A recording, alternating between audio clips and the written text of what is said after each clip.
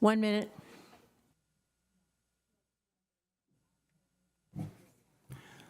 Good morning, Rob. Can you hear me?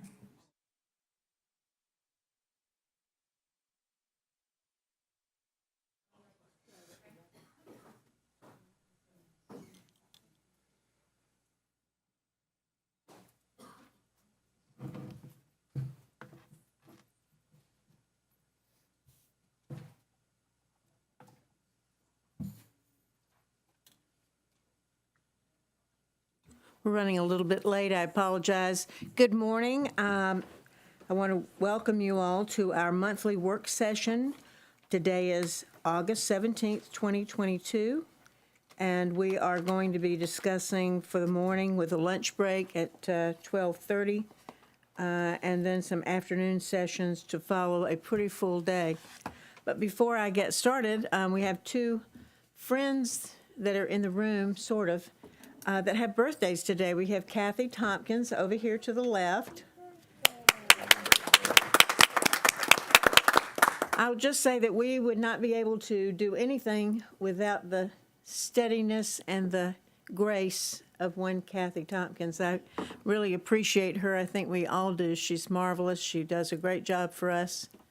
And birthdays come around once a year, right, Kathy?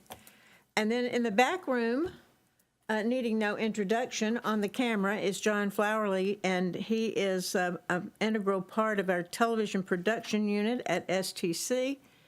I don't think he can stick his head out the door so that we can sing happy birthday to both he and Kathy. John?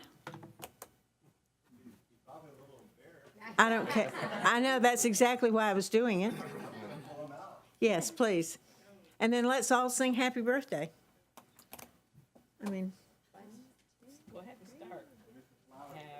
Birthday to you, happy birthday to you, happy birthday, John and Kathy, happy birthday to you. Jane, it's also my husband's birthday. Happy birthday, Jack Brown.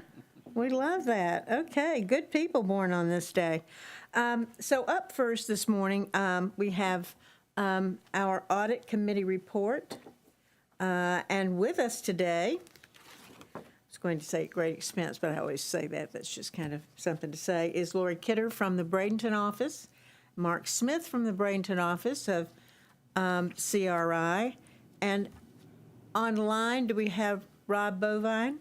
Yes, we do. Broline, Yes. excuse me. Rob, Yes, good. I'm here. Good morning. Good morning. There we are. There I am.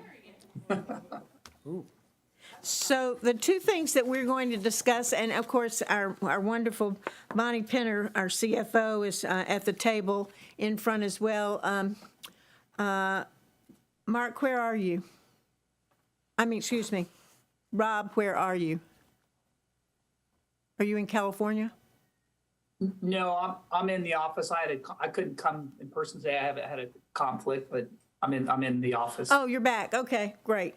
Yeah, I got back a week or so ago. Oh, yeah. all right. Well, glad you had that trip. But what we're going to talk about today is we're going to talk basically about the third audit that we were scheduled to complete, and the findings from that audit, which were done very, very well, I think. And then we're going to talk about next steps in our future.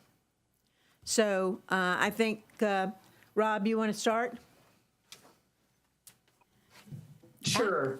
Good morning, everyone. So sorry I couldn't be there today. I had a conflict, so I couldn't be in person, and thankful I can participate via Zoom. And since Lori and Mark are here in person, I think I'll go ahead and let them, they could take the lead on this, and then certainly any one of us, we can address any questions you may have. So I'm going to go ahead and turn it over to Lori and Mark. Great. Thanks, Rob. So I am Lori Kidder. Thank you. It's nice to meet all of you and be here in person. As Jane mentioned, we did present the third audit, the contract compliance audit, to the audit committee in June. And Mark is going to walk us through a high level of the details and where we're at on the action plans, the corrections, and then we'll talk about next steps, as Jane mentioned. So I'm going to turn it over to Mark. Good morning, everyone. Hope you're all doing well. Lori said I'm going to walk through the contract compliance audit. And just like our other reviews, everybody we worked with on this audit, pleasure to work with. As you see on the background section, work with a lot of different departments on this, as well as procurement like we worked with before. Everyone was timely, was able to give us the information we needed, was very receptive of recommendations and discussions. And then we also worked through this review, the transition from Mitzi to Bonnie. So we got to work with both on this. So it was a pleasure getting to work with Mitzi as she was on her retirement. So I'll kind of take you through high level here of the review and then open it up for questions. But as you see in the executive summary, this was part of the top 10 risks in the 2019 risk assessment. And really, we focused on service contracts because those are the highest risk. Those tend to be contracts that you have agreed upon services to provide it. They're billed equally monthly, and you want to make sure that you're getting those services that are agreed upon and should be provided by the service provider. The two contracts that we focused on and that we chose was Agility, which provides athletic trainers at each one of the 5 high schools, and then also the Florida Center for Early Childhood, which provides therapists at the elementary school level. So we really covered a lot of different schools, interacted with a lot of people as outlined from the athletics department, the student services department throughout this review. Really looked at 2 components: compliance with the attributes within the contract, as well as any improvements that you could make in the contract. Not only these 2, but some of the recommendations we had, we know that are going to be applied to other contracts going forward, not only from a monitoring standpoint or some provisions maybe to put in those contracts to make it more beneficial for the district. If you look at the observations overall, there were 4 in each. There were none that were high priority. They were all moderate and low priority. And the recommendations for each, and then the management response, very proactive. Some items were already addressed before the audit was even completed. And all of them had at the latest implementation dates of August 2022. And on the observations, that's just not what we looked at total. Those are just the exceptions, or we audit by exception. If you look at the detailed testing under objectives and approach on page 5, you can see the different attributes we looked at. So we would take the contract and we'd break it down on what's required from the vendor or from the service provider, and then we either obtain documentation or we perform walkthroughs or discussions with the athletics department or student services on how are they ensuring that those services are being provided to the district in accordance with the contract. And then from there is where we would have our recommendations that you see on there based on our review of those areas. So I just want to kind of open it up if you had any questions about the audit or specific questions about the observations that we had in the review. Bridget? Yes, thank you. I have a quick question, just overview-wise. How does CRI determine which contracts they're going to review? So we're focusing on the service contracts, and when we did the procurement review, we provided a list of the top 10 contracts or spend by purchase orders, and childhood services was one of those. And then also just discussion on what service contracts would kind of qualify for those that would be good to review. Like we said, they're higher risk, these contracts. They're not just, like a lot of the higher ones might have established rates that you're getting billed monthly, so many hours or rate, or software that you're getting billed on. These are services that regardless, you're getting an invoice for a flat fee. So those provide higher risks. You want to make sure that those services are being provided, since it's not a monthly bill on hours or parts or things like that. So we we selected those. So in the CRI selects, you choose through the contracts, or does the staff recommend which contracts to look at? We chose them, but it's also discussion we could have on there, on which contracts might look. Both of these, the agility one was 3 years with 2 renewals, and it was coming up on our renewal. So that was one to look at. And then the childhood services are 1-year agreements, but also due to the dollar amount of it, we selected that one. So, and is that like I mean, from a scientific standpoint, is there like a sample size comparatively? What metric do you look at it, or no? I'm seeing Bonnie say no. Is that? I just was curious. How do you determine how many contracts you look at? Like, can you just talk us through that process? Rob, do you want to? So when we go through this. So really, when we do contract compliance, we really, sometimes the scope often, we just do one contract. We went ahead and did 2 because we thought there were 2 that are of the nature of make sense to do it. And understand too, when we look at a contract, as Mark said earlier, what's great about the contract is it has, look at one, you can provide feedback and observations, recommendations, as you can see in the report, you can apply to service contracts throughout. That's why when we do a contract compliance, we typically look at 1 or 2 contracts at the most, and then because we take a deep dive and know that these things can apply at contracts throughout. And then going forward, if there are other contracts that are determined to want to be looked at, that can be part of an audit going forward. But that's really how contract compliance approach works. Just to add one other thing, remember we looked at procurement. As part of procurement, we're looking at a wide variety of purchases that include different types of contracts as well. When we did the testing, we looked at the procurement process around that. And so we already did a lot of work in that area with the procurement audit also. Thank you. And just to clarify a little more, I think Bonnie and Mitzi were there making some decisions as to which ones they thought would be of most help. And I think looking at the Florida Center contract, I think it was helpful to Deb Jackalone and her staff because they really made sure that everything was in compliance. And it does go across other contracts as well that they're dealing with. So it was a great exercise for them to make sure that the terms and conditions were spot on and were updated and were carefully evaluated. So I think that made a difference as well. Tom Edwards. Thank you, Madam Chair. I know, first of all, for Florida Center, mental health, trying to find these folks was difficult all across the nation. So the only thing I would offer up are 2 suggestions in along with what you guys found for us. And of course, our team, if they hear something, they're going to implement it as quickly as I know them.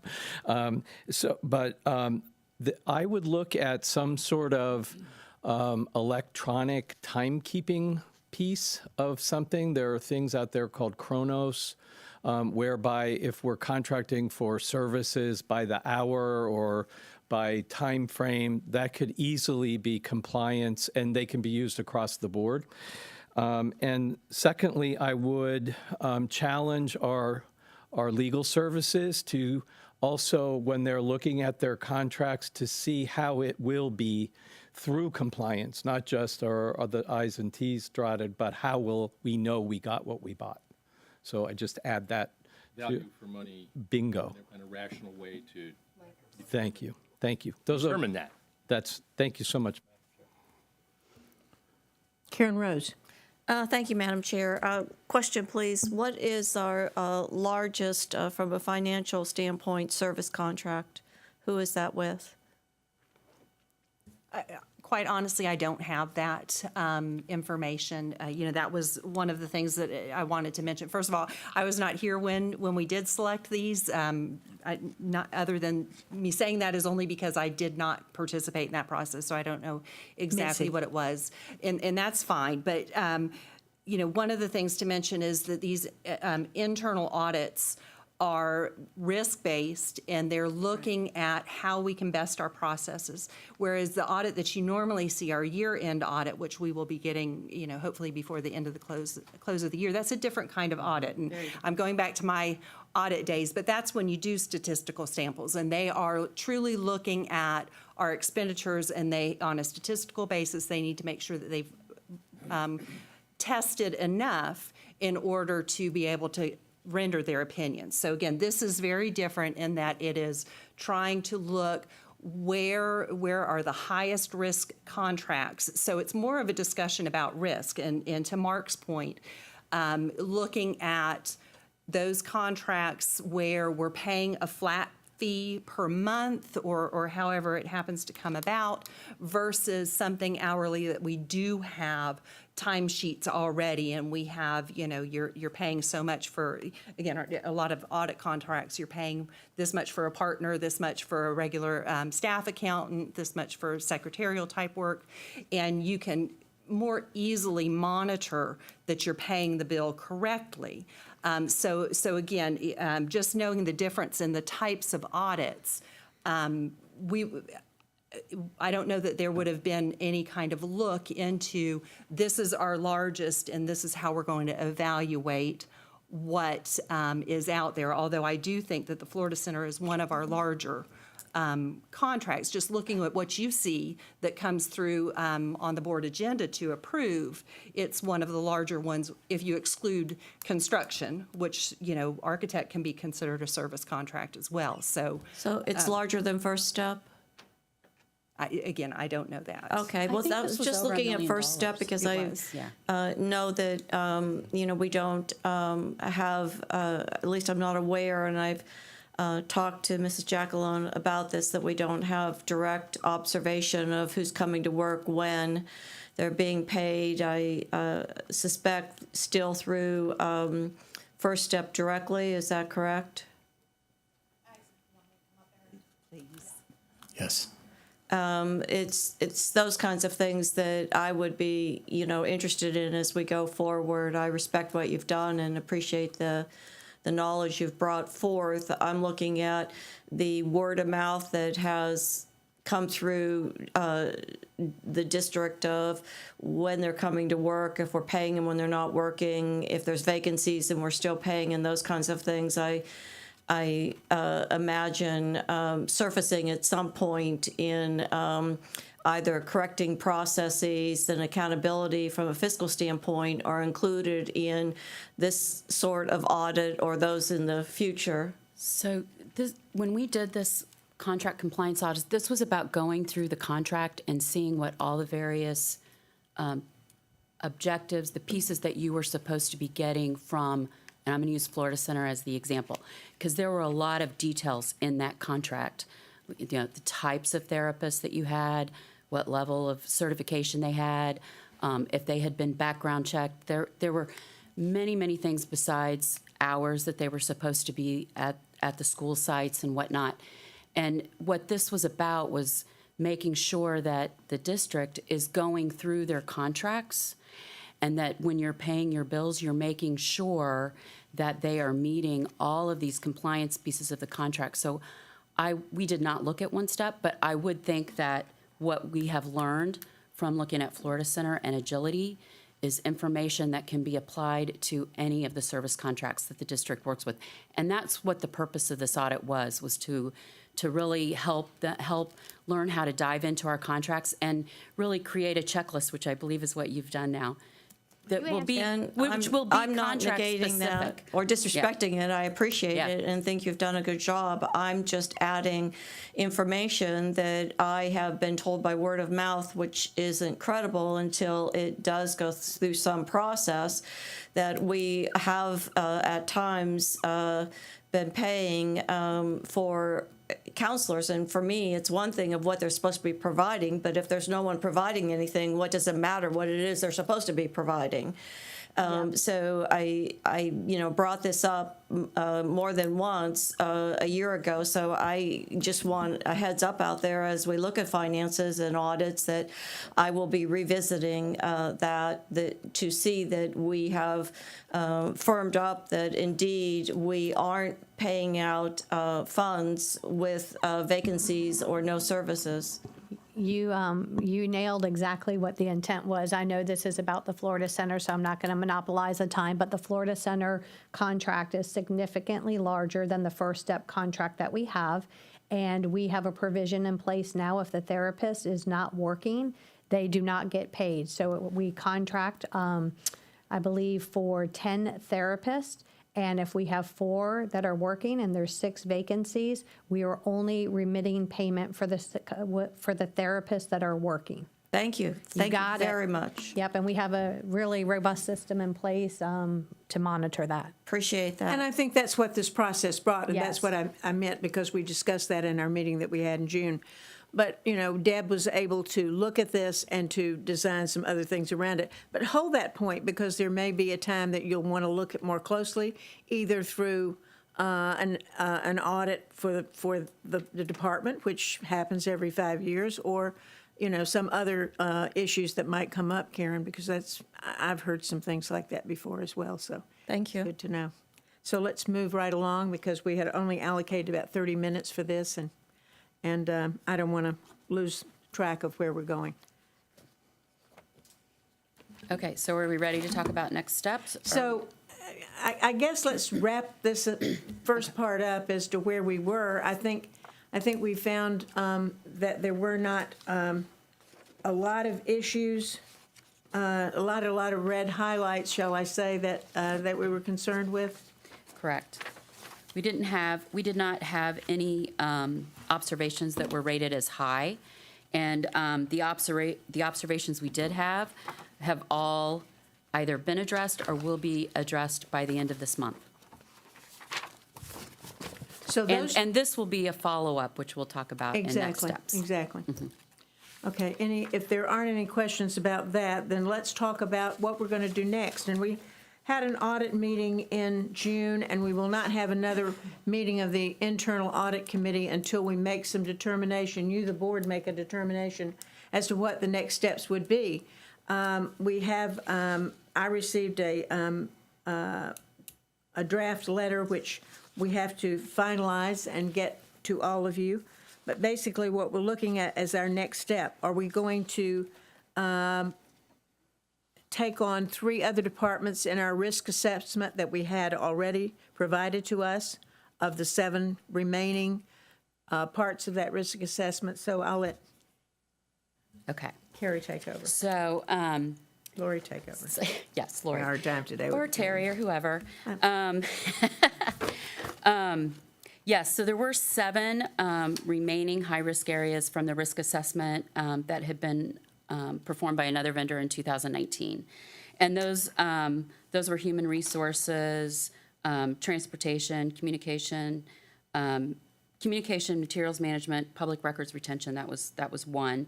Finance and budget, which included timekeeping, operations, which being facilities management, IT being data protection assessment, and IT being cybersecurity, internal, external network intrusion, and penetration testing. So those were the 7 items. In speaking with the audit committee, I think what we're bringing forward and recommending is that first, we would do follow-up audits on the 3 audits that have been done. And so what the follow-up pieces would be for construction, the contract compliance, and the purchasing and procurement audits. There were some observations in there that the district has now implemented improvements to.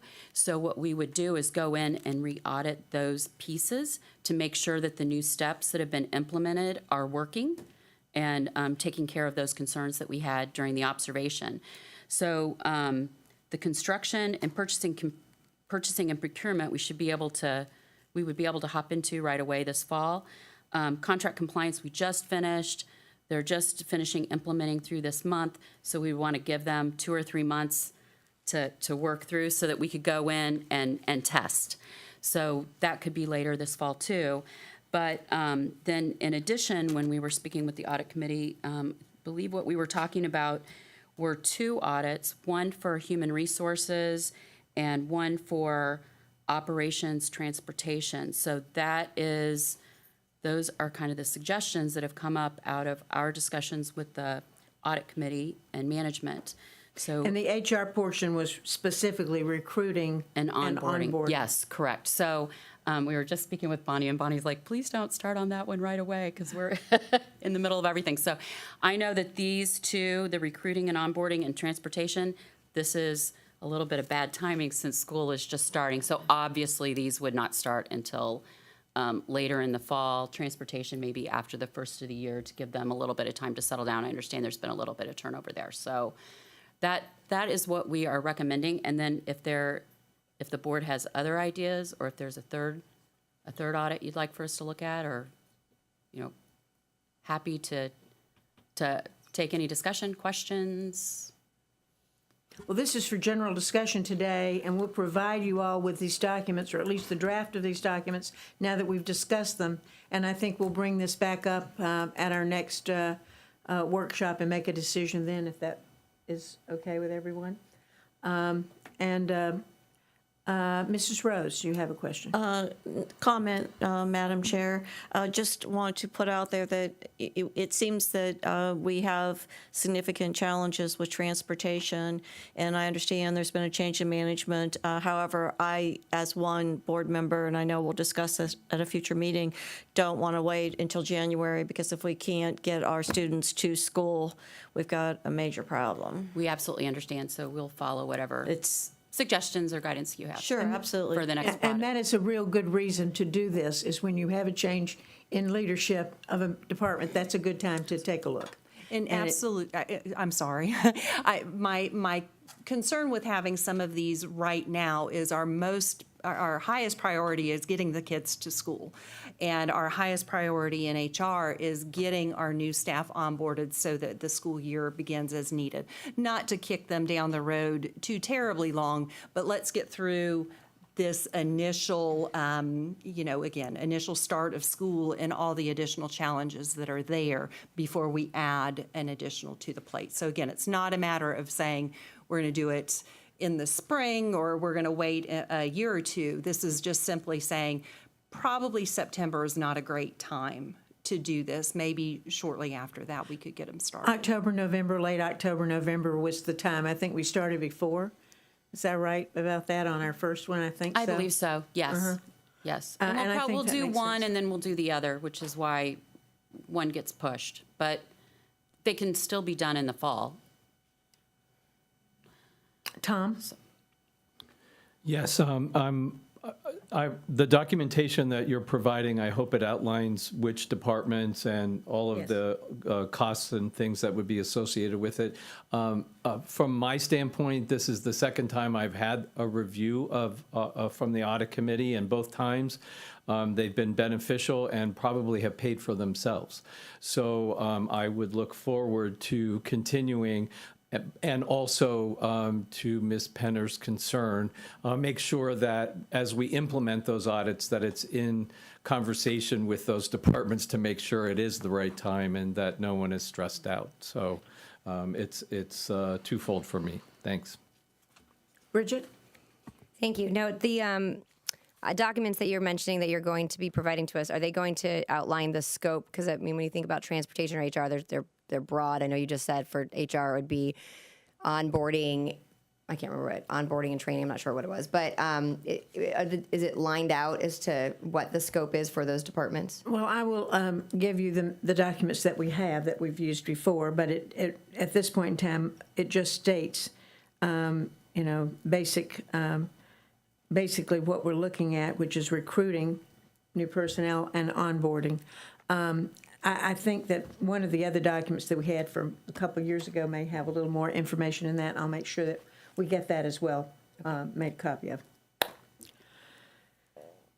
The letter does have our kind of a phased approach of just how an internal audit works. So when we get into the planning phase, to say if we start with the HR onboarding and recruiting first, when we start that planning, there'll be a lot of discussions with that department, the audit committee, And that's when the detailed scope of what we actually are going to be testing will be lined out. Perfect. And sorry, one more follow-up, Madam Chair. Did the committee recommend these two areas? Was it the committee's consensus to focus on HR and transportation? Yes. Okay, thank you. Any other questions? Well, hearing none, then I want to thank you for being here. All right. Thank you very much for having us. Thank you. And we will get back to you quickly. Okay, great. Thank you. Thank you all. Have a good day. Thank you. Thank you. And next up, brought to us by Great Expense next door to me, is Mike McKinley, who is going to talk about our summer policy update from NEFEC. Thank you very much, Madam Chairman. We spent a challenging day last week getting together with the staff on the final touches on these policies. Probably appropriate to say a couple of words to the board about our sense of the process of transitioning from NEFEC to Neola. And the game plan is to keep up with NEFEC updates until we get to on or about July of next year, and then have the Neola policies in a condition where we can hopefully adopt them all at once and repeal NEFEC all at once. That's our plan. It's a challenging goal, but we'll do our best. The first group of policies that we want to look at today. I have a question. I'm sorry. On the last time we were looking at policies, the ones we were looking at, showed the underlined and the cross out, but it wasn't from what our original policy said. It seemed to be from what the person before, or how the policy looked before the most recent changes. Are the new and underlined language and the crossed out language from what our actual policies are, or are they reflective of what the first draft of the policy changes looked like? It's my understanding that they are, the version that you have reflects the changes from the prior iteration. From the current, from our current, Effective version, yes. thank you. Hearing no dissent, we'll start with the first three policy revisions in the 3.14, et cetera. Those are primarily edits for clarity, updating the statutory citations, and some of the language is based on changes in statute. Shirley. I have several questions on the policies.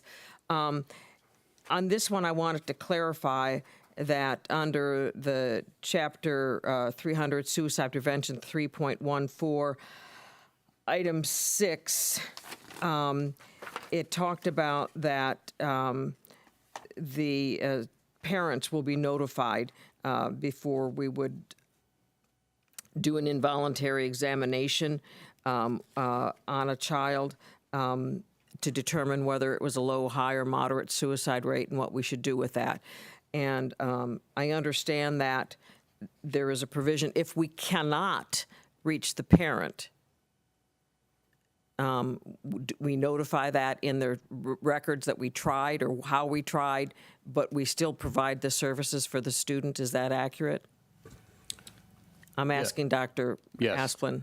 Yes, we try to notify the parent, and then we document whether we did or not. If it's a situation that leads to our resource officers having to make a decision on a Baker Act situation, for instance, they will follow through with that, but then notify the parent before the student is transported to a clinic, so to speak. Thank you.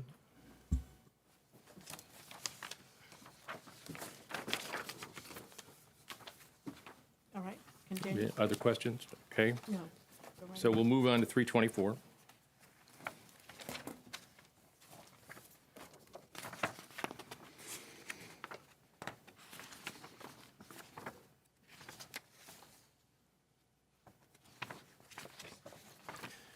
Any questions? If not, we'll take a shot at 345, background screening for contractors, which is also a statutory update and a couple of editorial changes.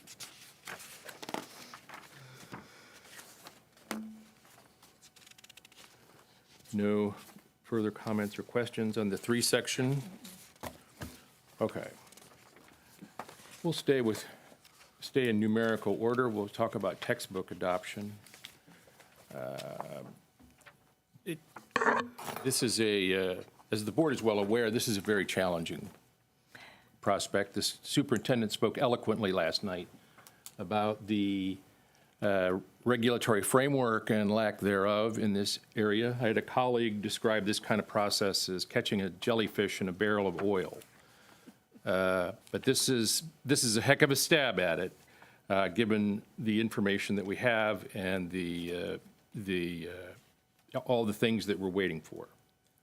There's a lot in here to talk about. There's a lot in here to discuss, but I'm not sure that from a legal standpoint it's ripe, as we say in the law, because we just don't have the technical backup of what we're really supposed to be doing. So we've taken what we understand out of the statute and tried to weave it into a sensible quilt, starting with the NEFAC template.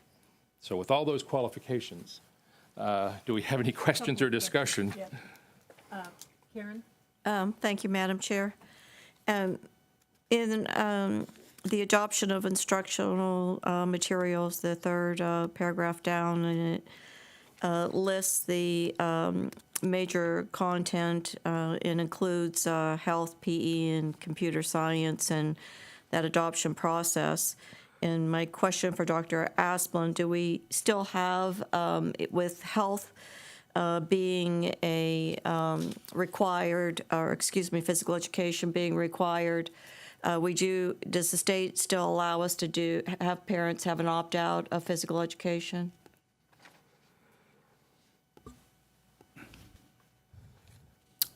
Let's see, Chris Renoff, can you come They forward? did when I was there. Has that changed?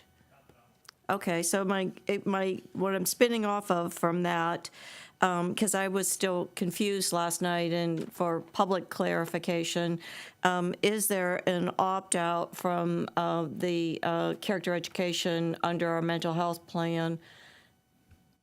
Can they opt out, given the fact that the state mandates physical education, and there is a option for opt-out? There's confusion there. I'm confused.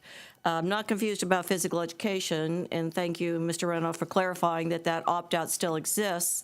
So I'm confused as to whether or not under our mental health plan that given that physical education enlisted here in our policy is a state-mandated adoption, there is an opt-out. Do we have an opt-out for the character ed under mental health? Good question, Ms. Rose. Are we looking at 4.21 or are we looking at 4.20? Because I thought we were looking at 4.21 textbook adoption. 4.20. I thought it was 4.20 instructional material selection. That's what I'm reading okay. from, the All right. one that our so legal I counsel was said, looking at the wrong one. 4.20. I thought you said textbook adoption. I was like, Well, I think it covers that in here, but, I'm looking for clarification on. Sure. Because I'm being asked the question, and honestly, I don't have an answer. I didn't feel like I got an answer, I should say, so I'm trying to substantiate, what already occurs with us in the state. So just further clarification regarding physical education. So in middle school, students are required to have a semester of physical education. There's what's called a waiver, in which a parent can sign that waiver consenting that the student will not participate in physical education during the school day, but they will have physical education activities outside of the school day. So these are kids that are participating in other sporting activities, et cetera, getting that physical education out, which is required instruction, because there is not outside of school curriculum. Not necessarily. I think that parents could very well provide character education through a multitude of venues. I think that needs to be looked into The a little state hasn't deeper. provided a waiver for us, is what I'm saying, for character education. Pardon me? They have not provided a waiver for character education. Did they provide the waiver for, did the state provide the waiver for physical education, or did we propose it? I would have to verify that with Mr. Slayton. Because I just think these are pieces that I feel that, yesterday was very tough, because I'm a firm believer that we don't incorporate anything that has controversy, because the world is full of things that can eliminate all controversy. At the same time, I was not going to vote no for a character education program, but I'm not comfortable with what we've done. So given there's controversy and in the minds of those parents who are, if we look at every individual child in our school district, I look at every individual parent, and I feel that they should have accommodations, and very similar to what the state has approved, provided, or we asked for. There's all kinds of forms of attaining character skills in a variety of community forums, very similar to sports. So, and indeed, I think that sports overlaps in really good sports programs, character as well. So I think those pieces are left in a vacuum, and I'm really asking for us to, I don't see a reason why we can't solidify that, to at least bring understanding to our community and provide options, given the fact that, in my perception, we chose a program that any one of us can say has controversy or doesn't, but as long as we have a group that says it does, for me, it's a lack of uniting us. And that is in no way, shape, or form. I think character ed, having been a behavior specialist for half of my career, is one of the most important things that we do. But I feel that we have started out 10 steps forward and 8 back, when we didn't bring together all the sectors of our community and say, what are all of you going to agree on that we feel is best practices and meets our needs? So given that didn't occur, I'm asking for more clarification and options for those families. I don't think that they should be eliminated, no matter what side of their ideology or philosophy or basis is. It doesn't matter to me. It matters that we have a group that doesn't feel we've done justice. All right. Let's move on. So just for clarification, the underlying pieces here, Yes. the reason those are added is that's actually what is on the state-adopted textbook list every year, are these particular courses. That's why we added those. Great. Mrs. Brown? On page 3 of 8, it is under section 2F5.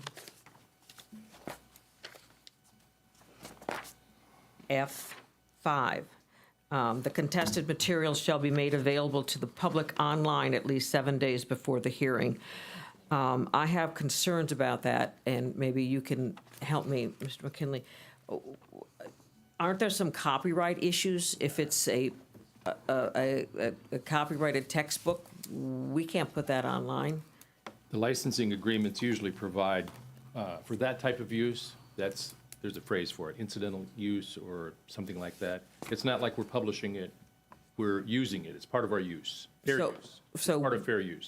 All right, so we would put the whole book, not, or just those, that part that was contested? It would depend on the context. If it was a novel, for example, that would be one state of facts, and a section of a textbook would be another. And one other question I had is, we're looking at, who can be on the committee when a book is challenged. And I'm wondering, is there any point or time that legal input is added into that committee, so that somebody with some legal expertise, or perhaps who's ever charging that committee, might have some of that information? Is there any way that legal input is given on the committee on challenged materials? Well, in my experience, if the chair, leadership of that committee feels that there's a legal issue that needs to be addressed, they can reach out. Thank you. That's what's happened in the past. I think the makeup of another one was the one I was concerned about. I think that's all I have for that one. Karen? Thank you, Mrs. Goodwin. The public notice of the materials being considered for adoption, where, I think, can we put where that's going to be posted so that people aren't having to make phone calls of where that's posted, or where can we look? Is it on the front page of our website? Is it in the newspaper? Where can people find that? Because we get the questions, at least. I have a comment on that. The statute generally speaks in terms of making it available through the website. However, I just recently read an opinion where the court was critical of too many clicks. So it's got to be, the website needs to be arranged so that it's easy to find on somewhere, 1 or 2 clicks to find the materials. Oh, gosh. And second, 9 clicks is too many. Yeah, we're in trouble. second question for legal counsel, under Robert's rules, and for my own learning purposes, if a board member has the floor, does the chair have the authority to say that's enough and cut them off? Well, if you want to be real formalistic under Robert's rules, if there's a question pending before the board, then another board member would need to call the question. And we can go through that process. However, I think that the chair is also charged and empowered to run an orderly meeting. So it's a balancing act. Thank you. Tom? Thank you, Madam Chair. From a point of order, what I was experiencing was that we were relitigating a settled matter from last night, and that was, and I probably, from a Robert's Rules perspective, should have called point of order, so I apologize for that. But more importantly, I'd like to stay focused, if we can, on the policy at hand. On page 5 of 8, under section E, it's stating that it's 3 parents selected by the school board. And if I'm reading this correctly, it's school-level instructional materials. I'm questioning why it's appointed by the school board and not the actual school in question. And what my concern is about that is I wouldn't want it to become parents who are politically motivated for one particular board member or another, and that would be my concern, and that's quite obvious, is already going on. And under section F, when that happens, that the school board is notified, that so we are aware as a board that that occurrence has happened. Bridget? Well, my question was somewhat in that same realm on page 5 of 8, but also just as far as the appeals committee and the creation of that. I know in the past we have. So did you pull this language from statute, or was this the makeup of? I mean, there's only actually stricken language. I don't really see much added outside of the supervisor or the appropriate curriculum director and executive director. My point is, when we consider the the committees, that there's 4 teachers selected by the principal. So to Mr. Edwards' point, I think that's the teachers from the particular school, and then 3 selected by the school board who reside in the particular school zone. When we, in other committees, there are parents, but they're also staff, which I know many of our staff are parents, and that's not to take away because they have certainly their parental hat on, but there has been discussion as to whether does that check that box, or do you have someone from the outside perspective, for lack of a better term? Is there any clarity on when we talk about parents? This is from the Neola template. Okay. So there's no technical language to address your concern. Okay. And this particular policy is a new policy, so everything you see here is new language. Okay. It didn't exist. But Neola helped us with this one as well, like you said, right, Mike? Yep. Just as a sidebar, and not to go off on this topic, I would like us to have a discussion at the next workshop about committees, the selection of the procedures that we'll use in selecting people for committees. And it seems that we'll have more and more, and there are more requirements. So I think that it's a good time to look at that particular process. Shirley? I missed that on that because I saw appointed by the school board and some of the others. I do not believe school board members should be appointing people to these committees because, as you say, it gets, now we're getting individual politics on these issues. And I don't think that's right. And I think we should have people who, either parents from the school, but I don't know who should be the one that's doing the appointing. If, it's the principal should be doing it or someone else. And I don't know what the bill says on this. And if we could hold that out and that we could have somebody check to see how this comports to what the actual language in 1467 is, or if it's current language, what it says now. Because before, it just said, I assume, 3 citizens. And it didn't say how they were appointed or where they came from. It was 3 citizens, the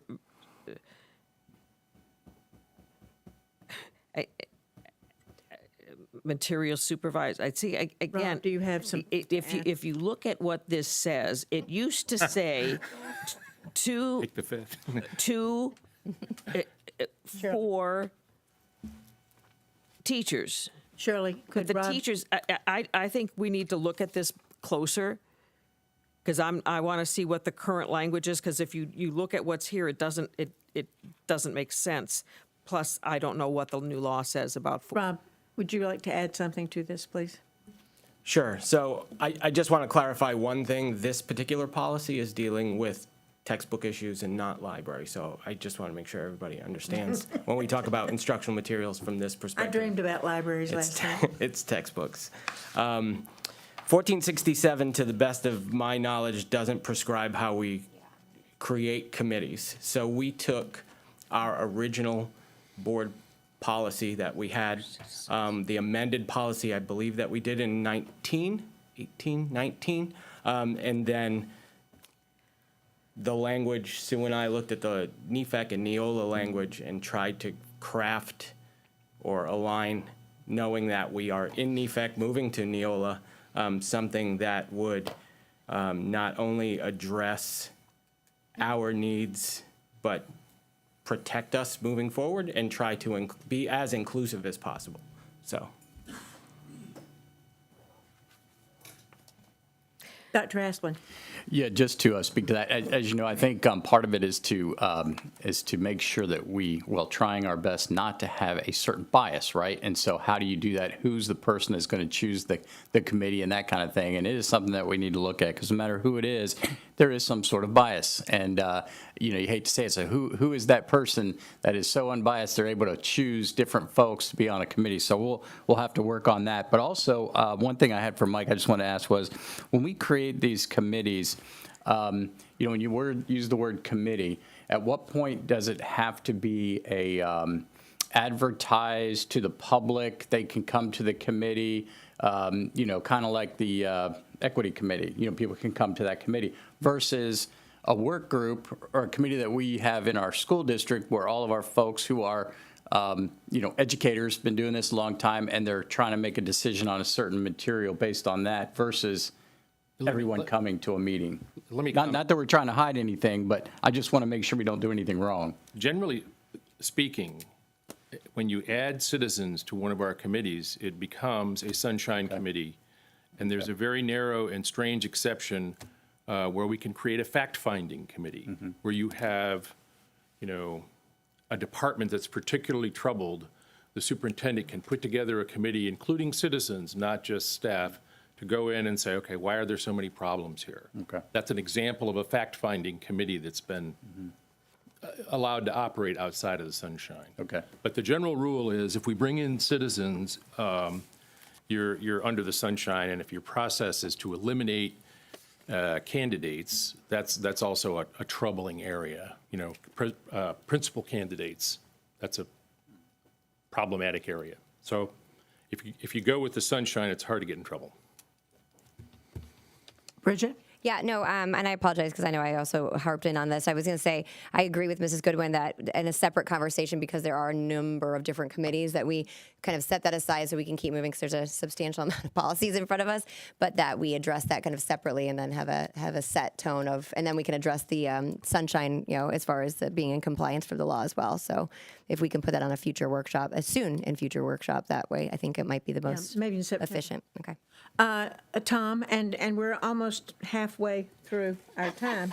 Look, Mr. Attorney. Yes, it's all my fault. I is. confess. It is your fault. It is my fault. Okay, Tom? I think it is important, and I thank Rob for bringing up that this is textbook. And if we understand the origins of textbook, doesn't the whole process actually originate from the DOE of textbooks that they allow us to review because they've already approved them?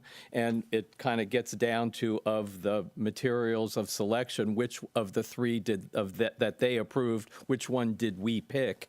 So I feel like we're spending a lot of time on a problem that if I look back into history, as short-lived as mine is, and questions that I've asked the district, there hasn't been a lot of challenge on textbook materials in general. So I'm going to try to see if I can move this forward a little bit. We have a policy currently about challenged materials. And it uses that in the broadest scope, whether it's a textbook or a lesson plan or something in a media center. It's challenged materials. And a parent can challenge that material, not by category, but any material. And that lesson plan, that book, it's removed, no questions asked for that student. I'm recalling something last year where a lesson plan was challenged, where the reading material from Laurel Nokoma's teacher, that the reading material, the supplemental material was CNN, and that particular parent thought that was too liberal, and so the teacher adjusted that challenged material, no questions asked, and provided another. And the same for library. If a parent challenges a library book, no problem. Your child will not check that out. And it's simple. It's no wear and tear. And it solves the parental problem, period. So I'm suggesting that we kind of stay with that. But in media materials, the statute does say parent or citizen. So where it's parent, we can identify C policy such and such, which means you don't like it, out. No questions asked. But for citizens, it becomes, and frankly, that's where I am concerned, that can lead to book banning. And it should be a more serious when citizens get involved. And we should pay much more attention to that so that we don't end up with book banning. So my short-term solution for a couple of these issues is stick to the policy that we already have. It solves the problem for parents, and address the committee issue as we move forward for the citizen piece of challenged materials. I'm going to try to keep on 420. Anything else on 420? Shirley. I sort of agree with Tom. Why are we changing this? And then we can go back to where did this language come from? And when you look at the one that we're talking about, if you look at the striked information, the language that was stricken from, well, it was K and now it's E, seems to start, the old language seems to start with 2 teachers selected by the superintendent from that particular school. It's not a capital letter, so I'm thinking there was some other, because it doesn't even talk about that it was the appeals committee. I'm just not even sure it's given to us correctly, and I'm not sure what we must change from what we have currently. I don't want to be making changes if we don't have to make changes, especially because we're getting information down from Tallahassee, DOE in January. We don't know what we need to do yet. I'm concerned about changing our policies at this time unless we absolutely have to. I mean, what in our policy does not agree with what 1467 says? So in light of 1467 and to provide more thorough communication and transparency, I believe our original language didn't cover the scope of what I would consider, or most of us consider, to be transparent in the way that it didn't necessarily include citizens or involve the board. So in the work that Sue and I did, it was looking at NEFAC and Neola language to see what was out there in terms of how do we broaden the scope of the committee to include all of those stakeholders. So I think, you know, in recognizing that maybe this needs to be tweaked, that's where the language came from, to try to include the board in selecting those things, to be fair, as Dr. Asplund pointed out, and try to eliminate some bias if there were bias present. So I would like to take some time with you and review our current, what it says currently, what Neola sent us, and what changes you're proposing. I am not ready to vote on this at all, or I won't vote to advertise it as is. Well, I think that, you know, I want something that Rob is comfortable with because he's the one that's on the firing line all the time. So if somebody wants to work with him individually, if that's what you would like to do, Shirley, is Yes. that? I'm happy to help. Okay, I mean, can't do it Can't do it together. together. No. So, you know, I mean, we need to get this done. So not next year, but sooner rather than later. What do you think, Mike? That sounds to me like we need to continue this and let the hive brain work on this a little more. Okay. All right, Karen Rose? Thank you, Mrs. Goodwin. I'm in agreement with what Rob is saying, that if we haven't banned any books. I don't think anyone has any intention of ever banning a book. I consider that hot language, and that if you want to unite this community, it's about more communication and more transparency. And I'm not in agreement with this discussion not occurring in the sunshine and representing all board members with what's come back. And I'm perfectly comfortable with what's been presented.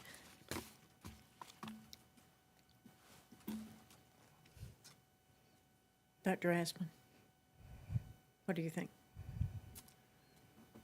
Well, I think that there are, I'm not sure what our timing is, but I know there are some issues that we wrote down today that we need to look at that we might need to tweak, right? And some of the things that was discussed. So since we have to do that, I'm not sure the board is going to want to vote on it, since there are tweaks and things that we need to make to it at this time. So we need to do that, and maybe by the time we finish that, it'll be ready for the next board meeting, and then we can talk about it at the board meeting to see if we want to advertise it at that time. None of these are going up for advertisement until the next board meeting anyway. And when is the next board meeting? Kathy, when's the next board meeting? In September. In September. So we have time, and that's why we're workshopping it anyway, is to make tweaks so that by the time we get to that board meeting, if everybody's okay at that point, then we can vote to advertise. So we'll make these tweaks and then ask you again. We'll send it back out again, and yes. So just for clarification, what I understood the tweak was letter E, that we want to make sure we are also notifying the school board at the time of that challenge appeals committee, and that we need to reconsider the selection of the citizens and or parents. Is that the only tweak in 4.20? I'm just asking for clarification. And then your discussion about PE, did you see something that you needed? Did you need anything tweaked in the policy, or was it just understanding? I was basing it on current policy and wanting to broaden that, but I don't get that option on this board as others do. Okay. Okay. As Sue's asking, was there any other tweaks that we see that we need to change here? Notify the board, and then, so selected by the board, that part kind of concerns me. That's the part that needs to be discussed, or who's selecting? Do we just take that out and we'll have a person will select, or the superintendent will select? Is it that kind of tweak, or? So, in looking at what other districts are doing surrounding this, what we do know is that there are districts that are kind of advertising people to apply to be on a district review committee. And then that becomes the committee for a lot of this. That could be a possibility. But again, who's going to screen those and determine who, is the challenge? Would everyone be okay if we change that from selected by the school board to selected by the superintendent? No. Not yet. Not yet. I think we're going to, sorry. I just think we talked about talking about how we're doing the committee, and I think there's a little bit more depth than that. And so, because we're running out of time, I think that's why I wanted to kind of set that aside. I understand we want to move forward, but the selection of committees, I think, warrants a little bit more discussion, and that it'd be uniform. I think it deserves a lot more discussion because it seems that we have to have more committees now than ever. Tom? Thank you, Madam Chair. I was really trying to expedite, since we already have a policy that is working from the parent's perspective, and that what was left was the citizen piece of it. And what I was suggesting was, in terms of after Mrs. Brown suggested that she could help, lots of times what happens when people brainstorm and talk, great ideas flourish and come up, and not necessarily here, but not out of Sunshine, because whatever ideas or suggestions that come out of those conversations would clearly be brought back to this board and discussed in Sunshine. So, and I talk to lots of people all the time to brainstorm one-on-one and come back with good ideas that I share with the board.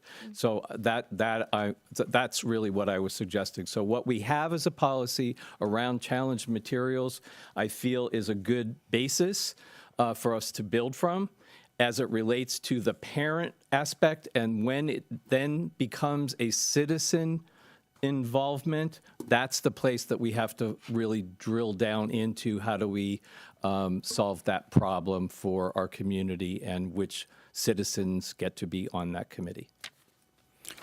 All right, moving right along. So before we leave that, so if we're going to revise this and then move these forward at the board meeting to be advertised, on page 5 of 8, where it says school board, right there on letter E, do you want me to leave that, or do you want that changed to something else?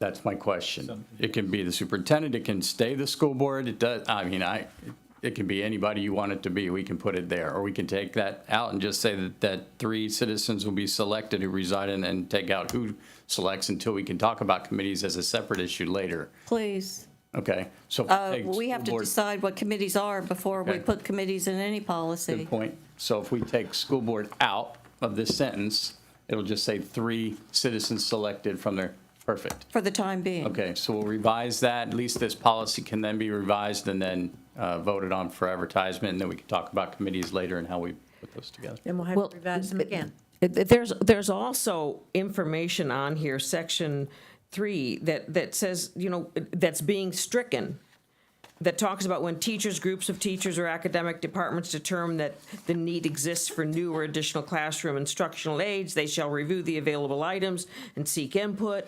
And all of that is being stricken. I don't understand why we're striking all of that. And Can I add? I can explain why, because in looking at Neola's language, their language was very narrative, and included and embedded in the Neola language, there was a lot of process, and we didn't want to merge policy and process and confuse the issue, because there are a lot of processes that need to come out of this. Forms need to be made.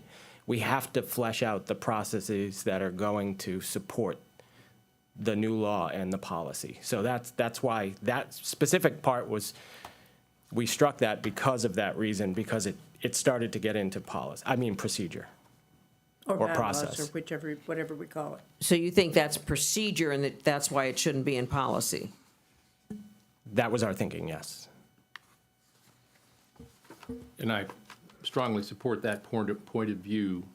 My perception of a policy is that it's what the law requires us to do, what the law requires us to have.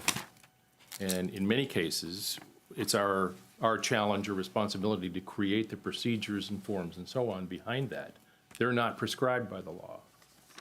So I think we could hurt ourselves by becoming too detailed in procedure in a policy generally. And I think this area in particular is fraught. We're not saying those things are not wonderful ideas, and we're not saying they're not the proper criteria to apply. We're just saying that in the school board policy is not quite the right place to say it, because there's a certain rigidity in the board policy. We have to advertise to change and all of that, whereas procedures can be adjusted quickly. So I supported that as well. So can we move on from So that? we can. I just want Sue and Rob to tell me what you are going to revise, make sure everybody's okay with that before we bring it back for a vote next time. Thank you. We are on letter E again, and we have stricken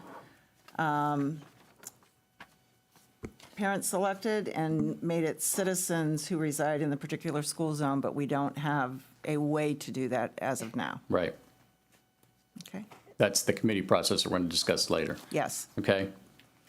And again, just to remind everyone, this is specific to textbook adoption. This is 4.22 is the media book challenge. Again, NEFAC revised the policy numbers based on 1467, so we now have 4.20, 21, and 22, Right. which replaces our old policies. Okay. I have a question. I've got 4.21 in front of me that says textbook adoption, and 4.20 is instructional materials adoption. And when you go to that language that was stricken on page 3 of 8, it sort of explains what, in my mind, it explains what those materials are that we're talking about when a group of teachers want to add something to it. I don't know that that's so much procedures, but it tells that teachers can add things. And where does the public get a chance to, weigh in before it's adopted? They only get to weigh in after it's adopted. I mean, is there any place that the public is notified that we're adopting this? Or does everything, like in a classroom, if somebody buys a Scholastic book, does it have to go through this process? And do parents get to, weigh in on it? Or is that in So before we answer that question, media materials? Ms. Brown, so it sounds like everybody's okay with 420, Yep, and we're moving on to 421 now. yep. 420, we're not okay with. We're going to be looking at it. No, we're okay with 420. The tweaks that we're going to make and then we bring Tweaks back, that we're going to make right now were the tweaks that we just had mentioned. and then put it out for advertisement And then and we're then going talk to put it about out for committees. advertising, and then as we drill down, we may have to make some more tweaks, and we may have to bring it back. So now we're on 421. Your question, Ms. Brown, to Rob. So go ahead, Rob.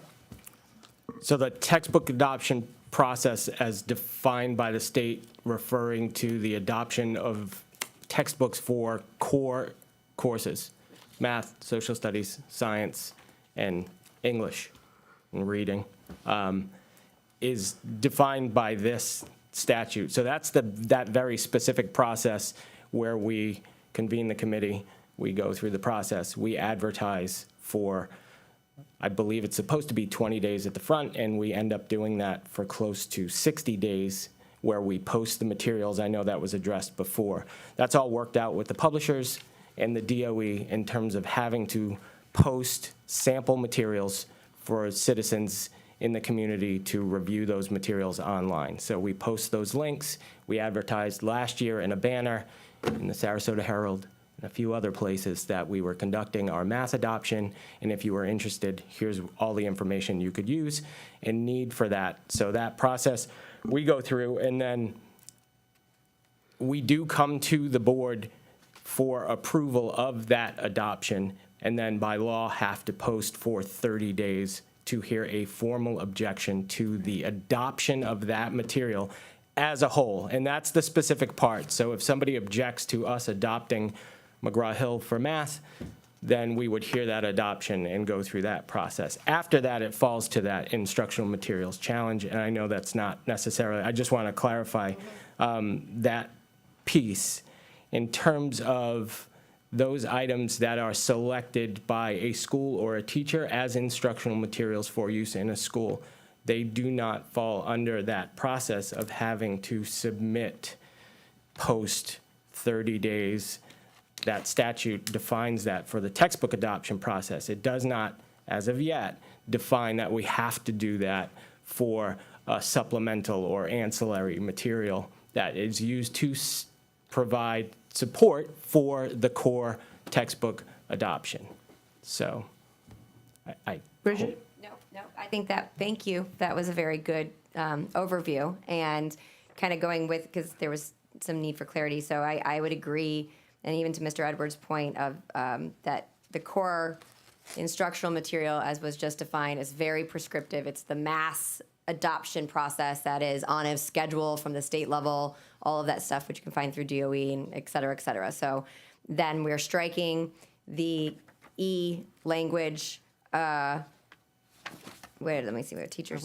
Are we back on 420? Well, yeah, I just wanted to make sure, so we move forward, because that was, that we're just striking it where just the language, we're including the citizens, right?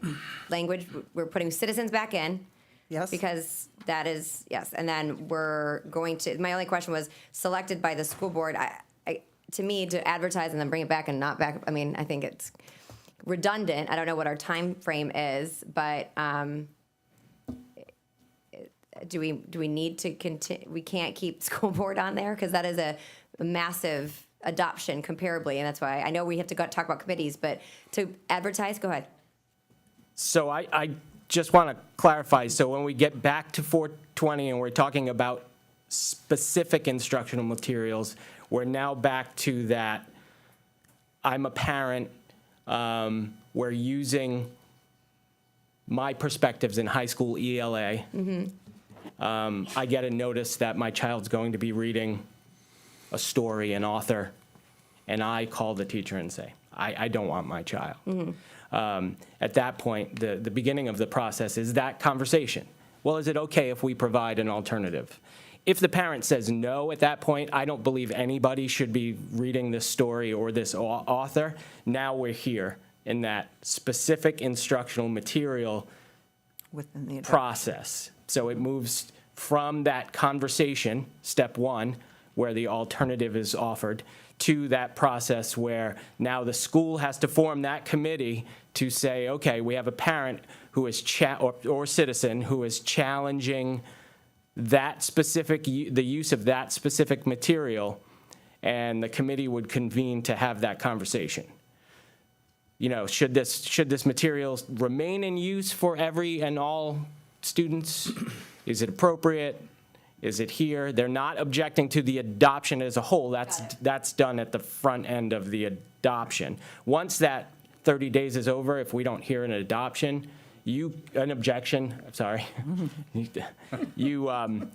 no longer object to the actual full-blown adoption, but now you can avail yourself of this if a parent should come upon something they don't want their child to do.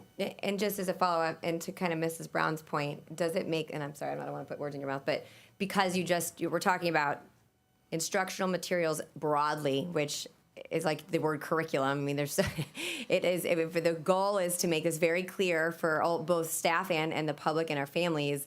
Would it be prudent to separate them as like, here's the policy for, as you just explained, the mass adoption, and then you do challenged instructional materials? And I think maybe that's where Mr. Edwards was mentioning. Are we making it a little bit more convoluted? And I'm so sorry, because I know you guys worked really hard on this. I know you have so many other things to do. But this one being 4.20 has a lot of, it starts with one part and then goes to another. And again, just from a clarity standpoint, I don't know if other board members agree with me, and I think to put it out, and I know Mrs. Brown even mentioned, like, I'm not ready for it. It's not really in the posture that I think is prepared for it to be advertised. Does that, am I hearing, is that, do I have any agreement at all on that or no? I mean, because I'm trying to take what people had mentioned, but you want the whole 4.20 as just the overview in totality, or does it make sense to separate them out? I think it makes it, I think we need to keep it as close to statute as we can and as close to the way that it's already been developed as possible, only because it relates in statute to some of these things. We're trying to come up with uniformity. Whatever Rob has done, I know you've done a lot of work. You both have done a lot of work, and I thank you that you've met with Mike and so forth. So I say, let's leave it as it is. Makes sense to you? It should make sense to everybody. I think the problem that we've run into is the clarity of language from the DOE isn't very clear. That's very true. So when we talk about operating in the gray, they use that term instructional materials. Okay. Broadly is a way to say it, yes. Dr. Asplund, do you want to say something? Just, sorry, I know you were next. Yes, the way that I see this is yes. 4.21 is our textbook adoption policy, and that has been mapped out for years and years and years with the DOE and how that process happens and all the different, how we do that. You know, we always had at the beginning of the year, we put out a timeline, you know, about the committees and when it's due, and then the 30 days and the hearing officer if we need it. That's been there for years and years and years and years. And so that 4.21 in my mind is all about that textbook adoption for the whole. And then the instruction materials, as you said, incorporates a lot of different things that's very close or within that 1467. And then the media one, which is 4.22, the media center materials, that's also more of a 1467 piece, right? But that textbook adoption 4.21, I mean, that's pretty solid from the way that we've always done it, and there's not really much change there.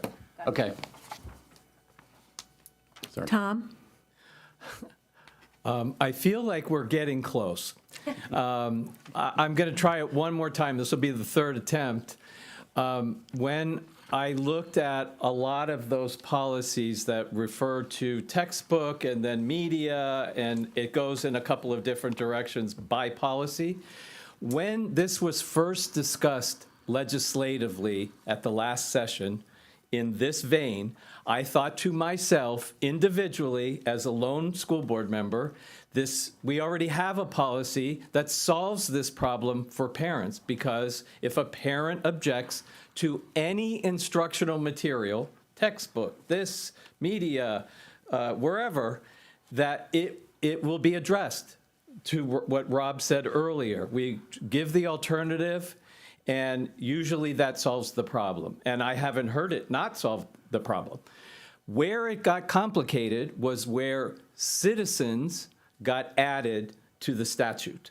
So what I'm trying to say we already have a policy that the school district and school board likes as it relates to parents, and that we could refer at all points, if we divide in all of those policies, here's what you do if you're a parent, see policy such and such.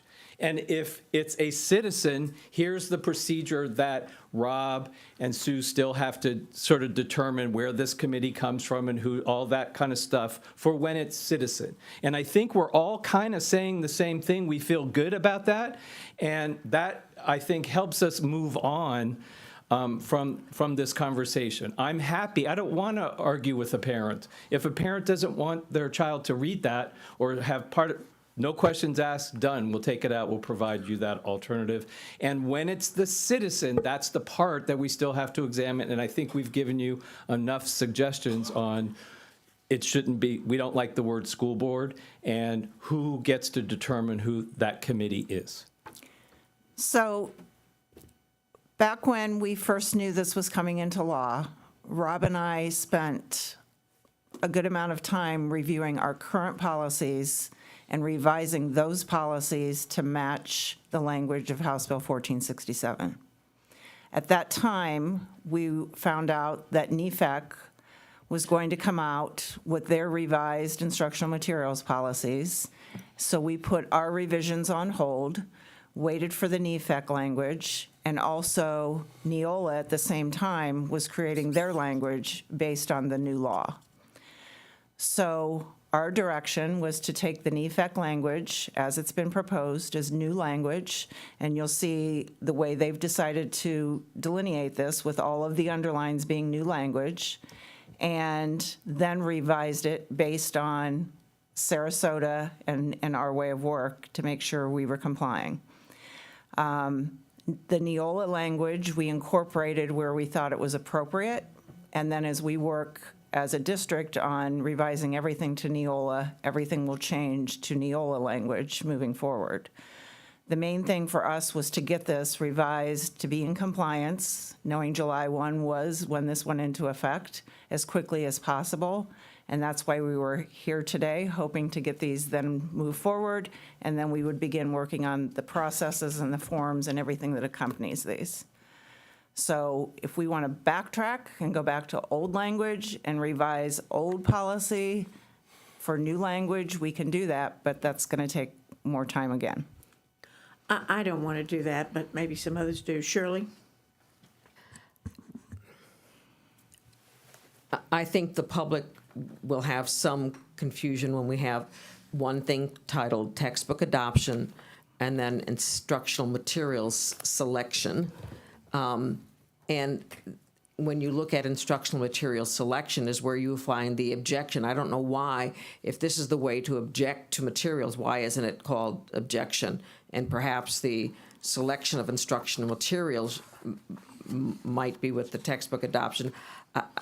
I just think that if I was looking for a way to file an objection to a textbook or to language in there, I wouldn't know that I would have to go to the instructional materials section to find how to file an objection. I don't know why the objection isn't part of the title. I don't.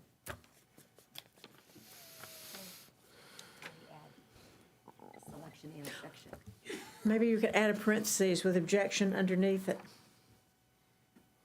I don't know, but I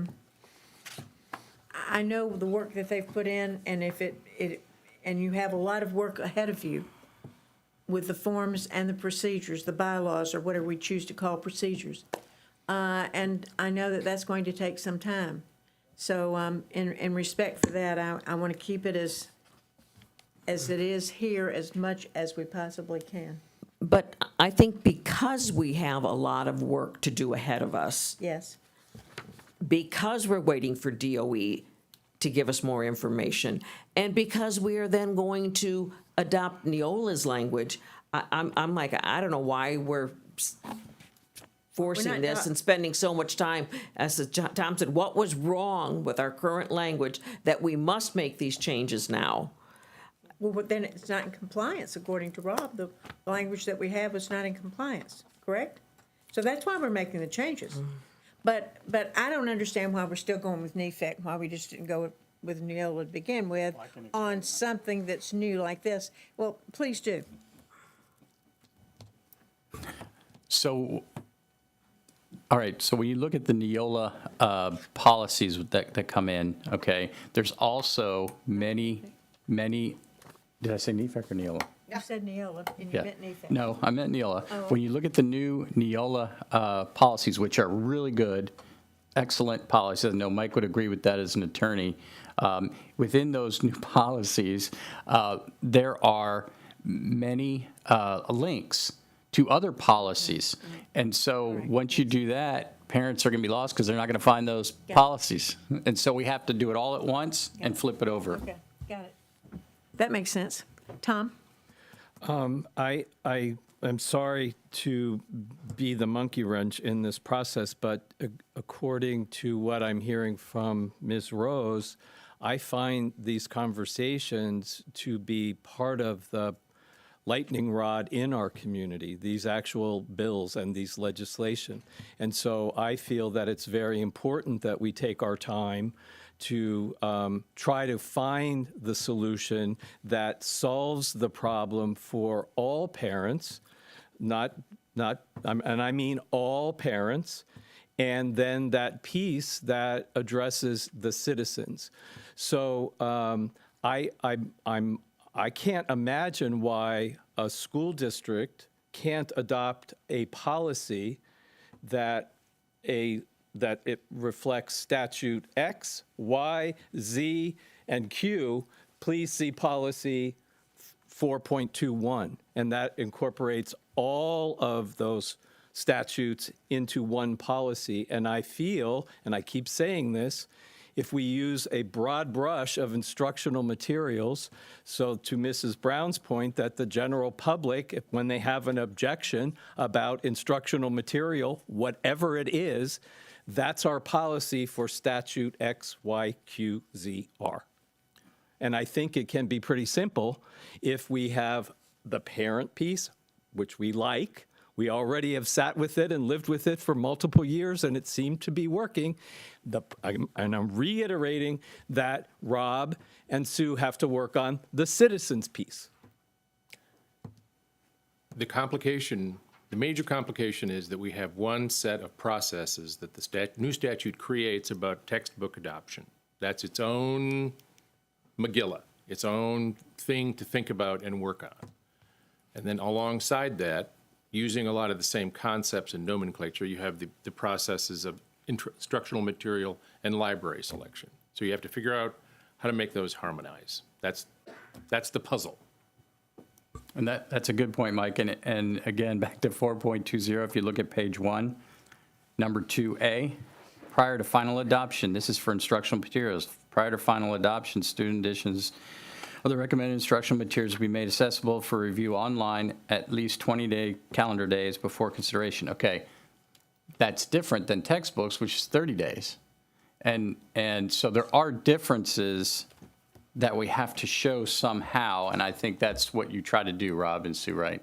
The differences between the textbook and it's, I will tell you, like I said last night, very confusing.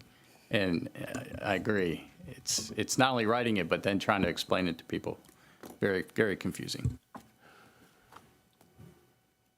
And we are not finished with this, and we should be finished now with this section and move on to the next, which is Denise Cantalupo's area.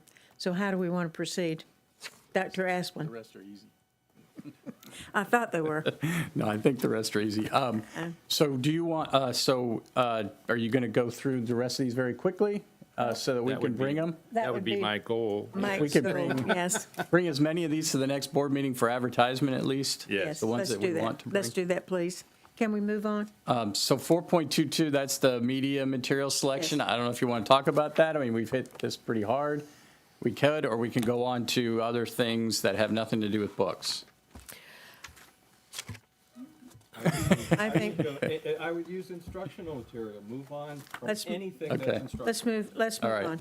So next is 5.20. Student What are we doing with all of these? Are we talking about 4.22? Because I have a concern. We're moving on. You have concerns? So when we're moving on, what does that mean? Are we going to be looking at it again, or are we just going to vote on it as is, up or down? Right now, the only one that I have that we're making revisions to is 4.20 at this point in time. So if we want to continue on, and I mean, it's probably the best thing to do because that gives us our marching orders before the next board meeting. Well, 4.22, I want a clarification on, I guess it's one, about this media specialist having to review, is that all books, every time a book comes in, if a parent walks in with a book and gives, I mean, is it all books or is it books that are in the library? I mean, far as I when do we know, it's all have to books, have Rob. these media specialists look at these books? Because this one looks like it's every book. And I don't know that there's someone, I mean, when we get a new teacher, somebody who brings in books, you're going to have to go through every book they bring? Because that's going to be some awfully busy media specialists. I mean, and like you said, we used to have teachers approve it and then the principals approve it. Now we're going to have one of these, 4 people approving it? Go ahead, Rob. Oh, Sue. So No, 3 people. yeah, three people. Yes. So 1467 tells us that any book, any new title that is added to a school library, included on a classroom or assigned reading list or a classroom library, needs to be selected and approved by a certified teacher with educational media specialist certification in the state of Florida. So that's went into effect July 1. To this point in this time, we have not received any direction on materials that are currently in use. However, all of those materials are still subject to a challenge or an objection to those materials. So that includes every book that is currently in use at a school. So pending further DOE clarification, we would assume that a book, a new title to our district that is added at the K-5 level and is approved at a K-5 school will therefore be approved in the district at the K-5 level. So that doesn't mean that every school that purchases a copy of that title. And again, I will say, the DOE has not completed their rulemaking. We have some meetings to attend next week that I don't think it'll be resolved then either, but the DOE could come up with some other. Well, I can't help but think there's going to be a glitch bill on this where they're going to clarify some of this stuff. A glitch bill is where they think, because I'm sure this has caused problems for every district in the state. We are not, obviously. But you can't draw your rules on what you expect to happen, but you've got to draw your rules on what's out there. And this is frustrating. For you and me and parents and teachers. Karen? Dr. Asplin initiated 5.20. I was going to provide feedback to that. Are we on that now? We're still on 4.22, but we're about to go to 5.20, yes. He went to 5.20. If there's no other, revisions for 4.22, we'll move on to 5.20. And that's what I'd like to address. Okay, yes, ma'am. Thank you. I don't see anything in here for children of teachers. It's been an issue for a multitude of years.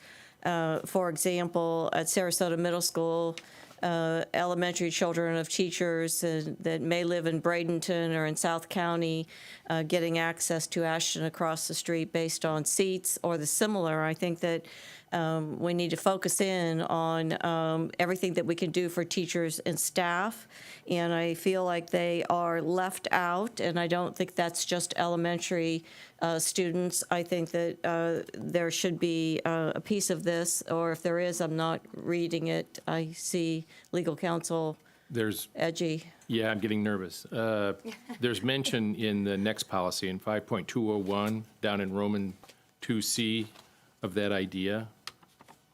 Yeah.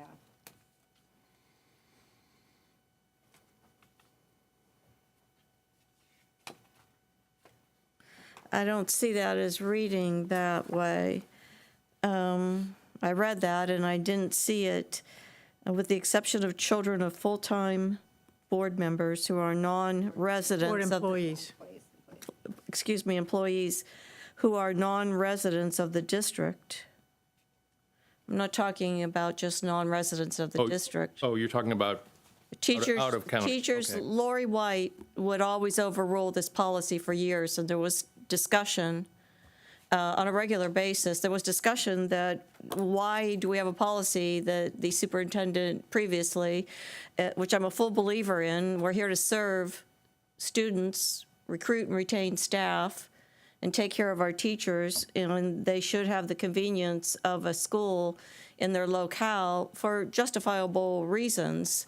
And I can name several. I went through this every single year and had to go to Superintendent White to help staff.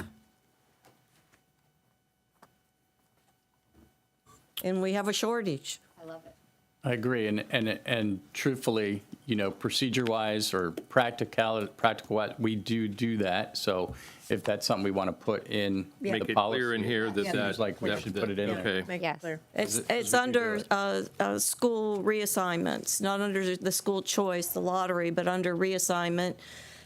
specific to their challenge. I mean, it is a challenge. We're asking them to work 24/7, of which they do. And if they have a child in South County, it's just ridiculous. I'm sorry, but it is, always has been. And I have a second piece, if I may, in this 5.20. May I? Yes. Thank you. On page 3, D, under D, A, we have, as we have all validated, tremendous construction, and we have loaded those people unanimous vote for increased impact fees. There's no one that's building a house in 60 days. And for the superintendent or board member not to be involved in this at all, I've had numerous families call me and say, my child is going to be in 3 schools if you enforce this rule. Why in heaven's name would we force any student to go to 3 schools in the same year? And typically, it's always 2 schools. And no one builds a house in 60 days. If they do, Who's their contractor? so I think that is unreasonable and isn't student-centered or does not serve the community. If I may, Madam Chair, I agree. I agree. We have looked at many of these, especially in the atmosphere that we're in right now, and we have approved to have parents move forward. Because one thing in research that shows, the more times a student transitions from one school to the next, it really negatively impacts them terrible. academically. And so I'm not sure what the magic number is on there, or maybe there is no number, and we make decisions as we go through. I know that part of that, and Mr. Dumas, correct me if I'm wrong, but part of that is when a home is dried in. I know we've talked about that, or when you have the contract, or if the contract is written, but the builder writes on there, it's going to be a good year away before you even move into this house. Something else that we could have that we at least know that it's going to happen. And to put a number on here, 60 days is just, it's too specific. Yes, ma'am.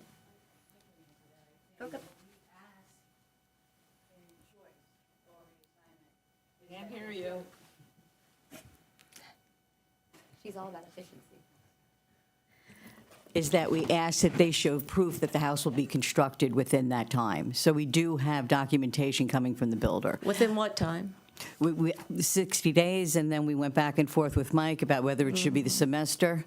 But it would have to be that's the documentation we can only get. What else could we get? That they have a contract for a house to be built in that district that they signed off on and Well, that's paid what the I'm down saying, payment on. and that's what I'm And take the saying. 60 days out. But Take the the time issue, limit but the out. issue with that, this is where we go round and round Sure. with that, is that they'll say that it will be built, but then it may not be built.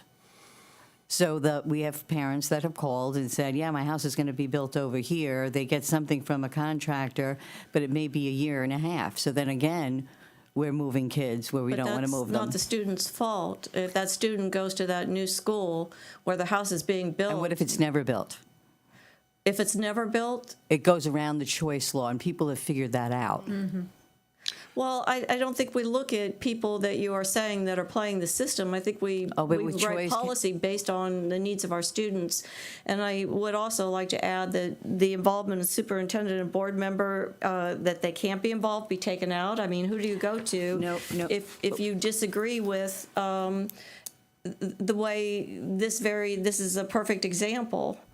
I don't think we write policy based on someone who's playing the system. I think we write policy based on the overall needs of our 43,000 students. Which I totally agree with, and we do that.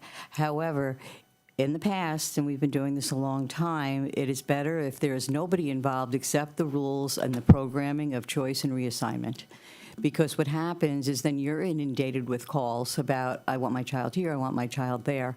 So if we play just programmatically by the rules we set in place with nobody being involved except those rules by the application, it should, and no offense to anybody here, that is not what I'm saying, but that shouldn't go through a board member, the superintendent, me. It should just be programmatically done. I disagree. I don't think that it's the perfect example. This has been going on since the construction boom, which is quite a while here, where families have had no choice but to accept what this policy states and put their child in more occasion than one. And Dr. Asplin has been involved in 3 different schools. So when you say eliminate a board member, which is our very role to oversee policy, I don't see it having influence. I see it being a voice of reason with what is going on, and this is the perfect example. I wholeheartedly disagree with parents not having someone to go to, particularly the superintendent and/or a board member on any occasion for anything. But the parents have the choice office to go to, and we are trying to protect you from having to make those decisions. I don't need your protection. Thank you. I appreciate it. Okay. The students need our protection. Which is why we have the choice office. Thank I have you. a suggestion. Mike? In this day and age, and I'm looking at you, Mr. Dumas, it's very difficult to get a building permit for a single-family home. It involves an investment of $1,000, thousands of dollars. It's an effort to get a building permit. So could we consider changing it to having a building permit? You know, I understand Mrs. Cantalupo's concern about just showing a contract, but a building permit is way different than a contract in terms of the commitment that the family has made. You know, like everything, I think it's a balancing act, excuse me, in terms of what Dr. Cantalupo is talking about and Ms. Rose is talking about. Over the years, we've had people try to game the system, and I think it's a different environment now where you've got, houses that are a couple years out. You can go now and sign a contract for a house, and you may be 2 years out till you actually can get that house built. So, again, I think it's kind of balancing the ability to be able to point out parents that are trying to game the system so that they get to a school where they're actually never going to move, and that has happened, with parents who are kind of stuck in the loop of, I can't get my house built, but I don't want my kid to switch schools 3 times. So again, it's a little bit of a balancing act, and I think it's up to the board in terms of where you want to fall, but there's pieces on both sides of the issue. Does that make sense? And what is the lag? I've been told the lag for getting a building permit in and of itself can be significant. Potentially. The building departments get really backed up, especially at this time when there's houses being backed up. So yeah, it's a tough environment for getting a house built at this particular time. So, that's kind of playing into that scenario that you're talking about. I don't know that I answered the question, just trying to provide perspective on both sides. Thank you. We can find further information about that if you want, how long it's taking and so forth. But I do know that it's frequently not 60 days, may not be a semester, may not be a year. So where do we draw the line? That you don't have to move a child, or you do, and then projecting down the road. And then not often, but it has happened, where students say they're going to a school, all intentions for the family to move, and it never happens. The other thing I would suggest, and Dr. Cantalupo, if we've done this, let me know. I apologize, but maybe we can look to some of those high-growth districts that are doing a lot of homes every year and see what their kind of policy for choice looks like. Maybe they have some innovative ideas, on how they're handling it, where you've got the same situation going on. A lot of homes being built, a lot of backlog. Maybe we can take a look at that and see if there's some Absolutely. I know the tweaks to our city policy. administrator in Northport, it's taken him 2 years to get into his house in Welland Park. He's moving in October. It's taken 2 years. Yeah, I know we have a lot of conversations with the developers, obviously, to monitor growth, and I know that all that, for Lakewood Ranch, for example, every lot is sold out for the next 2 years in Lakewood Ranch, so, that's obviously a backlog. They can't all be built that quickly, so. Shirley? I see we're jumping between 5.20 and 5.22. In 5.20, I only would like to bring up on page 3 that the magnet program, such as Bay Haven School, and we're transporting those kids. I've said other times that I would like us to re-examine that school. Is it really a magnet program? Why is it different than some of our others?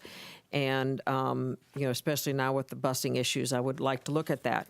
But when we go to 5.22, I believe that the zoning exceptions, section 11A, says parents employed by the board. Students may be allowed to attend the school of a parent's choice if the parent is a full-time employee with the Sarasota County Schools. They have to do a reassignment application, and it has to be completed and approved. That not taking care of it, or is that not what you wanted? Right now, parents are having that move here, particularly from another county or another state, which is happening frequently, are buying a home, doing their research and buying a home in the school they intend on their child or children going to, which means that they've left a school. I'm talking about the board employees. The board employees need to be able to apply for a reassignment to have their student closer to them or in their school. I would direct you to page 5, item A. I think that does that. And this is in 5.201. And then also in 5.201. Which page on 5.201? Page 5. And I think the other thing that you were talking about, the 90 days, is in that section also. But I questioned C, the hardship placements. Why are we taking away the medical or physical need or the police or DCF request or victim of a violent crime? Because I know that sometimes if a student, say, is the victim of a rape and they don't want to go to that school anymore, why are we taking those hardship placements out? They're not taken away, in fact, in terms of what we consider. And of course, we wouldn't send a child back to that school if such a thing occurred. But these are right from statute. This is what hardship lists. So as far as I understand, when we were going over these policies, we mirrored the law. And I think We mirrored the law, so we take it out of our policy? I don't There's understand. only 5 real hardship reasons that is listed in statute. Am I correct, Ms. Yes, McKinley? it's on page 3. And page 3, A, B, C, D, and E. And I think that's why you took it out, because you were showing those. We were showing those because that mirrored the statute. Now, having said that, there would never be a case where we would put a child back into a school where something, heinous like that occurred. And that would fall also under hope. They would just have to say that, and then they would have their option to go to another school. As far as discipline issues, Mrs. Brown, when we look at our discipline issue between a couple of students or whatever that might be, we do make changes on our own regardless. This is about open enrollment. That would be more of a disciplinary change. Okay, thank you. Bridget? Okay, let me try to remember all the different things I had here. On 5.20, I just wanted to say, to Mr. Dumas and Dr. Cantalupo's point, I think, and to Mrs. Rose, I think that there are definitely scenarios where we have to look at, it's not just moving, but it's also where have they been, where their siblings are. So it's very hard to get so prescriptive. And I don't want another committee, but I don't know if there's a process which, I agree with, I understand what you're trying to insulate the board from, because it can be very, and then we could get into actually legal aspects of discriminatory if we're not following a, process, but there is a reality where you can't be so prescriptive because you can't define every scenario. And so there's going to have to be an element where I think we have to defer to what the overall picture is. I don't know that, we were talking about building timelines and that lag, but it's also, there's a lot of scenarios. So I think, I don't know, how we've done it before, but I would agree. I do want to make sure we don't, I don't love, and again, understanding that you wanted to insulate whoever the board members were or what have you, I do want to make sure that as, public servants, we are always accessible. We just have to have deference of knowing, how you manage that. But I don't love that language in there just because I think it gives the wrong impression. And I know that there have been a number of scenarios where we have a credible, caring staff, and so when someone has reached out, I've just deferred it over to the right members of staff. There was one recently, and it got taken care of, and so I just would caution. However, we do that. I understand guardrails need to be in place, so that I get that, but from a customer service standpoint, I think we have to be a little bit delicate there. And I understand, and we can look at the language again, and I certainly will. we get hundreds of phone calls, hundreds, about reassignment and choice. Right. And so we have to have pretty strict parameters, or otherwise it'd be chaos. Understood. So that's one reason. When we do our choice process, we take siblings into account. We have a program written to take all of that into account, and if completed correctly. Now, if something happens and we miss something, then of course we go back and we do a case by case. But the reason that we have it in there is so that it is referred to the choice office, who are experts in that area, and they know, and they can go back and see what application was filed, what is the scenario here. Right. And then, of course, these other outside things we would take care of in a minute. Understood, and thank you for that. And then the final part, going to 5.201, and this is something I know Mrs. Brown has brought up, and I've actually spoken to a number of people in the past and recently actually in our North County area, and as it pertains to insets. And we have discussed this over and over again, but nothing has really been done about it. And I wanted to raise it again because it seemed appropriate. It would fall right into this policy. Again, I know capacity would play a role, but when I talk to the people who are in North County, what I hear is that there is a concern that their schools are kind of burdened with the inability to be a community school because half of their students are going 45 plus minutes away. Now, I don't want to take that option away from them, but I know we have mentioned this over and over again. If a family wants to continue to going to whatever school it is, I mean Philippi or or Ashton or what have you, but can we not provide, and I would ask the council to look at this legally, can we not provide an option for them when it goes to open enrollment that they can choose their neighborhood school and they have priority first? And I believe our capacity exists there, so I don't think it would be an issue. And then that's up to that family and that community, because I don't want us making that decision for them. But this has been brought up over and over and over again, and I think, and then hearing from those community members, there is a real frustration that hasn't been offered. So I guess my point is, why aren't we doing it? Like, why are we not? I put that on the list for a workshop because it's not only in North County, but we also have an inset. South County, that's right, that's right. So buses that go across to Charlotte County, so we really need to look at that. But, and again, to Mrs. Brown's credit, she's been bringing it up for, I don't know, how many years? And then it continues to be raised, and so when you look at the ability for those schools to move forward and their involvement with those families, I would really like us to button that up and actually get a solution on there. So, and that would fall within 5.201. I'll just comment on that. Anybody that's in, and we're talking North County or South County, that chooses to go to another school has the opportunity to do so. So if there's an inset, all they have to do is choose to go to the community school, and if there's capacity, they would go there.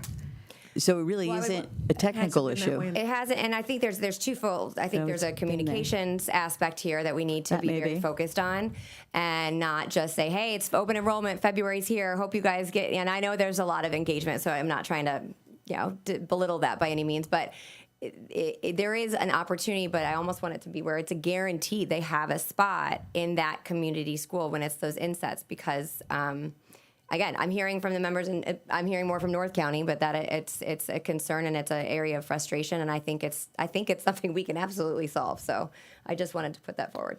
Yeah, happy to have that conversation again. Absolutely. We had a team together. Actually, under Scott Lempe started looking at that very situation, so we've been talking about it for a while. The latest conversation we had, which was a couple of years ago, is that the parents in the inset community, say for Emma Booker, that are getting bused to, say, Philippi or wherever they're going, have the absolute opportunity to go to Emma Booker. That is an option for them. It's open to go to them, and we actually provide busing. We have enough stops in the area, and that's the way we tried to provide that solution, is they can go to Emma if they'd like to, and we can make that happen via busing, because, again, the stops are right around the corner for one another. So I think if that request happens, we absolutely make it work for the parent. I think you hit the nail on the head, though. It's communicating that to the parents to see that that's an option, and I think that's where we can have some significant improvement in terms of what we're doing, certainly in North County. So happy to have the conversation, but that's kind of where we are. Tom? Thank you, Madam Chair. Thank you, Madam Chair. Two things.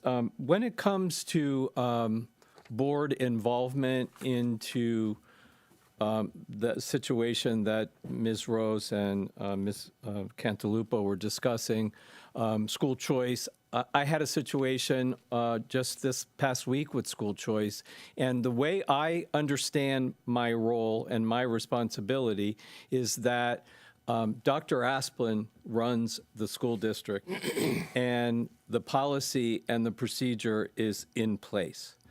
And if if there can be an inquiry as a school board member, which I got, and I got the inquiry, I went to Millie, and Millie did the research, and quite honestly, it was resolved because it was a bullying issue, and that the bully was no longer at that school, and so the choice question was eliminated.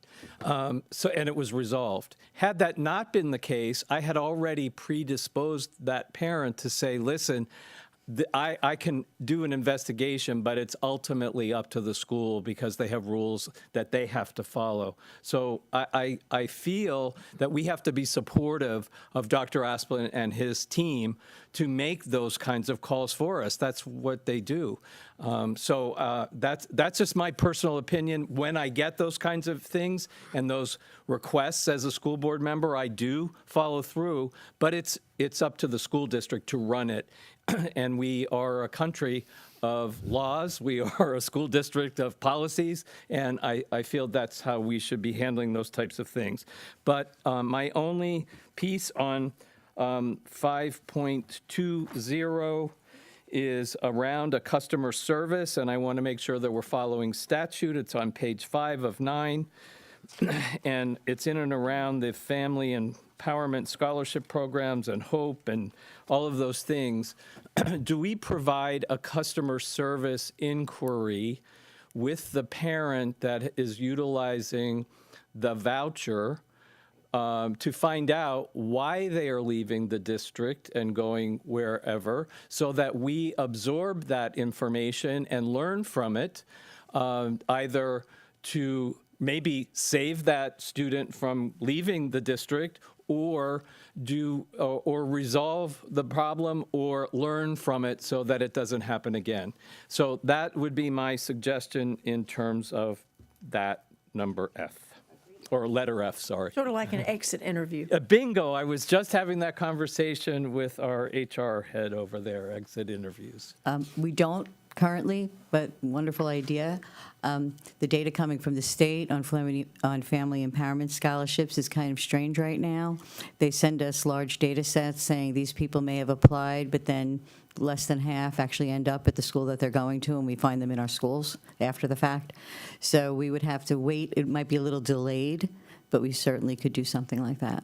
I would appreciate that because it's obvious that public schools and charters and all of the vouchers kind of thing are going to be in competition with each other. And if I were in industry, I would, from a customer service standpoint, want to know that information to either prevent it or save the customer, or learn from it and make sure it doesn't happen again. Shirley? That last comment brought a question up. When we hear from DOE that they're going to be getting a scholarship and going this school or that, but then we find out they're in our schools. Now, the dollars are supposed to follow the student. I mean, do we then notify DOE that that money, instead of going to that place, it needs to come to us? Yes, we definitely do that, and then we make sure the money follows the student. But what I was referring to is that it's delayed on DOE's part. So we have issues with that right now that we're trying to clean up and make sure that, of course, finance knows where these children are. And it came to light when we're doing projections. So we thought all of these kids were going, but then we turn around and we look, and when we finally get the count of who's actually still here, it's different. I don't know if we can audit that internally. The next comment I have goes back to 5.201 where we were on. I mean, are we We're kind of done with that? are we there now? No, we're not. All right, I'll hold my comment till we get to that one. Well, Go ahead. It's kind of easy. It's just that if you're taking out, on page 5, if you're taking out C, just you need to renumber D Oh, God. and We can do that one. That one's easy. That's an easy one. And when you talk about the 60 days, within the 60 days, or the semester, I think it even goes beyond that. When you're talking about a child going into high school, I mean, if they know they're going to be building that house and it's not going to be ready till next year even, and if they're starting high school, I mean, that's a different ball game for a child. I mean, because high school, they get into all these extracurricular activities. I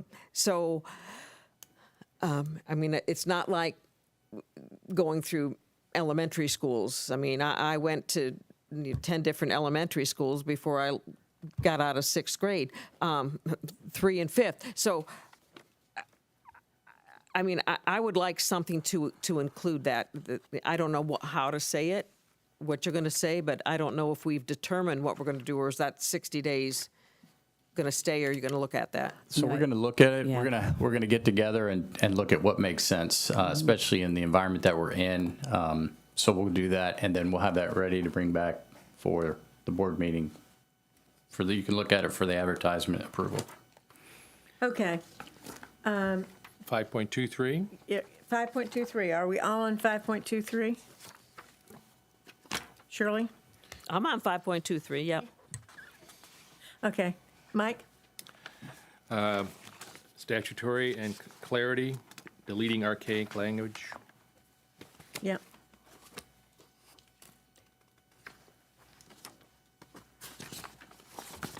Anybody have any questions about 5.23? How about 5.343? 5.what? 343. Gotcha.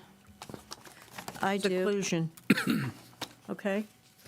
Thank you. Do we, in Roman numeral 2, page 1, timeout procedure, are we only doing Roman numeral 3 and we're not doing 2? I didn't quite understand. Sonia, can you please come to the mic? It says non-exclusion timeout is the least restrictive form, and then it says exclusionary timeout is not used. Then we go to seclusion.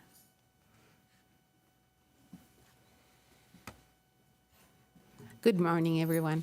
So we continue to embrace the opportunities of integrating social development skills throughout the day. So the laws have changed in terms of procedures, how we guide and de-escalate students when they are in a stage that prevents them to being safe. So we're training a lot of our teachers and paraprofessionals on de-escalation style strategies and avoiding any type. We no longer use seclusion like the old days. About 7 years ago, we took out the doors of any rooms that were used for timeout purposes, and we create spaces, sensory spaces, where the teacher and paraprofessional at all times can support the student when they are in a sensory mood that needs to de-escalation so they can re-engage in the learning environment. So timeout, as the old days that we used to use it, is no longer available in our schools. We do have sensory corners, we have sensory rooms, but at all times, what the statute says is that we have to have an adult supervising that student. So you're not, when you visit our classrooms or cluster schools, you will see a possibility of a sensory room, but not a seclusion room. Well, I was looking more towards the general education environment. Do we still have timeout or ISR in school restriction by any name where there's always a paraprofessional, but they're not in the classroom with their peers, and or is all time out in a classroom with all of their peers and their classroom teacher? That's the part I wasn't able to differentiate here. So it is my understanding throughout general education classrooms that you might have schools that do use in-school suspension, and that's due as an outcome of a disciplinary, but they're receiving instruction. And yes, you will see classrooms that is an in-school suspension classroom. Within a regular classroom, that's up to the teacher if they have a sensory corner or a sensory strategy within that. That was clarification, thank you. Okay. Anything else on this policy? 6.29. 5.43, 343. Yeah, we just finished that, right? Restraint and seclusion. We just got done with that. Well, we did, but I didn't know if anybody had anything I'm on sorry. that. This is procedures that follow. Those are procedures that were in here. The superintendent. Yes, thank you. Anything? All right, moving on to 5.56, Yes, that's, which is school health services.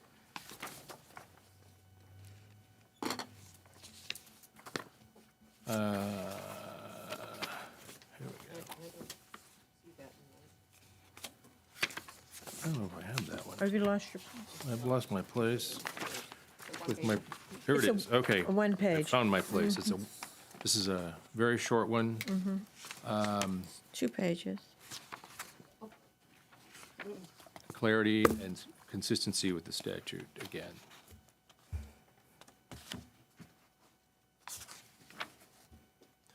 And this consent form. Yes, ma'am. Ms. Rose? Thank you, Madam Chair. The, is this encompass our mental health plan or health medical services? What does this policy encompass? I believe this encompasses, for instance, going to the clinic, that kind of thing. Okay, so it does not But include is that- mental health? I just, No. yeah, So this policy has nothing to do with Mental health. anything included in the mental health plan that's been submitted to the state? Thank you for that clarification. Thank you. 5.711, parental access to information.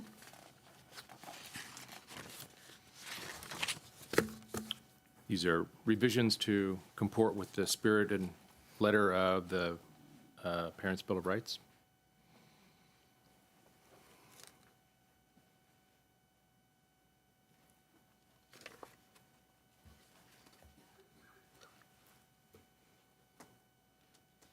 No questions. Moving on to 6.29. Really, really quick. May I? I'm sorry. So I know that in here, and we've done different iterations of this. So this is just copying, I'm assuming, what NEFAC created? Okay. And then it says the board shall incorporate into board-approved plans the rules and procedures required by ESSA relating to student privacy. So are we all within compliance in these directives? Do you see my point? As to ESSA in particular, Well, that's item number 2 is what it says here. I don't know that. So I just want to make sure if we have the policy that we I don't know if follow the it's policy. been prepared yet. Okay. And then the superintendent shall develop procedures to ensure that this policy is carried out in each of the schools. So, That's required in this, that's how the statute is. correct, but so is that, where are we on those? currently working on Okay. everything. And then the parents shall be notified within a reasonable period of time of any substantive changes made to this policy. Again, not going too prescriptive, but the word reasonable kills me in a lot of things, even when we do like public records requests or what have you. Do you have any guidance on that? I mean, reasonable obviously gives the institution much more leeway, but there's the balancing act of, we just talked about 60 days when we're talking about.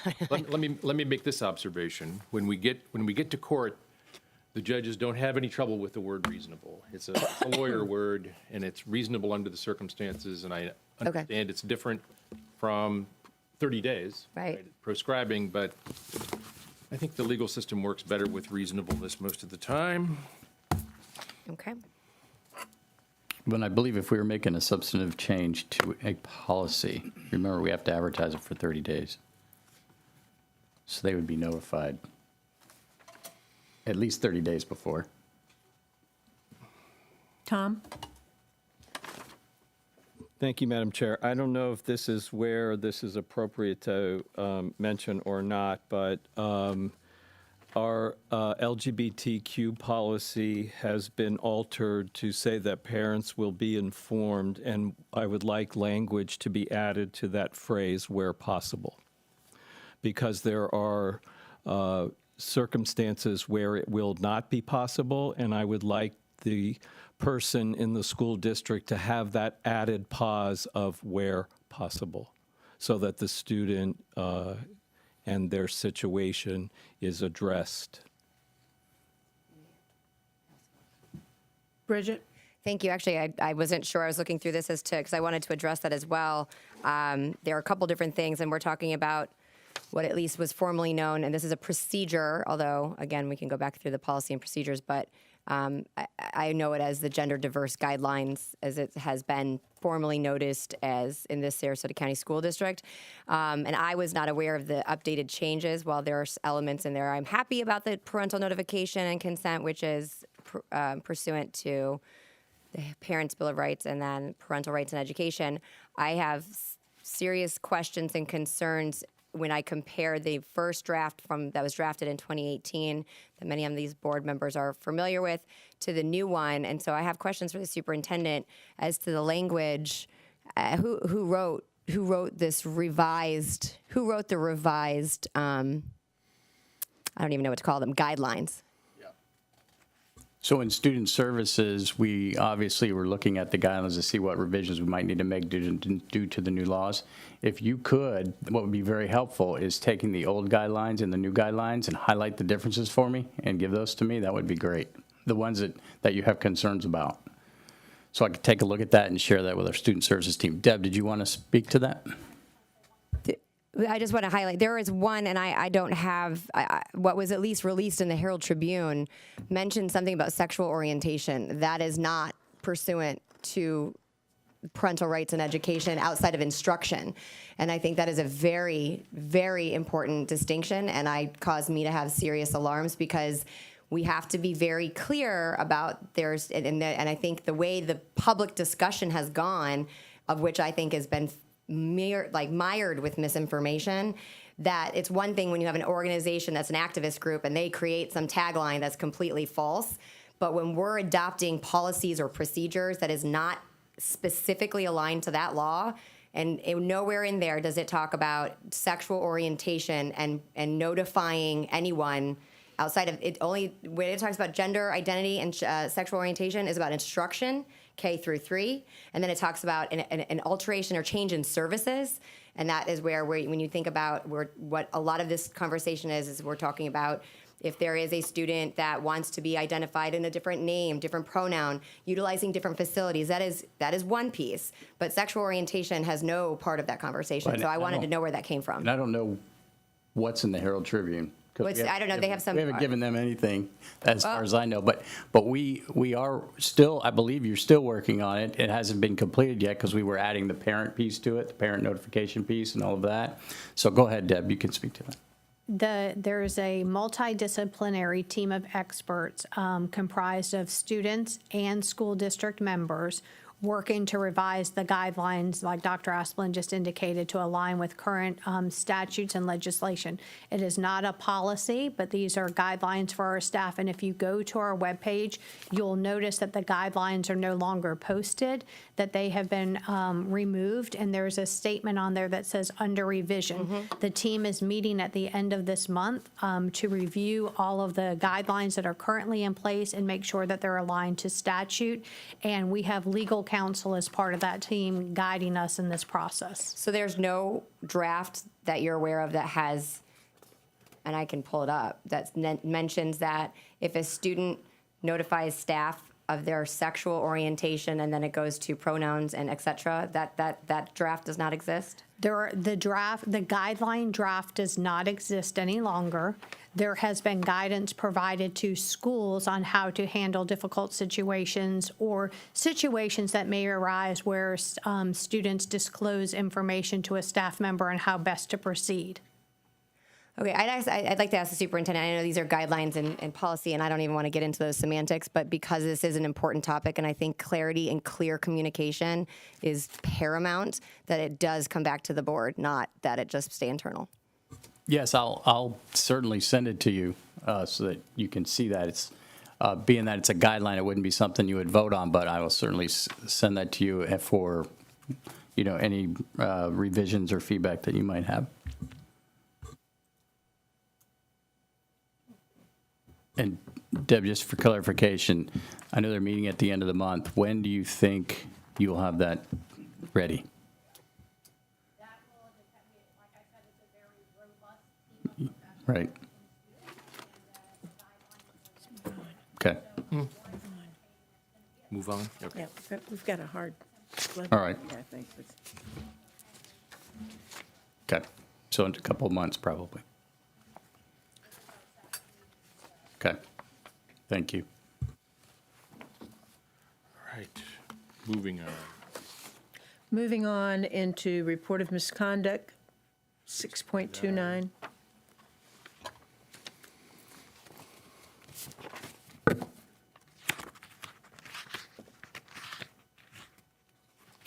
Here we go.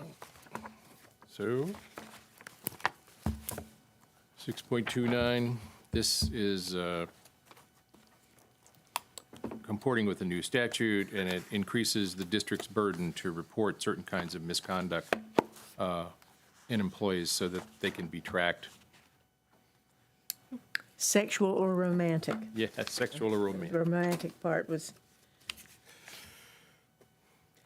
So it's Noted. updating, you know, the enhancements to that process. Any questions or comments on that? hearing none. 631.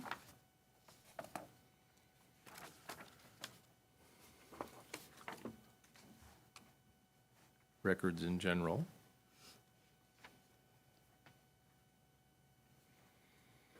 I think that's really an update of this. I think it's an update to the statutory reference to the Parents' Bill of Rights, I believe.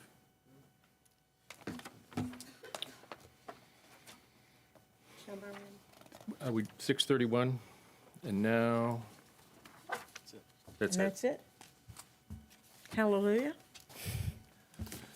So we have some work on educational materials. Yes. And I think we'll have to do the grade score overview at our next workshop, Denise? Because we've, pardon?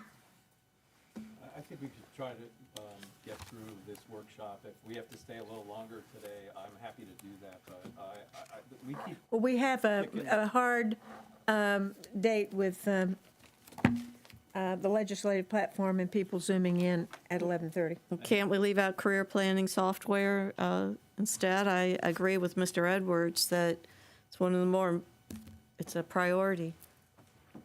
Well, we can do it the afternoon and move something from the afternoon. So Megan and Ron are going to be on at 11:30, correct? That's correct. So if we That's take a restroom break for 5 minutes and have them, and then we can pick it up from there and see. Yes. Okay. All right.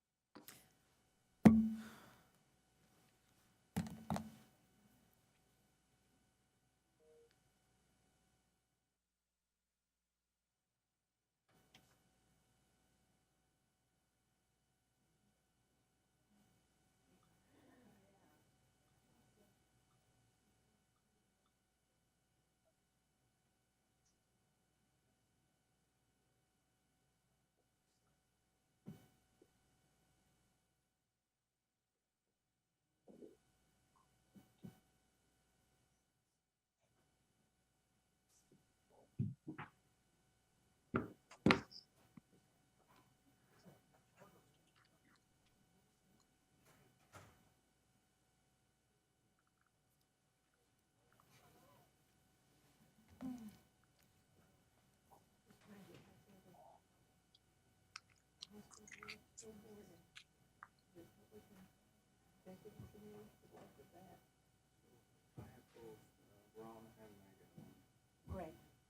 As soon as the superintendent gets here,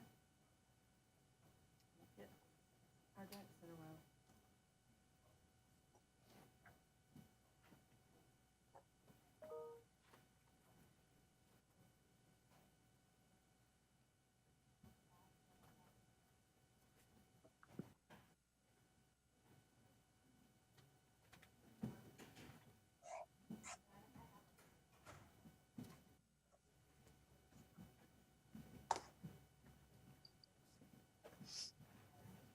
I get no internet connection for Verizon in here.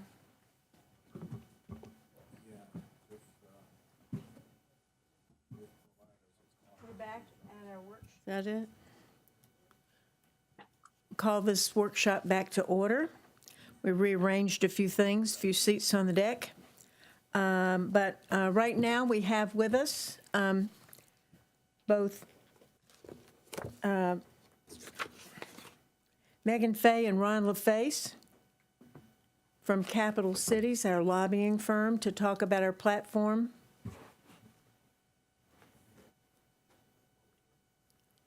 Hi, Megan. Hi, Ron. Hello. Hello. Good morning, everyone. Good morning to you. It's that time again. Although we're not going to be going quite so early, I guess, this year, but it's still that time for us to look at platforms. I think we have organizations. Tom is going to a consortium meeting next week to talk about the platform. So we thought that we would spend some time discussing what you think, what the crystal ball says for this next year. Yeah, so I'll go ahead and open it up. I know that the superintendent circulated our platform that was basically from last year with some notes that we had coordinated with him about, you know, their relevancy and whether we should keep these on the platform at this point or maybe remove them because they've been accomplished or for other reasons. So before we get into that, I'll just make a couple of upfront comments. As you know, we're still very deep in the election cycle, so that's taking a lot of the policy oxygen out of the room when it comes to the legislature looking at issues that they're going to tackle for next session. Certainly, the governor's office is working on proposals for next session at the moment, and so that's kind of what I would start working off of. We do know that teacher recruitment and retention is going to be a major issue. It is something that legislative leaders were already speaking with the governor's office about. And then yesterday, I'm sure you saw the governor made an announcement on some policy initiatives that he's going to pursue for next year, first related to retired veterans and EMTs for moving them into the teaching profession if they're interested, with bonuses or waiver exam fees, an apprenticeship program as a 13th pathway to become a teacher, as well as a teacher's master program. Those issues are kind of being vetted out, but I know the legislature is also looking at a couple of other issues. One that kind of spills over into our policy platform about reemploying retired teachers, and that's one that we've already begun working with the legislature on. The other major issue that we see at this point is certainly the standards assessment implementation that's being looked at and being developed. That may not be more of a legislative issue, more of an implementation issue, because that the progress monitoring standards assessment is currently under development, and we will be working on that this year. So with that, that's about all that we're aware of that folks are looking at. This will certainly heat up a lot more after the elections. And as the chairman mentioned, we do have a normal regular session in 2023, so it won't begin until March. And really, that's one of the reasons they do that, is because the elections do take up a lot of attention right up until November. So when those elections are over, then we will really start to see a lot of the education issues that will be under consideration start to be developed in latter part of November, December, January, and February leading in. But certainly we need to start discussing our platform. So I don't know if how you guys wanted to go through this, if the superintendent was going to kind of lead the points with the comments that he made, or how you want to work through the issues in the document that you guys have in front of you. Well, I know this is our first stab at it here this year, and I thought it'd be a good idea, like you said, Ron and Megan, to start with what we had before. That first item that has to do with VPK programs and providing more robust funding, raising qualifications, personnel, and I think that's something that we need to keep in the forefront. We need to continue to create these pre-K classrooms that we have and really look at our instruction. And so any help that we can get from the legislature there, I think we need to keep that on there. Anybody want to comment on that? Okay, well, I agree. I'm going to check that one off.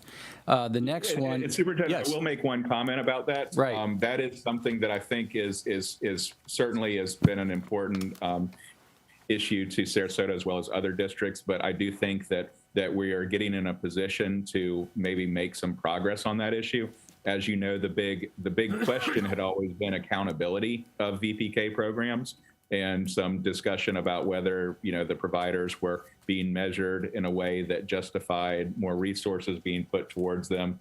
And certainly the state redid their early learning accountability program in the last year that's being implemented this year for the first time. So with that accountability in place, I think the legislature is a lot more open to increasing resources now that they, you know, have the pieces in place to be comfortable that the students are getting the services they're supposed to have. So we're excited about hopefully making some progress on that issue. So Ron, with that thought in mind too, one of our would be raising more resources and so forth. But what else? What do they say also about the measurement piece, the accountability piece, and what instrument they may use district or statewide?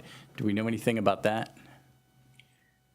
Yeah, and Megan, you can jump in here if you'd like. But it's not called Flickers anymore, but it is, you know, very close to Flickers, and it's measuring the same readiness pieces that were being measured before. But I think one of the big changes is that it's being moved into the provider side rather than the district side in kindergarten, because that was a missing piece that people had concerns about measuring kindergarten readiness after they had completed the program, and that seems to have been addressed. Megan, is there any other pieces you'd like to throw in there? Yeah, I'll just mention that just with the legislation that passed last year that made changes to the FSA, it did link the VPK readiness testing, which was formerly called Flickers. It sort of linked it into the K through 2 progress monitoring. And so it in theory, and it's literally just being rolled out, our understanding is, you know, this is the first time that providers are, you know, rostering students and getting these kids, you know, in the posture to take these assessments. And so I think we'll all learn a lot, you know, in the next few months as far as how it's going to go, you know, if there are any growing pains. But to Ron's point, I think the goal and DOE's goal is to have that accountability data starting very early in VPK and going all the way through grade 2. So there's more of a linear way of tracking, you know, what students are learning and, you know, whether those students at the very early ages are seeing progression in what they're learning, you know, if they're reading on, if they're on the projection to read, you know, at grade level by grade 3, I think the thought is that they'll know that a lot earlier. And to Ron's point, once you have that data in place, I think that that's where the legislature will really start to entertain a conversation about, you know, boosting funding, particularly at that BPK level. Okay, so am I hearing that we really just need to take this one off of our list because they already are working on this quite a bit? I would recommend keeping it on the list. I was just making that comment to you know, I think in years past when we've talked about increasing funding and resources for VPK, the criticism has been the lack of accountability. And what we're saying is that the legislature, at least they believe, and we believe also, has added that layer of accountability, which should open the discussion into a much more interest in providing additional funding. So we definitely need to go get the funding, but we've put the big impediment in place, at least in years past, of adding some layers of additional accountability. Okay. No comments? All right. No comments. The next one was maximize COVID-related funding, and we put on there, recommend delete that because we're pretty much through all that, okay? Number 3, fully fund school workforce education programs. I'd like, Ron, if you could come up and just, Ron went ahead and bulleted a few items here in his particular area, and I just wanted him to speak to these to see how we want to put this on our platform. Good morning. Go ahead, Ron. Yes, good morning. In terms of the workforce funding for our district here in Sarasota County, there's a 3-year running average calculation based on our weighted enrollment at the post-secondary level, and that calculation then determines what we call need, and then the state pushes it off to the legislature to determine an appropriation using that number, the weighted number, as a baseline, but not necessarily held accountable to that number. And there's a lot of leeway where our allocation has been about $1 million underneath the calculated need for the last several years. So what we would recommend, and one of the bullet points that we're recommending regionally, is that the state remove the appropriation committee from the formula and fully fund at a base level of 100% of the calculated need based on that 3-year average, which would give us money that is now tied to reoccurring costs and substantiate the increased enrollment that we have at the college, at the technical college, and allow us to create those longitudinal growth patterns that would then help fund us along the way. When we're underfunded, there's not a whole lot of incentive to increase our enrollment. So in the state of Florida, I think there was 38 districts that were underfunded at one time. And I think they tried to help that with some influx of money, which was very gracious of the legislator to give more money, but they also gave more money to those districts that were above the 100% funding mechanism. So everybody got rewarded. We had an increase of 8% last year, but our enrollment went up more than 8%, and the cost of doing business went up dramatically more than 8%. We had an increase in salaries that were unreimbursed from the state in terms of all of our teachers get paid through the workforce funding mechanism, and when that's flat, and we still increase benefits and salary and cost of doing business, it continues to put us in a position where we don't necessarily benefit from increased enrollment. So our push, our ask is that we get some type of statute to say we need to fund these colleges, the state colleges, or the technical colleges at 100% of the calculated need. The other issue that we're not addressing is the formula is kind of antiquated also. I don't think anybody has a better solution at the time, and I'm not sure if that's the direction we want to head to redo the formula. So I think we kind of landed in a regional way, not just with the school board, that 100% of the calculated need would be very beneficial to many schools across the state. Okay. And we know that it costs a lot of money to put on these courses. It costs increasingly amount of money that we try not to charge back to the student, or else our programs become unaffordable. And so we try to minimize those costs. But when we set the tuition rate, the state sets the tuition rate. We don't get to set the tuition rate. We get to set fees and consumables as a reimbursement, but we do that ahead of time. And then as things become more expensive, it's hard to come back and say, well, I'm sorry, we didn't have enough money to cover your cost of your program because it's exceedingly more than what we thought.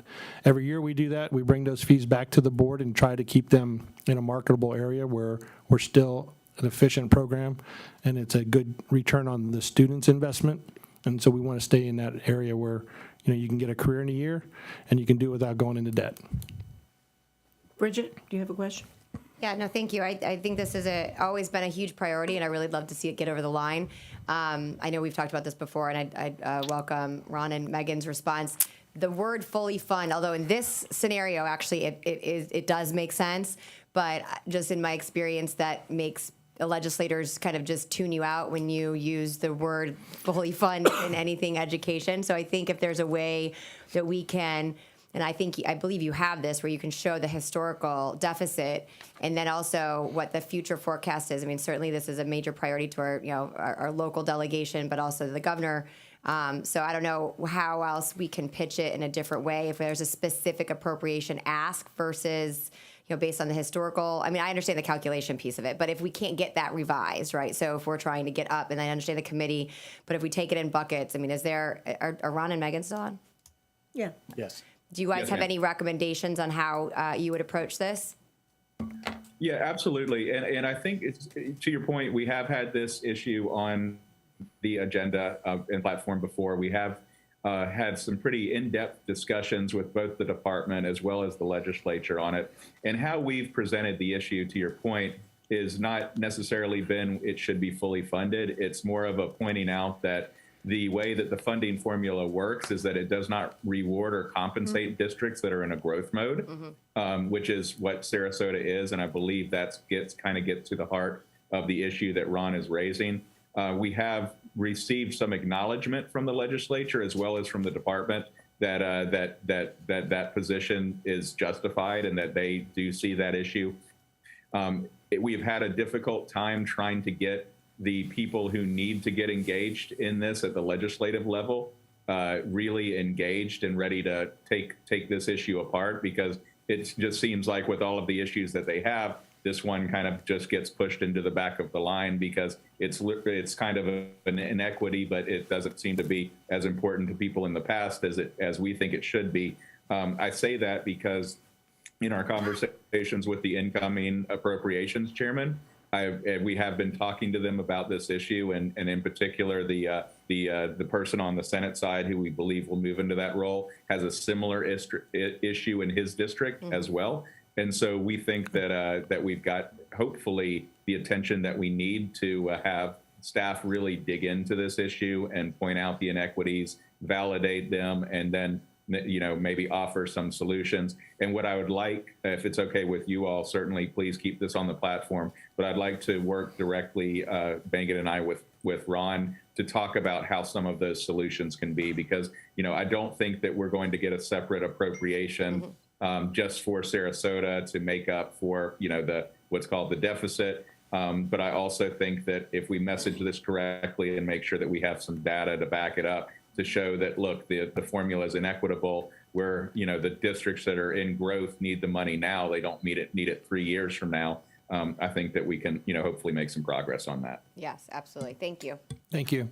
Yep. Anything we can do to help get to where we need to be to keep our recurring costs covered would be very Madam helpful. Chair, if I can add to that. Tom? I've just having brought up the Construction Academy over at Riverview, my understanding is that the governor's office is ultra interested in technical career advancement initiatives around the state. So to Mrs. Ziegler's point, to find the way to package it correctly might start there, might want to find out what their concerns are and see if we can have a meeting of the minds and then correctly propose it. So I'm all for that kind of approach to building this correctly. And as Mrs. Goodwin pointed out, if we have some quick down and dirty document for me to take to the consortium conversation next week, that would be helpful to me. Well, there's another reason for that too, Tom, and it is that a lot of the larger districts don't think in terms of technical education, at least at the school board level, often enough. And so I would always find myself at some of these meetings discussing platform issues relative to career and technical, and it would be like everybody else going, It's like when we changed our name to Technical College, I called around the state to ask school board members what they were doing, and it was like, I don't know. So I think it's a very big piece, and it's a very important piece for those counties. So that would be great if you could get that together before then. All right. Thank you very much. We'll definitely keep that one on the list as well. The next one, number 4 there, I think that one we need to delete as well. It has to do with FSA, and it was during COVID and so forth. So we can pull that one off. Number 5 has to do with the BSA, and Ron and Megan, I know that the legislature, I think, I think this year did a good job with what they're working on as far as sending dollars to us, obviously. And then we have our 5 items here for them to keep in mind when they create that BSA. Making sure that they pay for the retirement system, the growth, the workload, programmatic changes, and inflation. So is that something that we need to still talk about, or are they on the same, pretty much on the same page as where we are? I believe we need to keep this 100% on our platform. Okay. It is a constant, reminder, as well as keeping this issue in front of them, particularly when we're approaching a period in Florida, at least for the next 2 to 3 years, where we're having some significant budget surpluses. A lot of it goes back to the way that Florida opened up and the increased sales tax, as well as going into COVID with a balanced budget. So, we're even projected to have, over $15 billion surplus in the next coming years. So a lot of that, we will be asking for it to go into education. And certainly our number one recommendation is the BSA. All of these items that are listed here are real cost items to the district. And so I love the way that this is positioned. And I would recommend, certainly keeping it here, as well as keeping it in the top 5, even though these are in no particular order. But it is one that we will spend a lot of time talking about. Okay, great. Number 6 talks about recruitment and retention, and this is the one where we talk about it. It seems like every year, being able to rehire our retirees quickly. Where do you think we'll go with that? So this has been, I will call this a personal item that we are heavily invested in resolving, both Megan and I. We have spent an inordinate amount of time trying to address this issue and really deconstructed it to what the real problem is at the end of the day. And the real problem is that the state really doesn't know what term of separation needs to occur for the feds to maintain the state's retirement system tax-exempt status. And it is because of that unknowing issue that they are afraid to allow for teachers to come back in any shorter of a time than allowed currently, which I believe is 12 months. What we have since determined is that we found that the state implemented a return for sheriffs under the Marjorie Stoneman Douglas Act.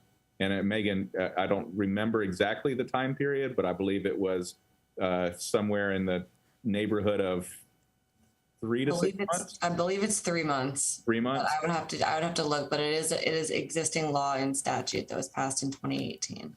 And so we are using that as an example that if the state allowed for retired law enforcement officers to come back in 3 months, and the federal government has not inquired as to whether that jeopardizes the FRS's tax-exempt status, then we can 100% do the same thing for teachers. And we actually have language that we are circulating around on that issue already. And I will say there is a lot of interest from state DOE, from state leadership in trying to find a way to resolve this issue. I think that this has been, as Ron said, something that we have delved into in the past on behalf of Sarasota schools. And we've had a lot of conversations, but certainly more interest from the top in trying to find a solution here with the teacher shortage and the kind of the reality of what the state's facing. Okay. Yep. Shirley? When you're talking about the retirement system, when that bill is going through in the committees, really no discussion really is made on the effect it's having on school districts and other entities, without the government, for the counties and everyone else. And one thing, I know that elected officials are treated much, much better than everyone else. When they're looking at bringing things in balance and raising the cost, I'm wondering, has anybody looked at peeling back some of the gimmies that elected officials got? I think they can, I think it's like 4 years they can be vested. 3? or maybe it was 8. I know they were trying to push it back, but, regular employees, are vested much sooner than that. And at the high rate that employees, that elected officials get too. Just thinking out loud. All right. And then the next one we have here is the, again, increasing mental health program funding. We definitely, in talking with guidance counselors, any schools that I go to, I continue to hear that they're not able to see students like they should or want to see their students because there's just so many. So I know continuing to fund this particular area so that we can, continue to hire more counselors, I think is very important. Is this something that you think should stay on there?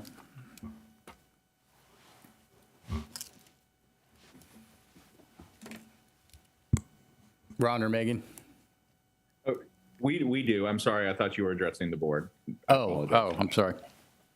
Yeah, no, I think that this is definitely something to keep on the platform. The mental health allocation, comes up on an annual basis as a part of the FEFP funding formula.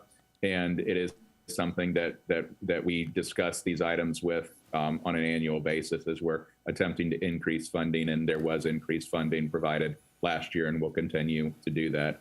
We believe that there constantly needs to be, more funding in all of these programs, but certainly mental health coming off of COVID is something that is extraordinarily important. And just to kind of piggyback on what Ron was saying, data is always helpful. And so I know, Superintendent, you mentioned, that every guidance counselor you talk to says that they would like to see, more student or spend more time with each student.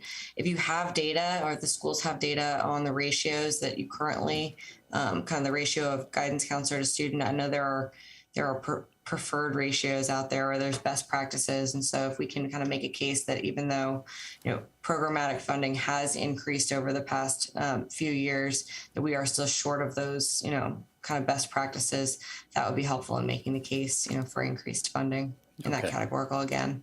All right. That sounds good. We'll do that. I will say that the mental health allocation that we received last year, I think it was around 1.7. This year is 2.3. So they are looking at that and they are placing more dollars in there, but we'll keep it on here because I think we need to, continue to move that forward. Any thoughts from the board? Yes. Yes, ma'am. Please, is there any consideration to continue to advocate for the safety and security piece, even though they do increase it?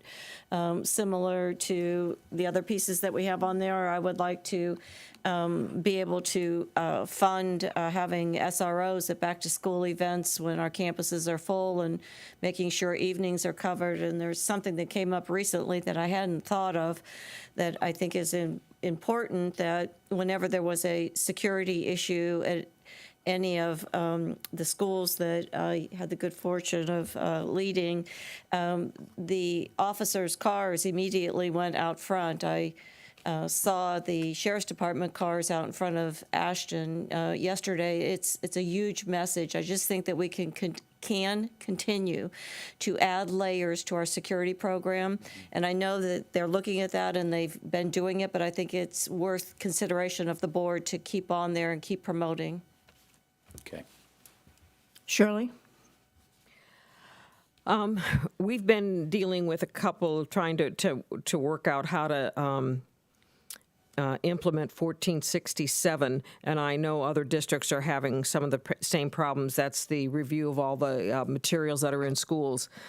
And so I would like to see a glitch bill so that, this certified person doesn't have to look over every single book in an elementary school and the new ones that come in and some of that, so that it's more reasonable for a school district. So I think if they put some more detail and I think work with DOE and have some of those glitch bills, not only on 1467, but also on House Bill 7, the anti or stop woke, and I think it's 1577, the LGBT part of it, because there's been some talk that it's vague, and the DOE is looking at clarifying what that means. But I think some of that stuff needs to be clarified in statute so we all have an understanding. Because right now, I think districts across the state are struggling how to comply with them. Tom? Yes, having gone through one session as a school board member of bargaining, one of the sticky parts that I found difficult to just absorb and navigate, it's connected to teacher retention and the teacher shortage, was around our experienced teachers with seniority and the compression piece that happens between the funding that we get for entry-level teachers, but they're not our senior teachers are not compensated in the same capacity with the same amount of dollars. So I think we need to have some sort of calculation and I'm not quite sure how to create this ask either, but we need to take care of our teachers that have made a career of this and are good at what they do.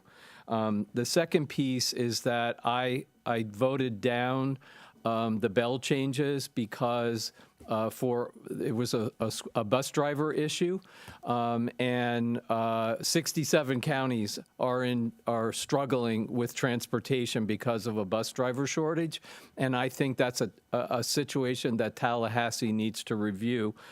I've quickly asked some of the folks from transportation that our charter schools, our competing charter schools are already offering $20 an hour to our $15 an hour employees. That's going on. And number two, the second problem to the job description, the actual way that those folks get compensated, is that they're not compensated for the downtime. They're only compensated for the time that they're in the runs. And that might work for some of our senior citizens who come back to work and just want to put in a couple of hours a day. But when we're competing with Amazon and Costco and everybody else for those same quality folks to drive our students, we need additional funding to solve the problems for bus drivers. Bridget? Yeah, so I have two things. One is kind of hinging off of the teacher retention, and I know the governor had a press conference, I think, was it yesterday or today, about that. But and while I believe each district can work within their bargaining units to accommodate this, sometimes it does reach a blockade. And so when it comes down to an appropriation to provide, whether it be longer contracts, 3-year contracts, to put our seasoned teachers, our highly effective teachers in some of our struggling schools, and having language that would support that. Alternatively, doing additional bonuses, so we can again consider, if you look at some of our struggling schools, and this is actually a constant across the state, a lot of them are newer teachers that are put in there, which is, I think, impacting our retention and also their ability to be successful. And also it's impacting our students. So whatever creative ways, if there's an additional pilot program, if there's an additional legislative language that allows for us to do longer contracts with performance metrics aligned to it, because I think that stability also will assist perhaps those educators to go into those schools and after they've been, and if there's any way we can compensate them. Again, I seek to do this through bargaining, but in the event that is there's a barrier there, if there's something legislatively that we can consider, I would really like to put that at the top. And then finally, I know that the governor there's a big focus on Holocaust education. Sarasota County has a very strong Jewish community, and I know that Representative McFarland got an appropriation for the Jewish Federation here locally, but wanted to consider putting forward a pilot program for this area in Sarasota County being kind of that focus. I can get more information about what that ask would be and, building a committee from the district here to put that forward so as a model for the rest of the state. So those are my two priorities. Karen? Thank you. It sparked an idea, Mr. Edwards, with the transportation challenge more under the budget agenda item or bargaining. But if we were to look at the affordability of paying them for a whole day, why would there have to be downtime when we could totally turn it into a win-win with mentoring and tutorials, or I'm sure there's other venues for them to participate in if that would solve our issue. just wanted to throw that out, off agenda item. Shirley? I think if we try to keep them without that downtime, we might be going into overtime hours.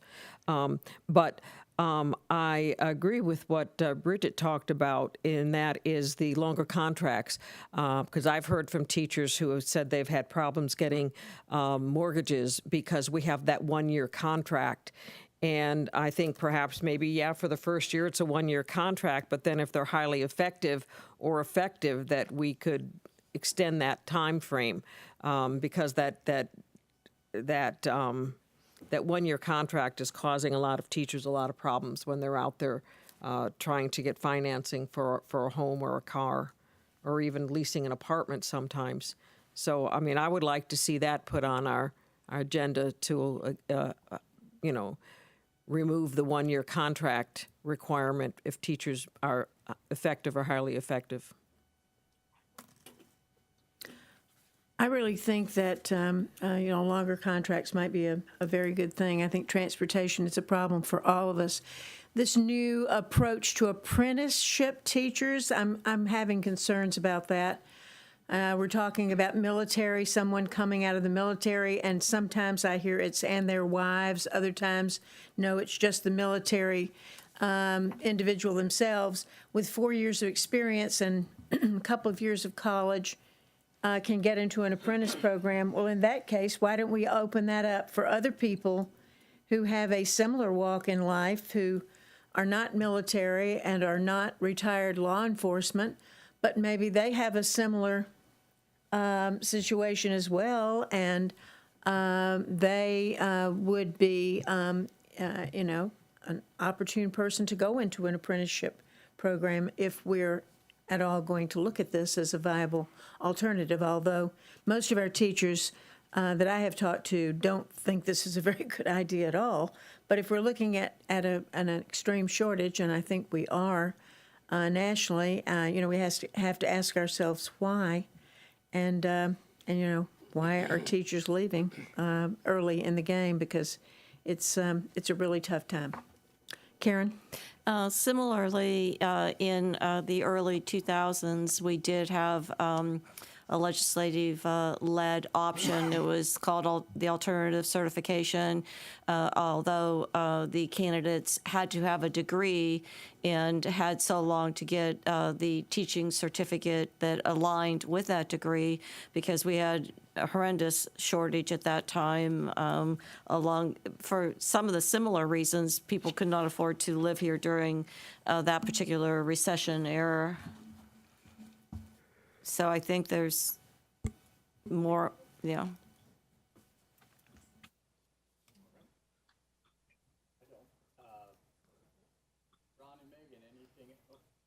Ron and Megan, anything else that you'd like to contribute? Yeah, and I appreciate the board discussion.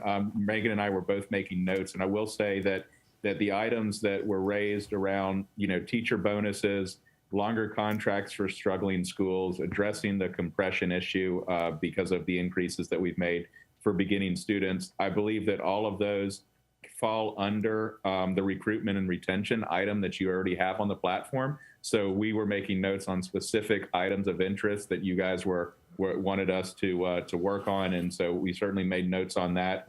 The bus cost issue is a issue that affects every single district. I believe that is going to be rolled up under the BSA increase item, because that's where any additional funding is going to come from, whether you're using it for inflation or other district costs. Bus drivers is certainly one that would be there. So we've got that on the agenda item on our platform, we believe, and we have been discussing cost of bus drivers with the appropriations folks. Now, the one issue that I will caveat that with is, because this is a statewide issue, you're seeing district on districts happening here. I mean, we've got some cases of districts sending, postcards to neighboring districts' bus drivers, trying to recruit them. So it's not just, charter schools or other entities within the county, whether it's the county bus system or a city bus system versus the school district. It's other school districts versus other school districts.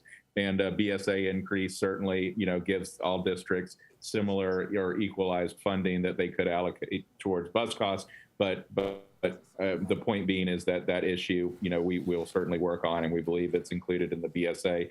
The one thing that I would say that probably needs some more discussion is Ms. Ziegler's comment about a pilot program. Like, if we do want to go for a legislative budget request, specifically on that, we'll just need to work with her and whoever else to develop what would need to be the request and, get board approval to go ahead and pursue that, because we would need to ask one of the probably Representative, Fiona on that, and or Senator Gruters to file the appropriations request for the school district.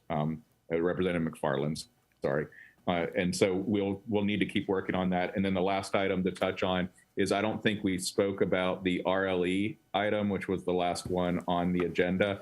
And it does say a recommend delete, but I would recommend that we keep this issue on the agenda. Not only, I do agree that we have, the legislature has made the policy decision to go back and certainly take all of the growth that is occurring in the RLE and absorb that into the funding formula, which is what we had been pushing them to do, and we're very pleased about that.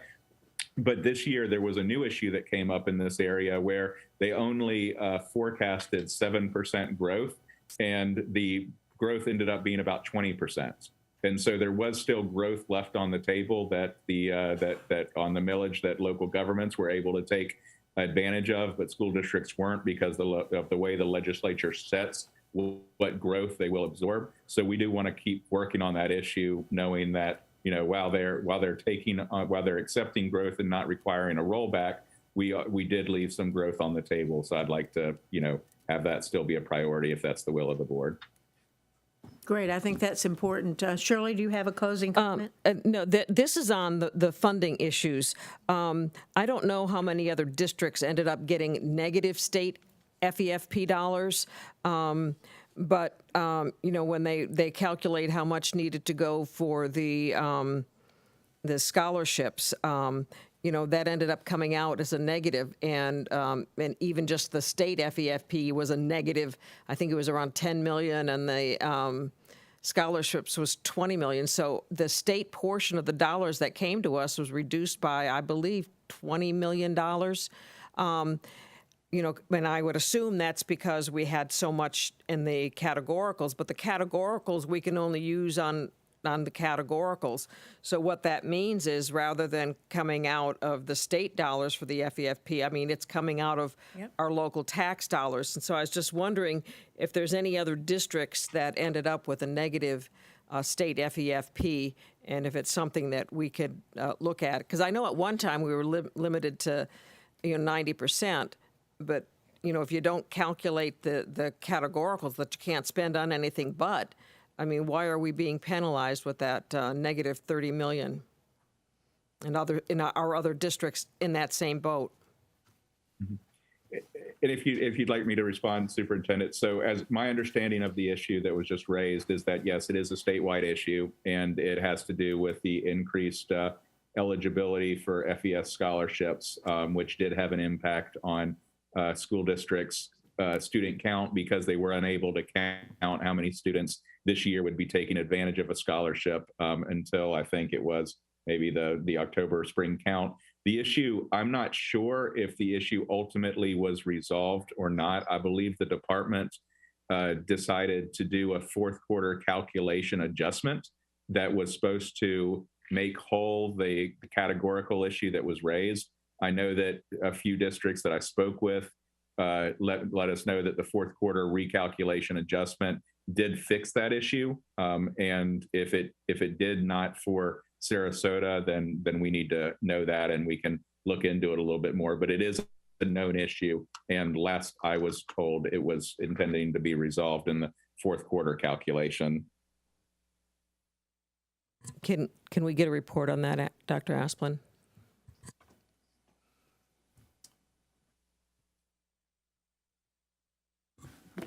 Thank you, Ron and Megan. We really appreciate your time today. And if there are any other board? Well, I just wanted to say to Megan, what's going on, Megan? Anything special we need to know?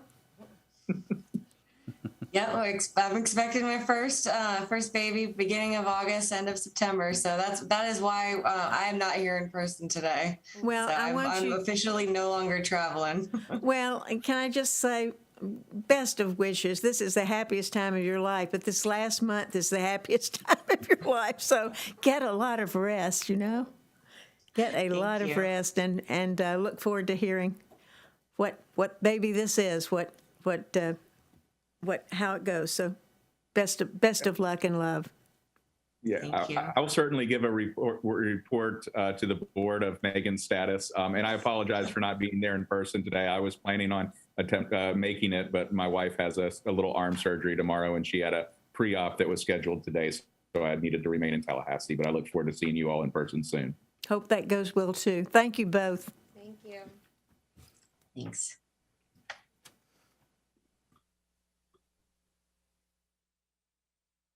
Time-wise, we were going to make that half an hour, and we didn't do that, did we? It just doesn't seem to be. So we're scheduled to go to lunch at 12:30. It's 10 minutes away. I think it would be if we could, it would be good to have Denise or Dr. Cantalupo do her piece with the grades. And she has 3 interviews today. If not, she'll have to reschedule those. Yep. And it'd be good if she could keep those interviews.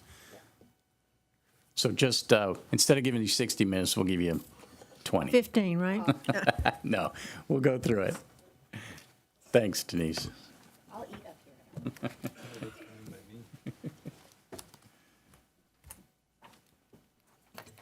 Well, good morning, everybody. This is our annual conversation about grade. I do have quite a few slides here. Before I start, I think George is coming up too. I want to thank George for all his work on this presentation with me. So when the questions get real tough, I'll just say, please see George. Anyway, so here we go. We did some, looking back in time, we always do. And, oh, thanks, Gladys. Would be nice if I use this. So we traced the wonderful thing is we're an A district. We all know that. Well, so happy about it. And you see our trend line over time, and this is with the total points earned, how there was a dip. You see there's no dot or number in 2020 because we didn't take the test that year. So after that and all of the COVID restrictions, we had dipped quite a bit, but we're on the way back, which is the good news. And thanks to everybody here in this room and all of our schools. Here is just the breakdown between, I know that the grades weren't official in 2021, but we still had the breakdown, so we were able to do a nice comparison. Overall, we went up 2 percentage points, and then you can see the pieces where we stayed kind of constant. Put my glasses on so I can read my notes. 6 components that hold most of the weight, are in English language arts and mathematics. Overall, our ELA and mathematics achievements, they fluctuated slightly. Our total learning gains in ELA remain constant, but we saw really large gains in mathematics, larger than I've ever seen, in learning gain, and the learning gain for the lowest quartile. The other school grade components are based on smaller numbers, but still significantly large number of students, but smaller than the others because it focuses on specific grades and specific subject areas. So everybody stop me if you want me to go on. So this slide was to look at the top 5, where did we rank overall in total points and percentage, and you can see we come in 5th. But I always think it's important to put the total population within there of those districts because you can see they're quite smaller than us. Really, the only comparable district is St. John's. I did do a little comparison across these 5 districts only. And if you look at us, especially, I wanted to look at English language arts a little deeper, and in English language arts learning gain, if I look for these districts, we come in 2nd. If I look for college and career, we are tied for 2nd. If I look at 3rd place, we are 3rd in ELA achievement, in the lowest quartile in learning gains, math lowest quartile learning gains, and middle school acceleration, and tied for third in social studies. So we scored, I mean, this doesn't give the whole picture, and it really depends on how you look at the data and how you look. So kudos again to everybody. But when people say things to me in Sarasota generally, like you're fifth, I always want to point out the size of these other districts, Yeah. except for St. John's that are ahead of us, because that makes it much Temporarily. More, yeah. Okay, so elementary data. Remember to do two things at once. Kind of small, but we had to fit them all on here. But you can see 17 elementary schools earned an A or a B, and 9 maintained their A or B status. Most notable is that 11 elementary schools moved to a higher letter grade. And I'm only talking traditional schools here. I have separate, as you can see, for charter. Middle schools, 6 middle schools earned and maintained their A or B status.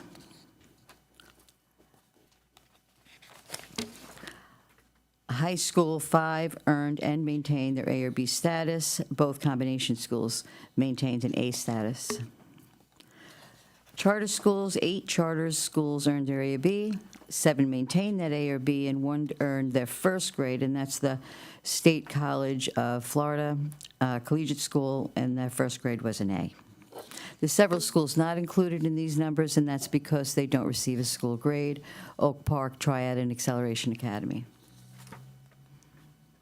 If we look here, I always include this because it gives a little overview of what's included in what, and it gives you the real visual that the school grade formula is heavily weighted in English and mathematics.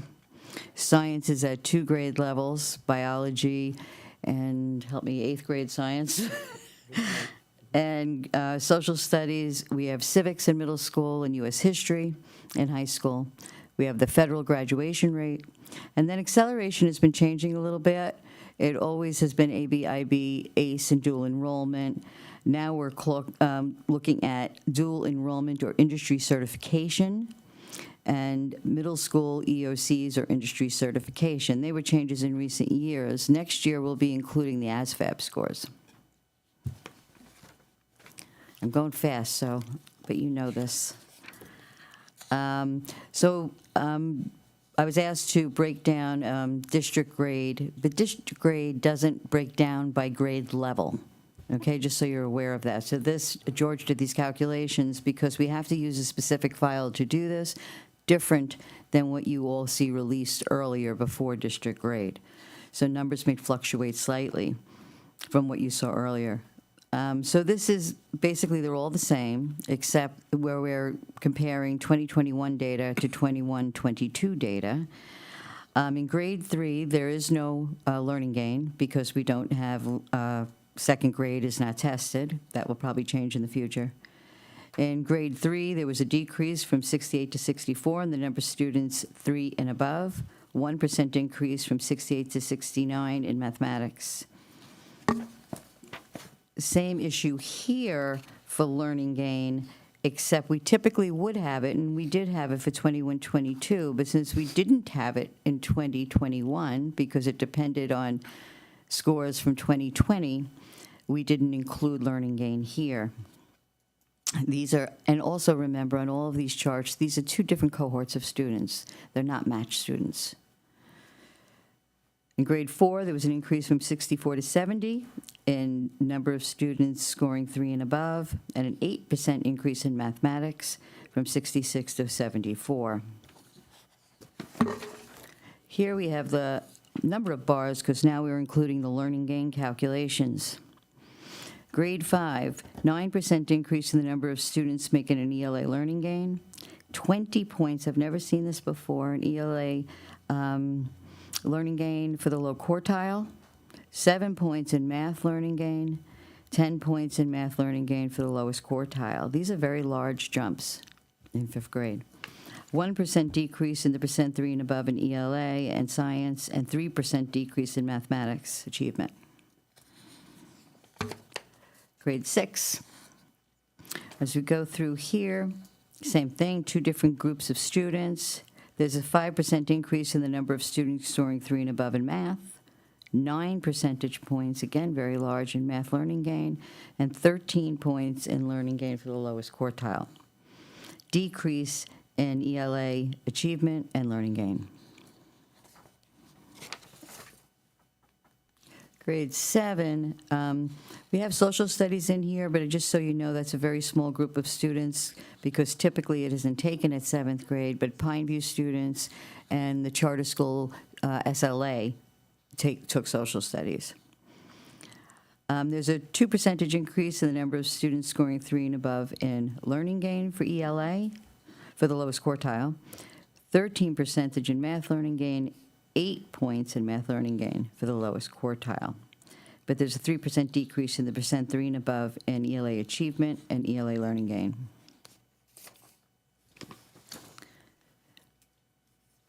Eighth grade students, 3% increase in the number of students scoring 3 and above in math learning gain, and 4 percentage points in social studies. This is the civics test, which they do very well in. 5% decrease in percent 3 and above in ELA achievement, 6% in ELA learning gain, and the lowest quartile group. So when we did look into this, because it looked kind of, the numbers looked a little bit different than the other groups, the state was different by 3 points. When we looked in and we analyzed it this morning, right? The state had a 3% reduction, and then we were off by 5. So when we compared, we have to do a little bit different analysis because we don't really get, there's no state grade, in other words. So we had to go back a little deeper, but concerned about the decreases in ELA in middle school, we went, and we sort of paralleled what happened at the state level, at this grade level. Middle school acceleration increased by 2 points. 9th grade, I don't have to read them all, but I like to because they're all really good. 2% increase in ELA achievement, 1% in ELA learning gain. These are all increases. 4% in ELA learning gain, lowest quartile. 4% increase in math achievement, 15% increase in math learning gain, 10% increase in math learning gain, lowest quartile. Scores in biology stayed the same. So that was a total up at that grade level. 10th grade, a little bit mixed again. There's 2% increase in the percentage of student making a learning gain in English among the lowest quartile, but a 20% increase in the math learning gain and math learning gain of the lowest quartile. 4% decrease in the percent 3 and above in ELA achievement, 4% decrease in ELA learning gain, 4% decrease in biology in grade 10. The next 2 slides need a little bit of explaining about, these are first-time test takers. So typically, people are not taking, or students are not taking the EOCs in grade 11 and 12. They usually have taken them earlier. So these students are typically behind or challenged in these subject areas to begin with, which is why you see overall the scores are lower. I wouldn't have to read them all to you, but that we included them in here because they are part of district grade if they're the first time taking the test. Others would not be, so retakes are not included, for example. And the same from, I'm trying to go fast, grade 12. Okay, graduation rate and acceleration fairly stable over the 2 years. These are lag data, so we're really comparing. They took the graduation cohort is from 1819 and 2021, but they're reported the year later, and they do that because you don't get these numbers until late fall. So the federal index is something that it's really, I don't think I got a file of it, but we really didn't see it posted on DOE at all. We look for it to see what the state look like or other groups. But basically, the areas that we have traditionally been challenged by are Black students and our students with disabilities. If your proficiency rate overall is below 41% in the way they calculate this, they flag those schools. And some of our schools have been flagged traditionally in these areas. I don't really see any of the other areas of ESSA. And ESSA basically breaks down data by specific student groups. But these have been our challenging areas. So we did break it down just to have a look and see how our students were performing. in the district grade file, about 8% of our students are Black, and that's typical. That's pretty much our student population in general, mirrors that. So it's a smaller group. There were gains in mathematics in all other grades ranging from 5% to 17%, and dramatic gains in grade 5. We saw that in English and in math. Hispanic students, we saw gains in 5, 9, and 10 in ELA, learning gain, and we're only talking about learning gain on these slides, and decreases were seen in 6, 7, and 8. And what percentage? Percentage of the Latino population included in this file is 23%, which mirrors what we have, and that's rising. It wasn't that when I first started here. It's now much larger. White students, we break this down. They're about 60% of the population in in the district grade files. We saw decreases in ELA, but increases in math at all grade levels, which really mirrors all the data I've been showing you earlier. ELL students, this is a very small group of students included in this file. They only include if they're active, what we call LYs, kids actively involved in programs, because we have other students that are former, that are flagged and so forth. I mean, they're less than 3% of the whole district file. But you can see their performance in grades 5, 9, and 10. And then in math, we see that there were gains in 5 and 8, but not evident at the other grade levels. But again, they're small numbers.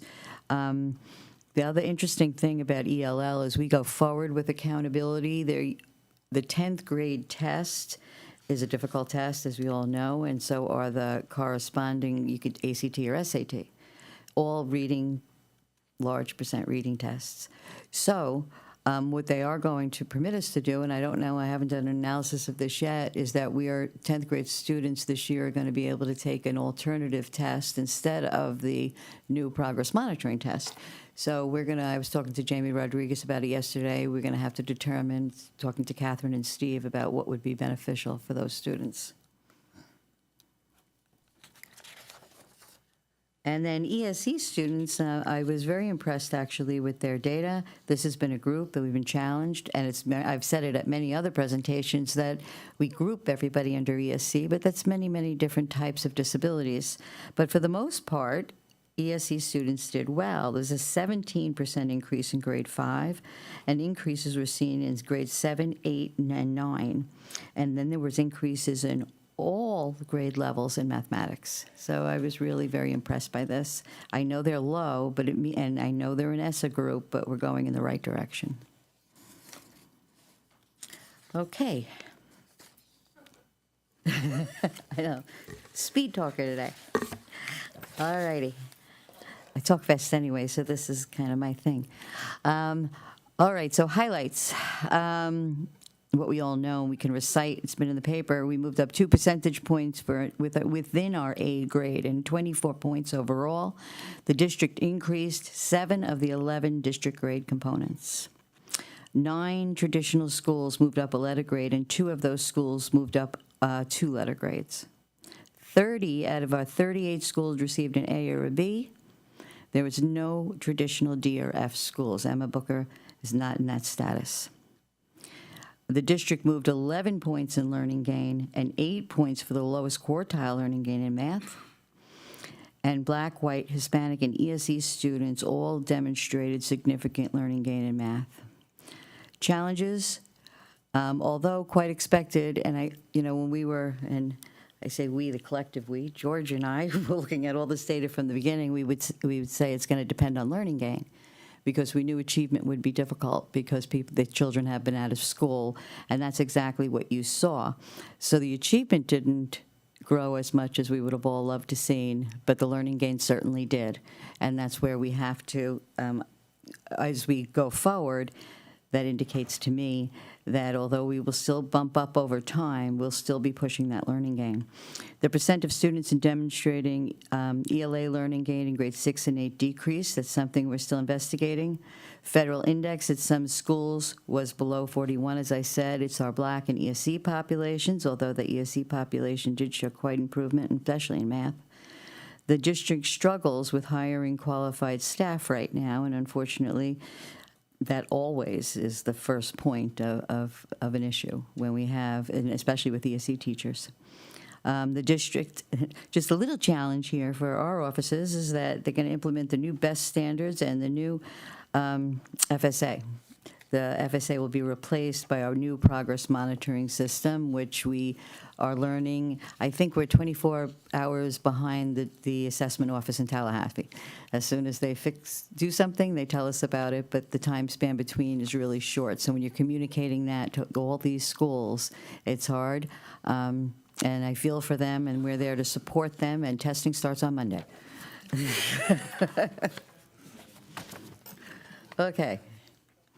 So what does that mean going forward? Just ending with what we're going to be looking at. So we have the FAST that will for English language arts, that's going to include K through 10. It really does go to VPK as the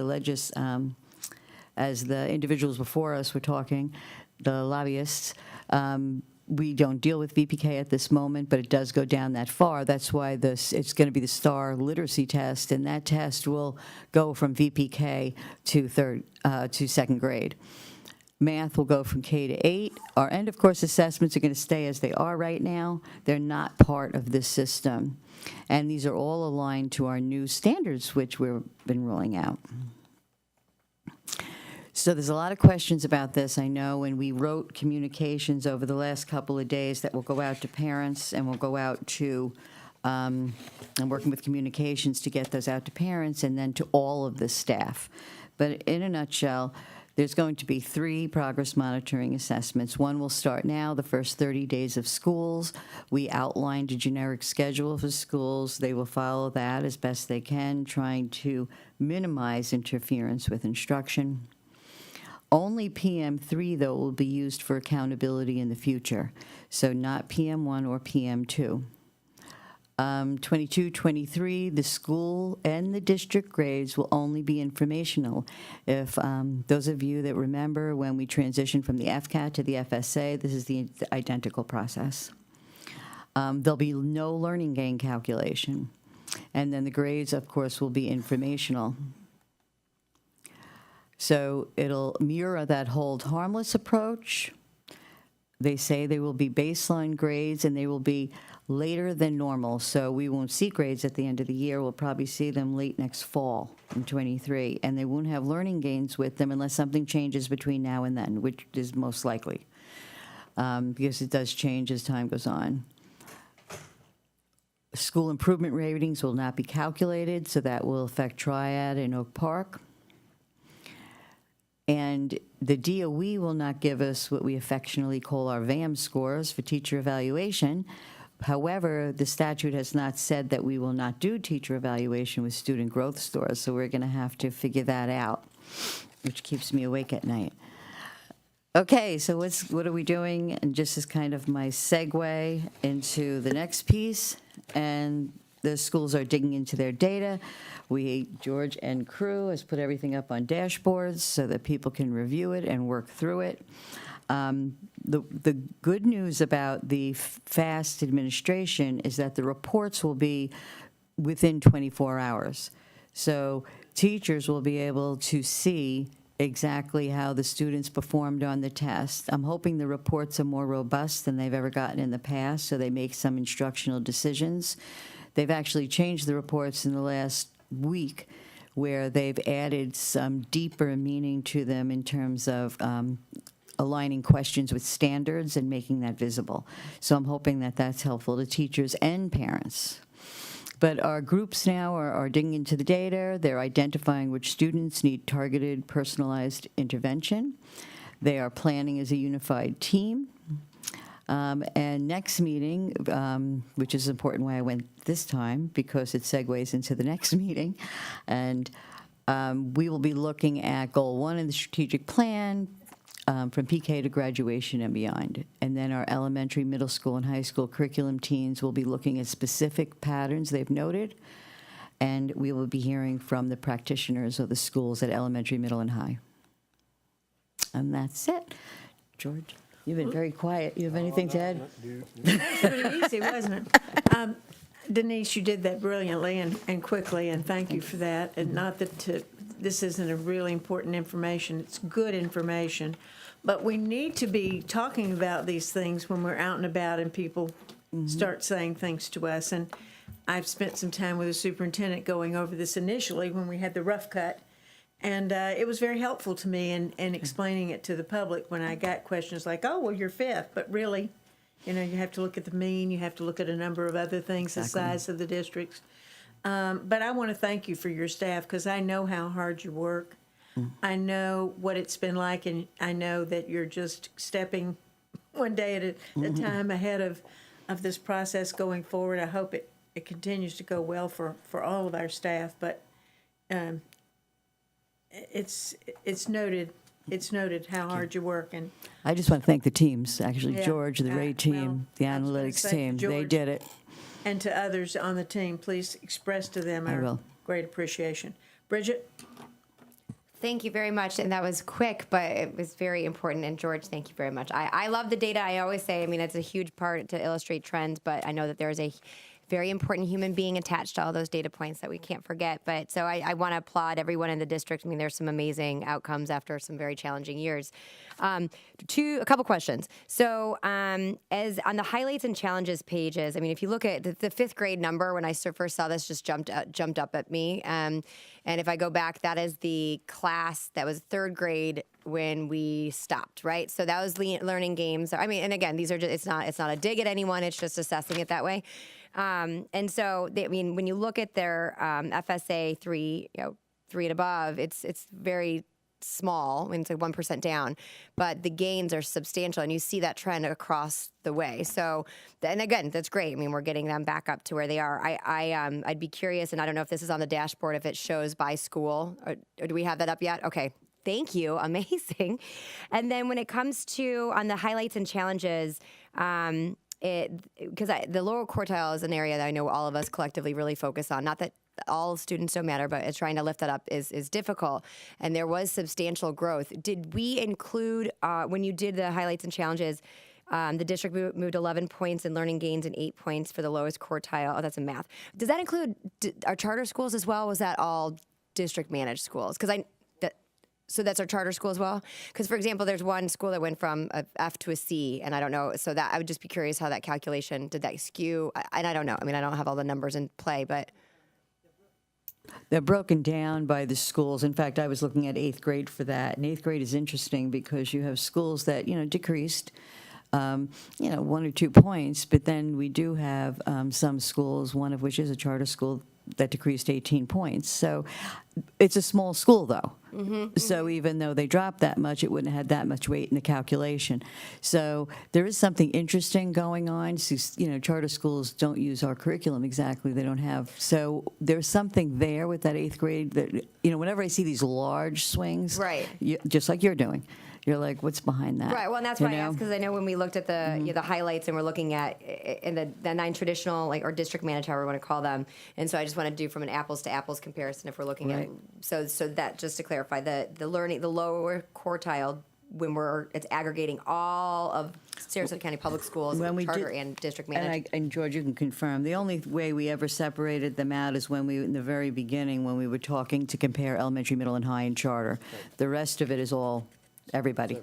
Okay. Well, I'm going on the dashboard and get the other ones. And the final question, which you probably do not have this number, and I can get with the superintendent, but I've been meaning to ask is, when I think about our third graders and how many what our retention rate was this year? Do we have that number? I don't have it in front of me, but I can get that for you, certainly. For all of us, because I know that there's been an inquiry, and I'd be curious. So thank you for the rapid aspect, not to belittle the significance of this, but I really appreciate your work. George, you're a miracle worker as well. Thank you so much. Thank you. Karen? This is more for Dr. Asplin. Will it be public knowledge the schools that did not meet the 41% federal threshold for ESE students or Black students, as well as highlighting those that are models and are able to have a lot more success, so we can learn from both? Yes, that's a great question. I'm not sure everyone understands how that works, but you can look at an A school that, for instance, has a total points matrix that is well above what they need for an A school. But then you look at a certain student population, like our black students, and they might be below a 41% on level 3 and above. And so they really need to understand that they have this and they need to target that. Right. And so, yes, digging in deeply into the schools and then deeply into the individual students, that's the key. And we could certainly make that, we could put that together and make sure everybody sees what that looks like from school to school, yes. Thank you. Tom? Thank you. Quickly, if I can, the overall gains in mathematics is startling. I mean, I think incredible. Thank you. But why? We've been wrestling with this for the last couple of days, and Brandon's up here. That's great. Sat down at the right time. I'm not a curriculum expert, I'm not. So the only thing I was looking at was based on, learning gains. We're going back 2 years. We had kids out for a long time, especially certain student groups were out longer than others. I think that mathematics is probably something that is very skill-based, that when they came back, in order to push those kids that they knew were behind, they taught the essentials and then move forward, where reading is quite a different animal, especially when you're going from 5th grade to 6th grade, or those kind of transitions. And it gets, as I always lean on Sue, my mentor here in curriculum, that the text gets very much more complex. So you didn't see it in reading as well as math, but I'll yield to a curriculum expert. Well, I was going to say next session, September, we'll go over, but I was actually wanting to answer Mrs. Rowe's question. So within the school improvement plan, as they're going through, it actually identifies any school that's 41% or below. That will be posted. They also have to do any actions as a direct result of that. So not only our A schools have to put that in, but anyone that actually is below that threshold will also be posted within our school improvement plan. That's visible to the community and any families as well. Thank you. You're welcome. It also, the state will put it out too. And it's just not there now. We had to do it at the back end, but it's there. Thank you. Will be. I'm sure I don't have to say this, but I really feel that, the numbers are startlingly different. And hopefully we can do a deeper dive to find out what was working and see if we can replicate it elsewhere. So I'm sure I don't need to say that. But the other piece there's two more things and I'll be fast. The transition from high stakes testing from one to the next. As I've heard this said a few times, that can affect learning gains. That can affect the numbers and what we're trying to accomplish. Are we looking into that to try and build a bridge so that it's not as problematic and not as disruptive? Are we? Can answer from the technical end in the training that we're making sure that we have these tests are going to be given in labs, even though they're called progress monitoring, because we have to make sure that everything is consistent. So at the end of the year, students know no cell phones, earphones you must have, whatever they need so that they're used to that environment. So technically, the bridge will be probably seamless, as long as everything works on Monday morning and all the tech works, but I'm sure it will. So that part of it. And I do believe that the curriculum folks are really studying the differences in the standards, which will affect to make sure that they're emphasizing what will be measured on the test. What I don't want to find ourselves in is we've invested so much in PLCs and all of the new programs and all of the curriculum to find out at the end of the year that someone says, oh, well, that's because we changed tests and we couldn't get accurate data. That's what I'm really hoping to avoid.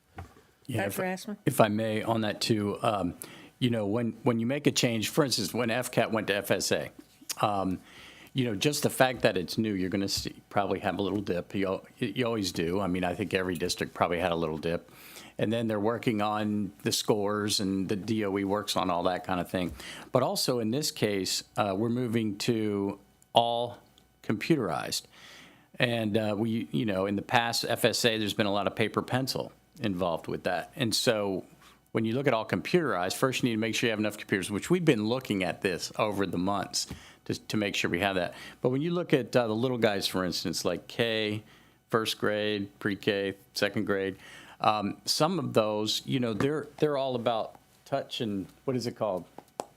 Just sensory, touching and moving. tactile. And so now they're going to have to use a mouse. So we're having to show them how to use a mouse. So it's little things like that. And when the test comes out, it won't look like what they're used to seeing on the FSA. The format and everything's going to be different. So we've been trying to get as much of that information as possible, regardless of the content, but just the way it all works, just to understand what that's going to look like, so we can help our students with that as well. But hopefully there will be no dip, and we'll move forward, and we're going to continue to teach what we teach. And even though we haven't seen the test, we don't know what it looks like. We don't know a lot of things we know about the FSA. I think what our teachers do in the classroom and what we have set up in PLCs that are helping with that as well. As long as we're doing all those things, doesn't matter what accountability measure they send us, our students are going to do well on it. They just have to figure out what it looks like and how to manipulate it and take it. So. Well, I think there's the manipulation, but I think there's also a change in standards. And I can remember when we changed to Common Core and everybody went nuts. And what was it, Karen, 2011, 2010? Doug Fisher came out, Nancy, and they did all these different trainings for middle school staff and principals. And it was, a hard lesson, I guess, but I think it might have paid off. And so my guess is that we got smart people in math now, because we've been teaching very well with Common Core that morphed into FSA. I just hope that the Hillsdale College method and the standards that we're getting from them in this new set are as good, and that our middle school students, who I'm kind of worried about, will pump up the volume a little bit. Bridget? Yeah, so a couple things. The one part about the math, and I think if I go back a year or two, that's where we dipped, correct? I mean, our scores were low, and that was statewide, I believe, if I recall correctly. And also again to the lower quartile. That's why I wanted to make that distinction to see if there was a lever that was kind of an outlier that really caused that spike. But if it's not, then it illustrates that, and I look forward to like the next meeting when you guys are kind of talking about what next, because if there was such an emphasis to raise up those math scores because we were lower, it just illustrates that whatever strategies, when you're focused on it, we can do it. We just need to make sure we do that with all the levers at the right time, which I know is easier said than done, but I'd just be curious to see how that breaks down. The other part that you mentioned about as we transition to the progress monitoring, and Dr. Aspen, the point about like the mouse versus, and I remember, so getting out of paper and pencil, and I recall in 2015, after the first FSA and all of the digital, because that was the same issue that a lot of our younger students had a challenge with. And then if you all recall, then it went back to paper and pencil and storing them. So you guys all know, I see you're nodding your head. And so I wish we would learn from history. So to avoid that, so that we don't see that swing again. I don't know what your input is. I remember that time there was just more of people didn't want to go back to paper and pencil, but that adaptation, I mean, when we talk to legislators, I'm just curious from that historical standpoint, because I can somewhat foresee that happening again, and kind of what your input is on that. The one thing that's going to help us is because, for many reasons, is not that I like more testing, because I don't, but Progress Monitoring 1 and Progress Monitoring 2 are really, they'll hopefully start getting used to this. Yeah. So it's not as high stakes. The other one that I have to mention, and I keep mentioning to everybody, these items are they're on grade level standards, right? So they are done purposely so that we can track the student attainment of the standards all through the year. So this first go-round, I'm hoping parents understand, and we put it in our communication, if a child hasn't mastered these standards, it's because it's the first couple days of school. They're not really anticipated to. I'm sure we have very, very bright kids, and I'm sure there's many that will, but there's many that won't. So that parents don't get upset, and that they understand we're just doing this dipstick. So in answer to your question, Mr. Edwards, that's going to be good for us, because we'll be able to see right away where there's a problem, and then technically we'll be able to see, is there any way we can make this more bearable for kids and useful for kids? So although I don't like more testing in that realm, I think it's going to help us. Karen? I just want to compliment everyone for the work. The presentation was excellent on achievement. I think the outcomes are secondary in a school system relative to the results on the FSA. I think the real work is the initiation of the professional learning communities that Dr. Asplin is leading, and Mary Ellen Asplin and Carol Brown and team, et cetera, everything that's gone into that, because that progress monitoring tool in those professional learning communities for purposes of the community understanding is planning time for teachers, planning together, looking at that data, looking at the new standards, and really teaching to students meeting those standards in everyday lessons and comparing the successes and lessons to the challenges. So I don't look towards the outcome. I look towards the work that has been initiated, is being led, as an exemplar that takes us to the most ideal outcomes, regardless of the format of the test. Although, whether it's paper, pencil, or touching or filling in, you've got to teach that too, because that's major change. Tom? I'm sorry, I wasn't finished, so I'll just wrap that up. That we're constantly judged, like, for example, on those third grade reading scores. And what I've been incredibly focused on is that I have no control over the years prior to when I got here, but I've been singly focused on that number, and have spoken to Dr. Asplin since I became a school board member on an ongoing basis about those numbers and what we're going to do about it, because they were flat for such a long period of time. And so with all of the investment, all of the work, all of the training, all of the things that are going along, what I don't want to have happen is that we get to those numbers or what those outcomes are, and then somebody's going to say, oh, well, that's because all school districts are facing the same challenges. I just don't want to lower those expectations, and I want to give the public the knowledge that we're on it. We're on it, and we've been on it for the last 2 years. And I'm concerned that because we've done all of this and we're in that place where that transition happens, that we're not going to see the result that we want, and and be penalized for it. So there are no, we can't leave any prisoners. We've got to take everybody right through this, no matter what. Thank you. And with that, we are going to take a break for lunch for half an hour. We're adjourned.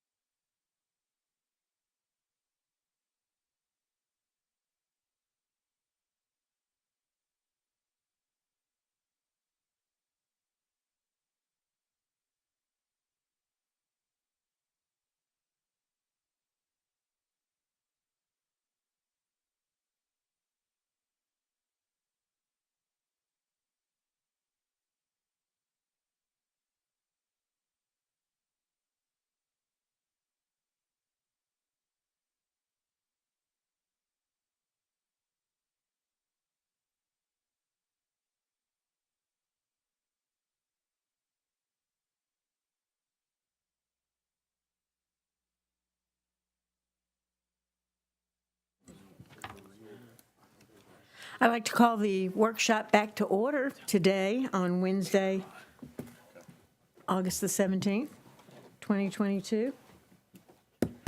And to get back on track, our first up is Career Planning Software School Links by Tripp Jennings and Amy Earle. Welcome. And Dr. DePillo. Always a pleasant face. Thank you for being here. Thank you, Board. Thank you again, Board, for entertaining us here. I have with me Mr. Jennings and Dr. Earle, who have worked very diligently to locate and discover and research a tool that will help us achieve Goal 1, Strategy 5.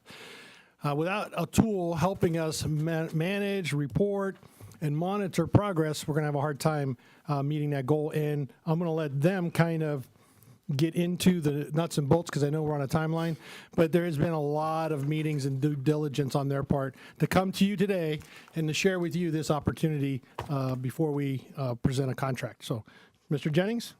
Thank you, Dr. DePillo.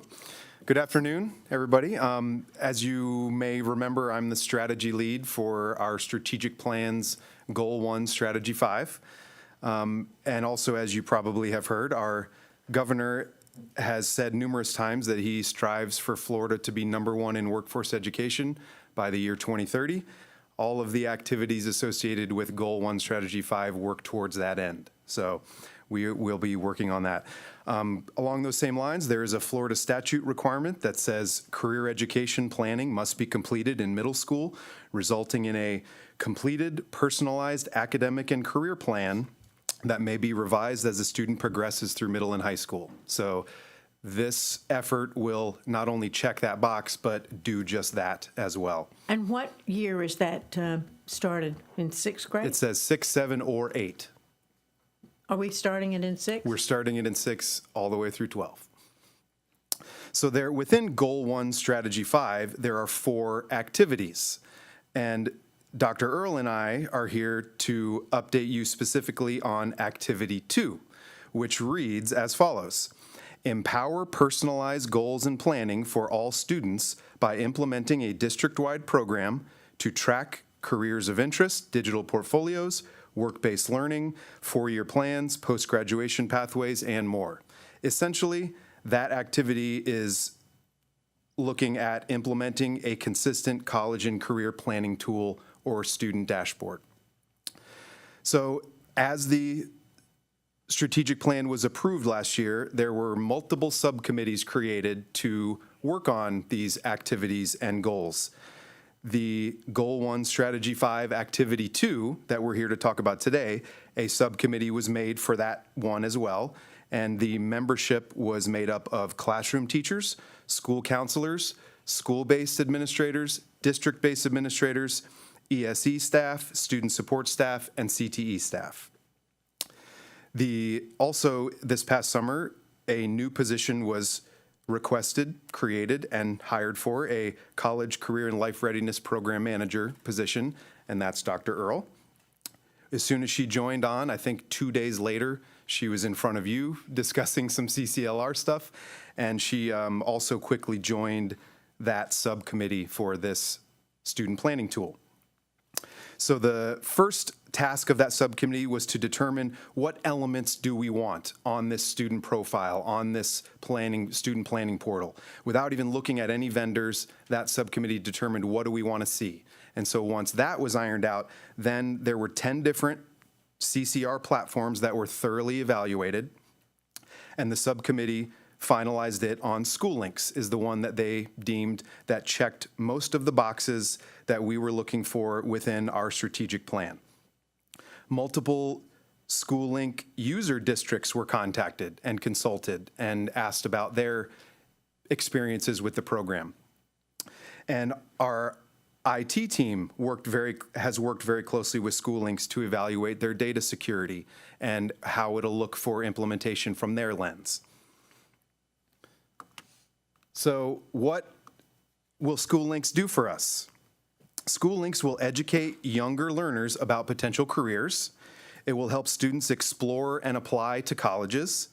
It will help other students find an entry-level position to jumpstart their career. SchoolLink student profiles will help school counselors easily track students on their college and career planning journey to enhance their meetings with students. It will create a single platform for college and career planning, centralizing all this rich student information under one roof, allowing students, families, and school staff to make more informed plans and decisions, while equipping counselors and teachers and staff to have a holistic view of every student going beyond just their academic standing and test scores.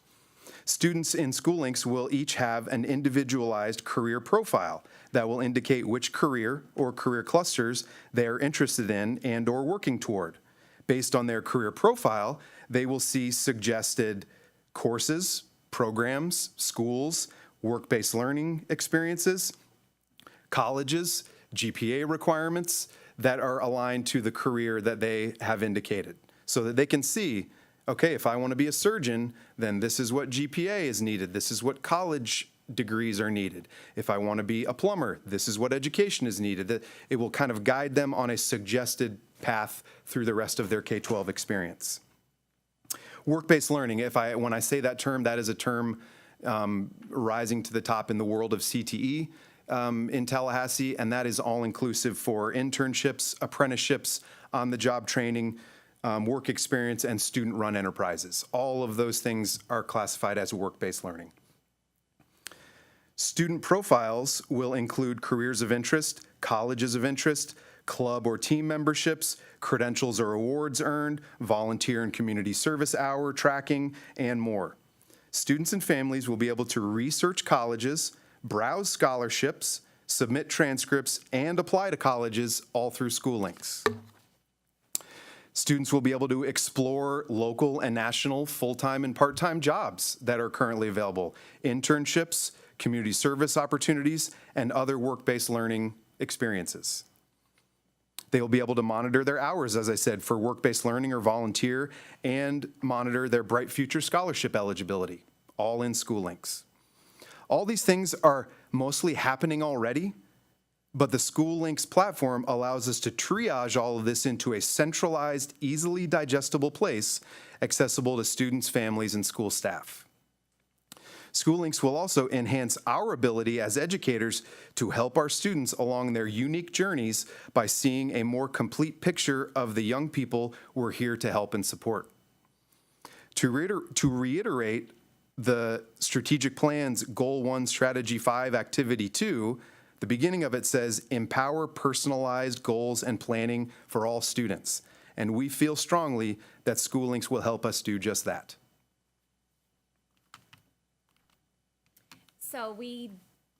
So we do want to talk about data security because you have heard a lot of information can be collected about the students, and a lot of this information is input directly by the students. And so we do want you to know that SchoolLinks is made with the student in mind and the student's personal information and safety in mind. We have worked together with Denise Canalupo and also with Joe Binswinger to investigate the safety for our students, and all data input can only be viewed by select authorized users and ensures no unauthorized access or selling of student information. So we did work with them to make sure that that's happening, and there are also options for role-based security within. So if we only want a guidance counselor and an administrator at a school to see a certain student's information, we can do that. So we can really kind of tweak the access the way that we see fit. I also proactively reached out to other districts to ask them about the safety and security of their student data in the past. All of them have glowing reviews and said they have moved from previous platforms and never looked back. They are very, very happy, and they feel that their student data has been very, very securely and feels very safe.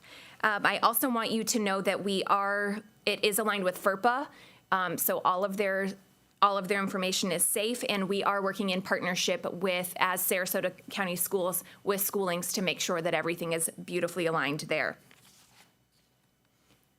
So our desired impact is this year we would love for there to be onboarding and trading. Right now we are very concerned and aware of the October 15th looming early decision deadline for Florida State University. It used to be November 1st.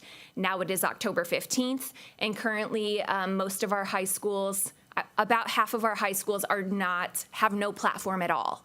And so we would really like to get this ball rolling on School Links so that they can upload all of their Common App information, because School Links links with Common App. So they only have to put their application data into one application, and it gets sent out to multiple schools.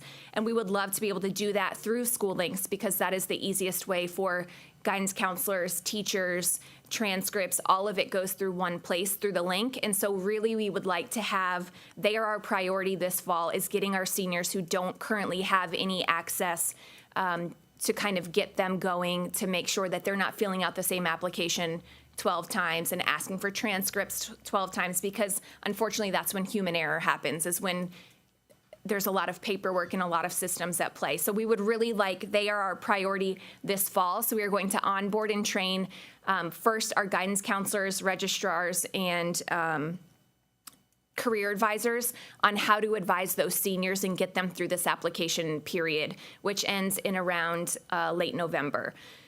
Then we're going to work on centralizing all of this data under one roof. We think that it needs to be a slow rollout this fall in the middle and high for our 6 through 11, to make sure that we are doing it with due diligence so that everyone feels comfortable with what they're doing and it doesn't turn into mayhem. We really want it to be a good taste in students' and teachers' mouths, as opposed to something that is just imposed on them in the middle of the year. We want it to be effective, and we want to do it right. And so then what we will begin to do probably in January is they will start to create their profiles. And so that's when they are really going to get into the platform and start looking through the options in the careers and the career clusters, and what do we have to offer them within the platform. Then I'm going to, this year, just as a reminder, it's a baseline year. We are going to track what worked from January to May and what didn't, and where do we think would be more impactful moving forward. So then this summer, I'm going to look at the performance metrics, because we'll be able to track how many of our students were college and career ready this year, so we can set an impactful goal for next year. So if this year, I'm just going to make up a number, it's 67% of our seniors were college and or career ready, then we are going to have a discussion about what is our goal for next year. So again, this is baseline data year, but next summer I will be looking at refining our goals, looking at our scope and sequence, making sure that everything that we did this year helps inform our decisions for the future, and making sure that we're meeting the needs of our students. So then moving forward into fall of 2023, all of our students will be on School Links from middle to high school. And again, like Tripp mentioned, that plan can really be tweaked. And so a lot of the research currently says that students should be exploring their interests in 7th grade, again in 9th grade, again in 11th grade, just to make sure, because those are some very pivotal times and moments in their lives where growth happens. And so we want to make sure that they want to either stay on the same track or take a new path. And if they want to take a new path, we're giving them the support that they need academically, personally, in terms of making sure that they can reach their goal. And so that way, by the end of graduation 2024, we can have some actual metrics of how many students are graduating with a plan. Our goal is the vast majority, 100% of them will have a plan, and they know what they want to do after high school. In conclusion, we are interested in the investment of School Links as part of our strategic plan, Goal 1, Strategy 5, Activity 2. We did take a stakeholder approach to make sure that important voices were at the table. We did not just make this decision in a silo. It has been a very long process, and including teachers, counselors, school and district-based administrators. We have done presentations to cabinet, so they have been able to ask a lot of questions and understand what it is they are going to ask of their teachers as well. And School Links should be on the consent agenda on September 6th. So we are here now to make sure that if you have any questions or concerns, we can kind of address those here today in hopes for approval on September 6th, so that, again, we can get those seniors in that need it and they can move along with their college process. Any questions? You ready for questions? Yes. Shirley. Does this end when they graduate, or will the students have access to this, and perhaps we have access to know that they were successful, that they graduated college, or that they did get a job? So that's a great question. There are unlimited alumni access accounts, but the caveat is the students upon graduation have to give consent for school links to keep their data open so that they can continue to log in. So if a graduate decides that they don't want school links to save their information anymore, then they will no longer have an account. But we will have access to who does still have an account and if they log in and tell us what it is that they're doing. So the students have to say, yes, I want you to continue this?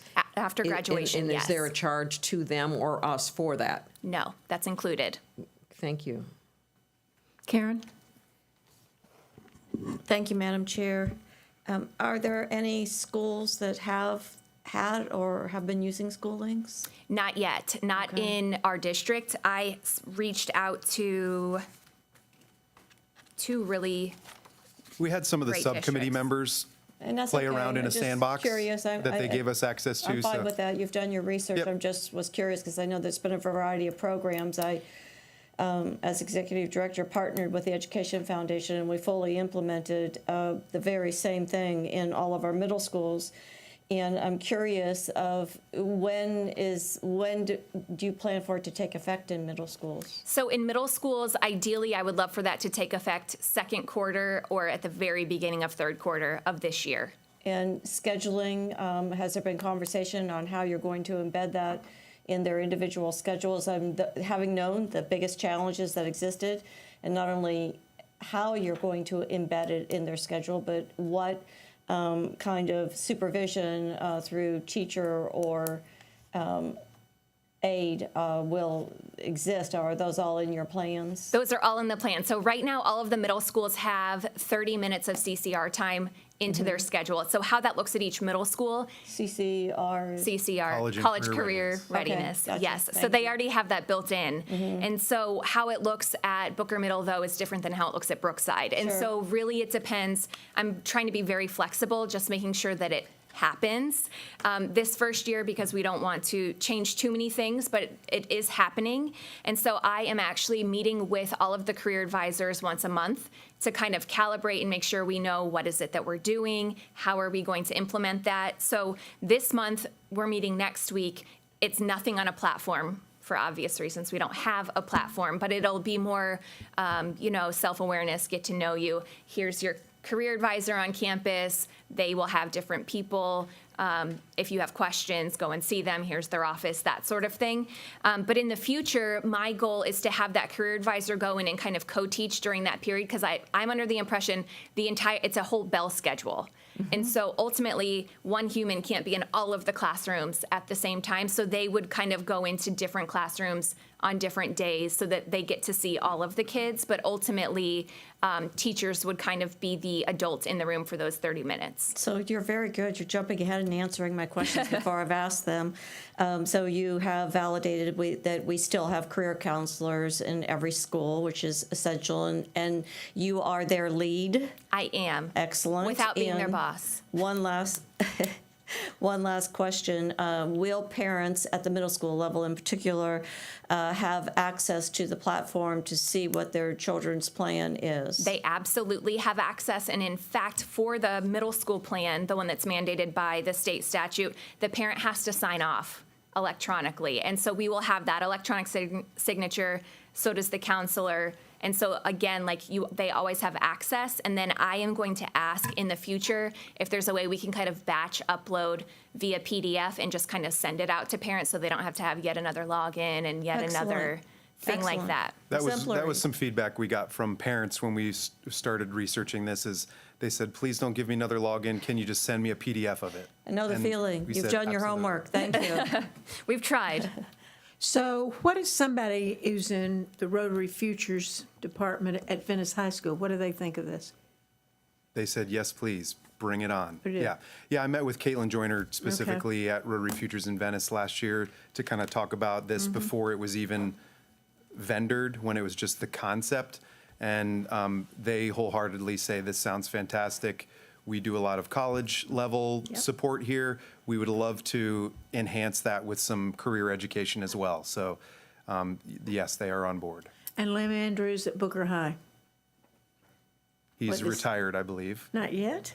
Okay. Listen, let's not push him out the door. I'm not trying to. He's leaving in November at the same time I am. Let's not push him out the door. We are not But, you know, pushing. he runs that career center at Booker, and he's done such a wonderful job. I just wondered what his thoughts were, because I think this is very timely. I think it's a very important program, but I think it works very well with some of the other things that we're doing. So where does this leave us with the Education Foundation? So the Education Foundation, I have been in talks with them, and they would love to continue to support in where they can. And so I think they are thinking about doing some of the same services that they've done in the past, like the FAFSA workshops and things like that kind of reach out. Which are very needed always. Exactly. And so I think it's a partnership where they are supplementing other things that we are also doing to make sure that we are reaching all of the subgroups and all of the people that we would like to reach. Great. Tom? Well, you all are music to my ears. I've been talking about these centers and this program, or not this specific program, but all of our students having a plan to be enrolled, enlisted, or employed by the time they graduate. So I'm excited to hear this. I'm going to ask, if I can, Madam Chair, just a couple of quick questions. I'm going to start with how much? It's a $6.50 per head middle schooler, $7.50 per high schooler. That's the year one cost. Okay, and that's an annual charge that we'll be paying? Okay, and does that does not include hardware, that's just the platform? That's access and management of our data, so to Okay, speak. so we're going to have to supply hardware for our students to be able to have access to school links? It's internet-based, so they can get on it with any device. Okay. What if Certainly, they don't it have was a not in our device? budget to supply devices. What if they, that's where I'm trying to, I want to get, like, what's the cost? Yeah, there would be all access through our current computer labs in the schools, through the media computer labs, and then our current CCLR labs have computers in them so they can access that.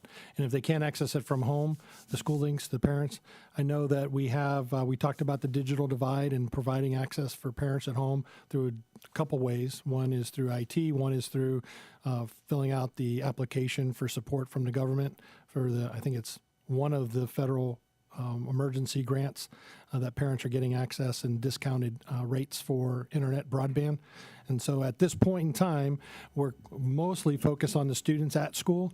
And then if parents need access at home, I think that's a secondary type of request that we haven't really been funded for. So if that arises through our first year where we have access issues, I think we'll address it at that time. I guess it's probably a twofold question. I think obviously you guys have tried to figure out how to have every student have access to it as quickly as possible. I'm sure you've explored that. But I would also guess that that's not ideal.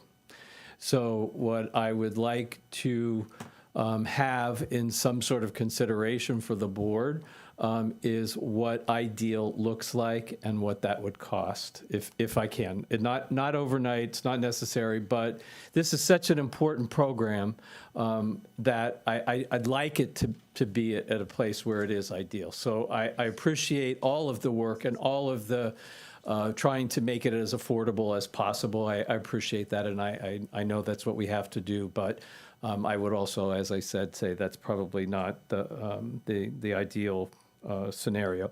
I also appreciate your due diligence with security and all of those questions, because I did proactively call Mr. Biswanger yesterday and make sure that all of those kinds of things and questions were addressed.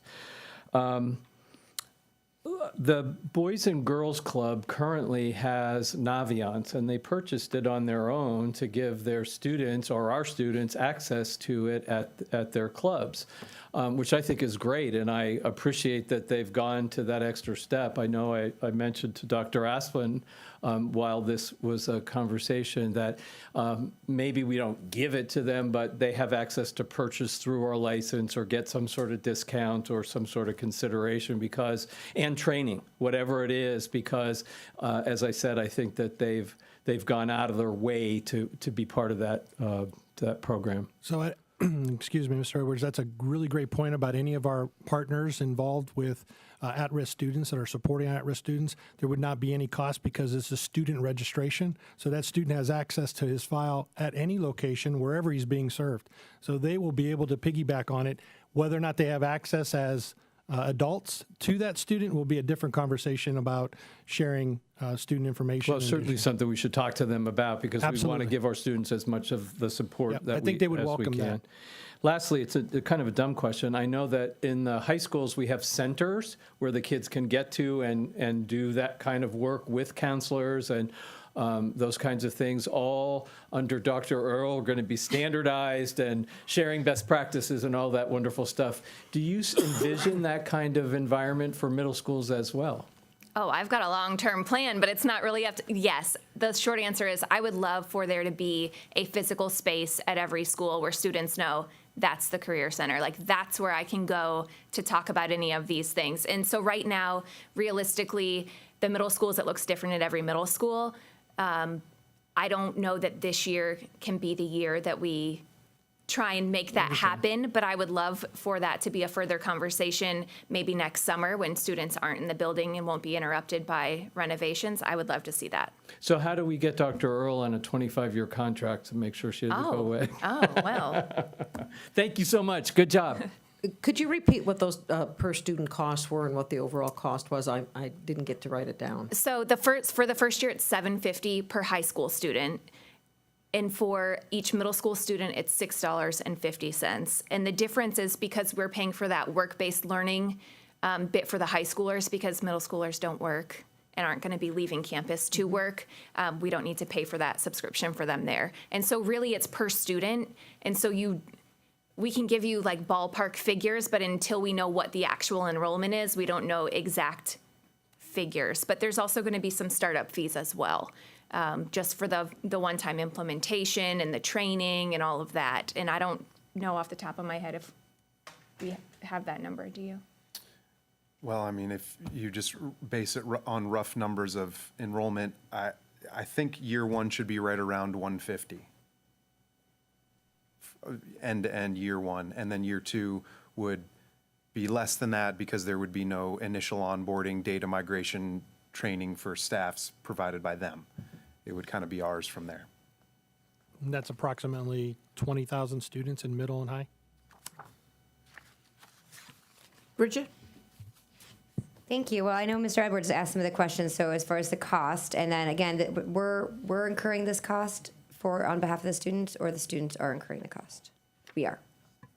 Yes, I see. Yes. We, as in the students, are not paying their own way. Thank you. Got Yes. you. Okay. And then there was a question about, I think, is Naviance or Navient? Naviance? Naviance. And the comparison, and I know it was mentioned, can you kind of elaborate as far as They were, when our subcommittee drilled it down to three choices, Naviance was one of the three. Okay. But yeah, I'll let. Yes, so Naviance is our current system. It is a little bit clunky on both ends. And so imagine getting an email and you never get an alert that the email, like, you received it, right? There's so no you push have notification or anything. There's no push notifications. There's no, hey, this student is waiting on your teacher recommendation. There's none of that. And so a lot of things kind of slip through the cracks, as where with Schoollinks, right when you log in, there's a landing like, hey, this student is waiting on this action. And so it really kind of helps with the accountability on the teacher side, because honestly, your heart sinks and you're like, oh my gosh, I forgot to upload Bridget's letter of recommendation, and I told her I would do it, and now the deadline is passed. And so really, it's just a more user-friendly, it's more robust, I feel, and it's more geared towards 21st century learners. Like, it's an obvious, if you click colleges, you know that what's going to pop up is colleges, as opposed to Naviance. It's just kind of, it's a lot more clicking to get to what you actually want, which, as we all know from I mean, I have a young daughter, she's in first grade, like she wants instant gratification, like one click, I'm getting what I want, as opposed to click, click, click, click. Oh, and then there's no breadcrumbs at the top of Navient, so you can't go back one page, you're going all the way back 30 clicks to get to what you want. And not to say Naviance it's filled our need, right? But they didn't present as well as they could have, and I don't know that during COVID, when they had time to really like beef up their services, I don't know that they took advantage the way that other companies did to really be great. Right. No, so just the platform user experience. Oh, gotcha. Yes. So, and then from the upstart cost, is there any front end? I know, Mr. Edwards mentioned that as well. So, I mean, when you sign on to a new platform, sometimes there's like a entry fee or whatever contract fee. Is there anything in that aspect? I don't believe there's a contract fee. I'm trying to find our last implementation, whatever words we want to use. There are definitely implementation fees. So there is. They kind of probably disguise that as training and support as you enter into that program. Okay. And so, yes, there's an opportunity for them that we pay for that upfront support that says when we're going through these glitches and trying to work through that's that onboarding piece.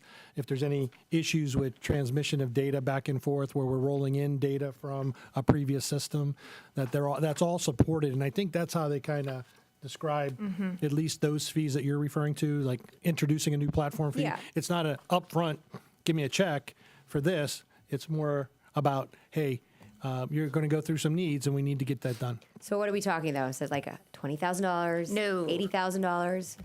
So $10,000? Probably 10 or less. I'm trying to find, I have a very old quote, and I think it really depends on the way that it was quoted. Oh, Mr. Rena. No, and while you're looking for that or looking to answer that, I was just talking with Ms. Penner.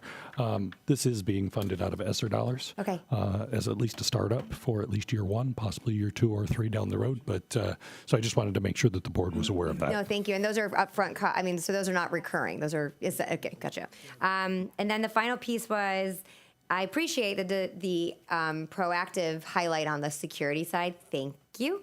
And I know that mentioned that there's no selling of data. Do they share data? Because selling is, so they don't share any data. They don't share any data, and I actually printed out the actual contract. I did read it, so I just wanted to, okay. So they're like very explicit, like we are not sharing it's pretty data. narrow. I mean, I will give them credit for that. That's rare, so I appreciate that.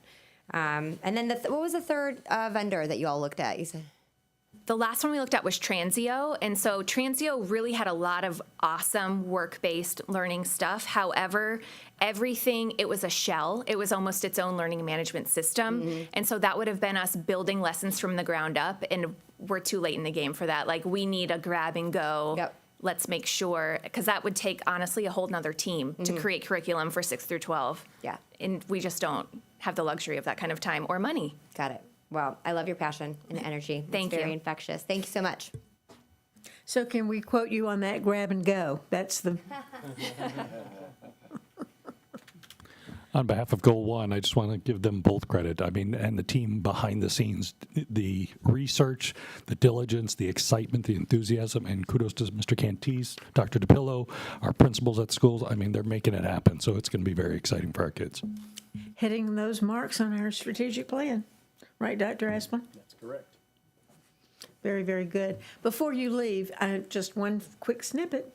While Tripp is sitting there, how are we doing with our ag program at McIntosh? You know I have to ask you that. Sure, I'm happy to talk about the farm as well.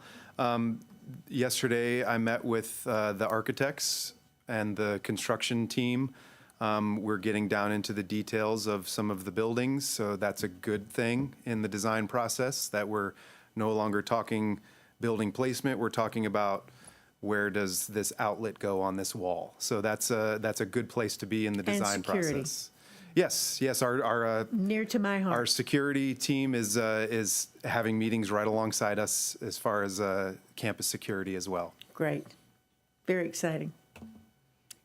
If there are no other questions, thank you all very much. We appreciate it. Thank you.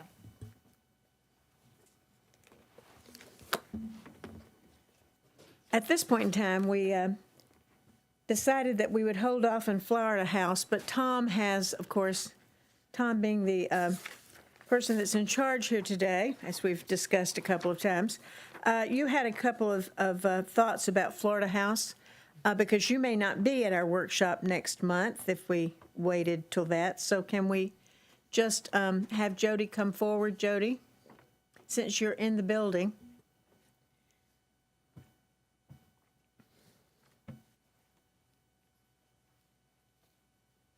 I know Jody said that he could actually do one-on-ones with us on the phone about his side of Florida House and what his thinking was. Well, thank you for the opportunity to discuss, and I'll make it quick. Dr. Aspel and I had a chance to talk with Jonathan Lewis the other day about where the county is regarding Florida House after their last commission meeting. I think, as you recall, the commission voted to kind of give it back to staff to basically find a way to operate the Florida House in compliance with the contract they have with us. And so Dr. Aspel and I had a conversation with Jonathan and his team about, okay, what does that kind of mean? And so they're still exploring options. The Florida House is still, if you go over there, the Florida House is still vacant. There's nobody in the house.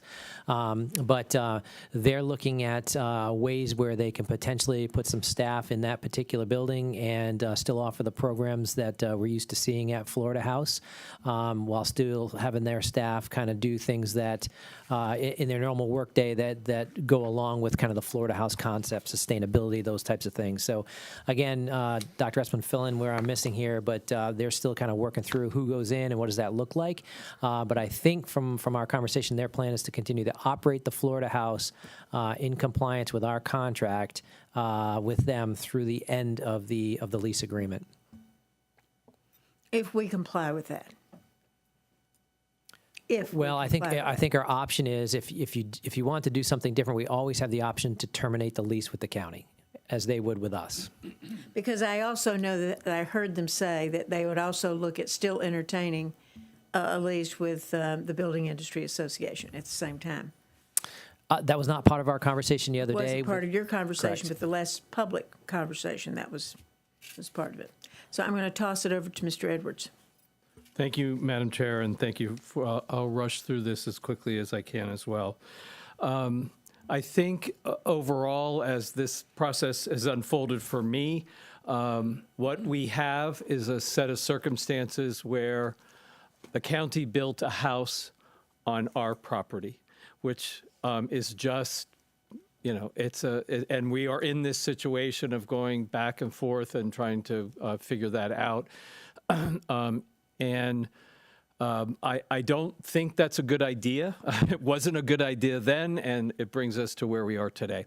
So where the Florida House, when I listened to the county commission go through their last conversation about it, and I really appreciate their goodwill, that they're not looking to have any dissension with us as a school board, and I think they tried very hard to find a way to, and this is just my interpretation of what I heard, that they're going back to the drawing board to see how they can re-look at our agreement. It's because it's just a bad thing that they have a house on our property, and we have to sort of it would be my recommendation that we terminate the lease. It's a year's notice, that we give that year's notice. That way they don't have to go through their forms of investigation.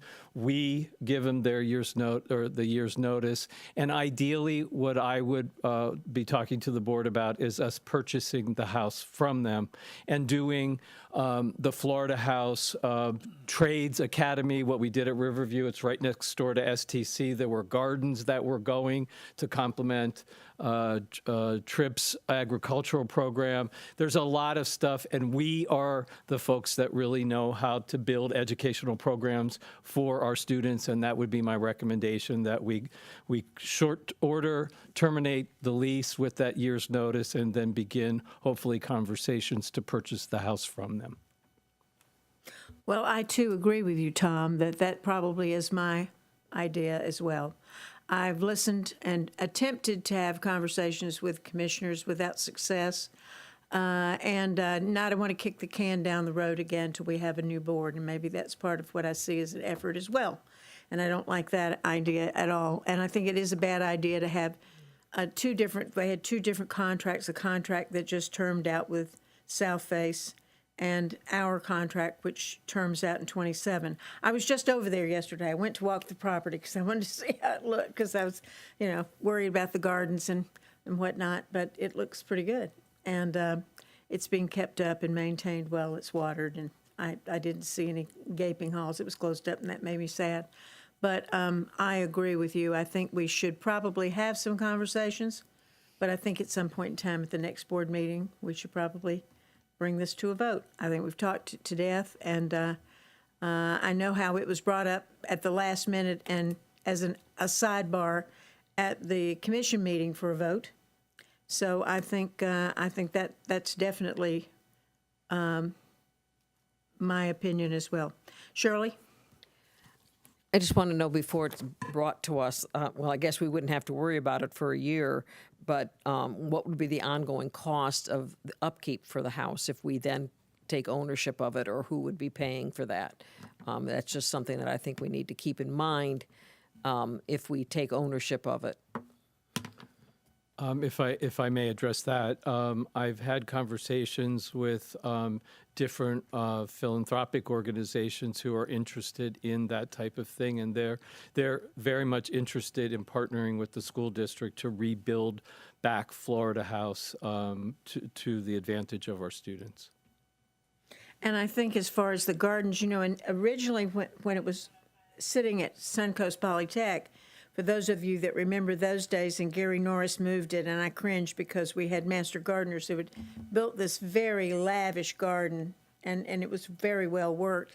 And I understand now that IFAS is not interested in that. They've looked at IFAS perhaps having some office space there, but the house doesn't work itself well for office space. But I think that's a very good idea, is to see if that we can't find somebody. But I think it's got a lot of opportunity for us. I think it has an excellent opportunity for space to have small events and so forth for the superintendent or somebody in the district. I think it is a great space there, right next to the Fab Lab and right next to Suncoast Polytech and STC. So I think it's a big asset for us, and I'd love to see us buy it. It would make more sense. Moving it is not a great option, so I would really like to see us go forward with that. Any other discussion? If not, thank you, Jody. Thank you. Mr. Dumas, thank you. And now moving into our next item, we're going to hold off on the warehouse records request. I thought that was just an important option for us to talk about a little bit with Tracy, because I think there's been some miscommunications between our warehouse staff and our principals and teachers in various different departments. So we're going to hold off on that as well and go right into budget, which is Bonnie's best thing. So Bonnie Penner.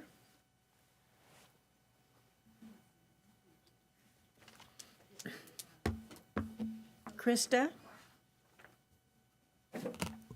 Yes, make sure that I have the brains up here with me, wherever you would like.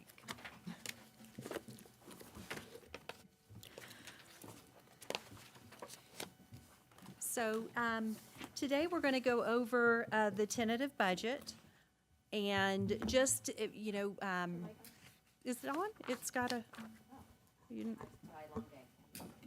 that, I got it close enough now?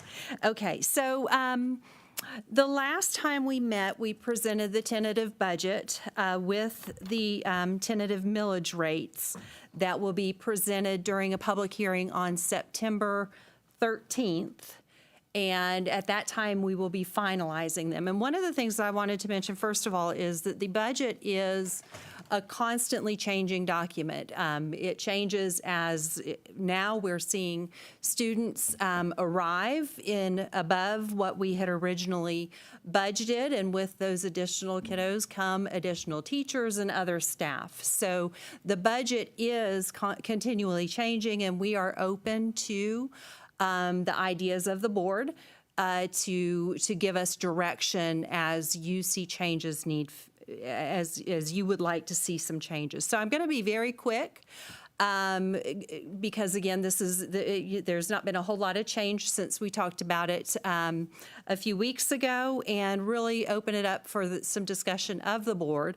Of course, we're going to be having our executive session after this meeting. I think we have another thing before that, but I'm going to try to be very cautious because I don't want to be construed as bargaining and have any issues with that. So, of course, we'll delay any discussion about any kind of salary increases.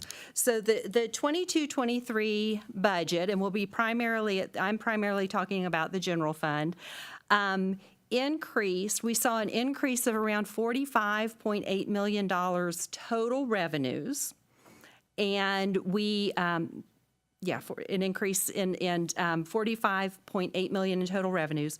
As we know, a lot of that had to do with the increase in property values, really fleshed out in the referendum dollars and our 0.748 millage levy.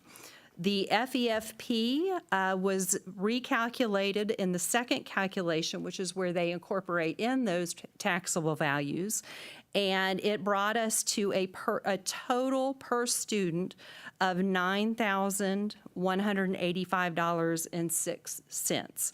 We still, you can see in the tentative book, if you've looked at some of that, we're still not keeping up with inflation, but we are thankful to hit that mark. The second calculation, one thing to point out too, is it did show a proration of funds where they reduced the dollars to Sarasota. Of course, they reduced all district funds. And that's not unusual to see in some of these early calculations. It's a $537,000 proration or reduction in our funding. Personally, I expect to see that come back. The biggest area of concern or the area that we're unsure about is what the FES scholarships are going to look like and how that will play out, and if there are enough students budgeted, if the forecast statewide is enough to support the growth in FES, and then how that will impact us. So again, on the revenue side, we had a very positive start to this year. We're continuing, as I said, to see students arrive, and so we expect when we do count the students in October and see them calculated in the FEFP, which unfortunately we won't see until maybe January, we do expect to see additions again based on those additional students above what we projected. The appropriations, so where we're spending those dollars, really there has not been a significant change since we talked in May, and Krista gave a very detailed overview of what was happening in the general fund budget. The primary difference that you'll see in this tentative budget is we did add more dollars for fuel costs, just knowing that the diesel was going up significantly. So salaries and benefits make up 78% of the general fund budget, which is an interesting thing because school districts, it was always 80-85%, but now that charters are pulling a large chunk from those dollars, it's looking as though we're spending a little less, but it's just relative. It's just relative because that line item is becoming more. The salaries and benefits as a total package has increased by about 4.5% for a few things that have already been brought to the board, the $15 per hour increase, and then I believe as part of negotiations last year, there was the bachelor's plus 30 and the master's plus 45, the additional dollars for teachers that reach those milestones. So we'll be paying that this year.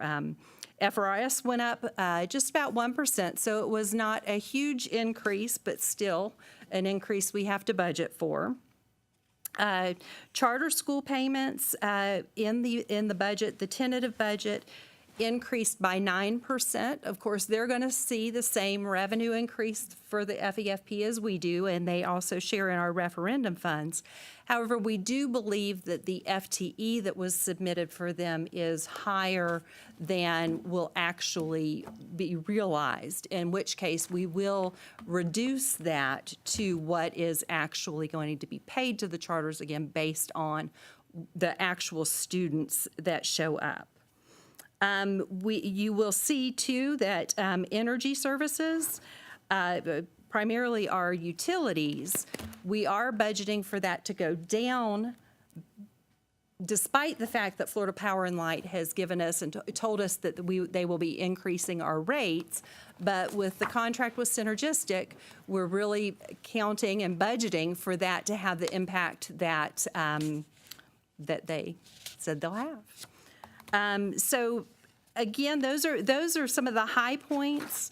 This tentative budget ends with a financial condition ratio of 13.2%. So it's up a little bit more than the 7.99 that was presented in May. And really what you're going to see is the impact of the increase in property values has just flowed through to the fund balance. So it's sort of sitting there. There's about $25.5 million that happened after we talked in May when those property values came in that have been incorporated in this budget on the revenue side, but we've not appropriated those dollars. So this is where we have the ability for the board to come in and determine if there are any initiatives, if there is, just some thoughts, the budgeting folks, we always like to say, can we hold it for future needs just to be safe? But we get that that's not necessarily the best thing to do. Well, I shouldn't say the best thing to do.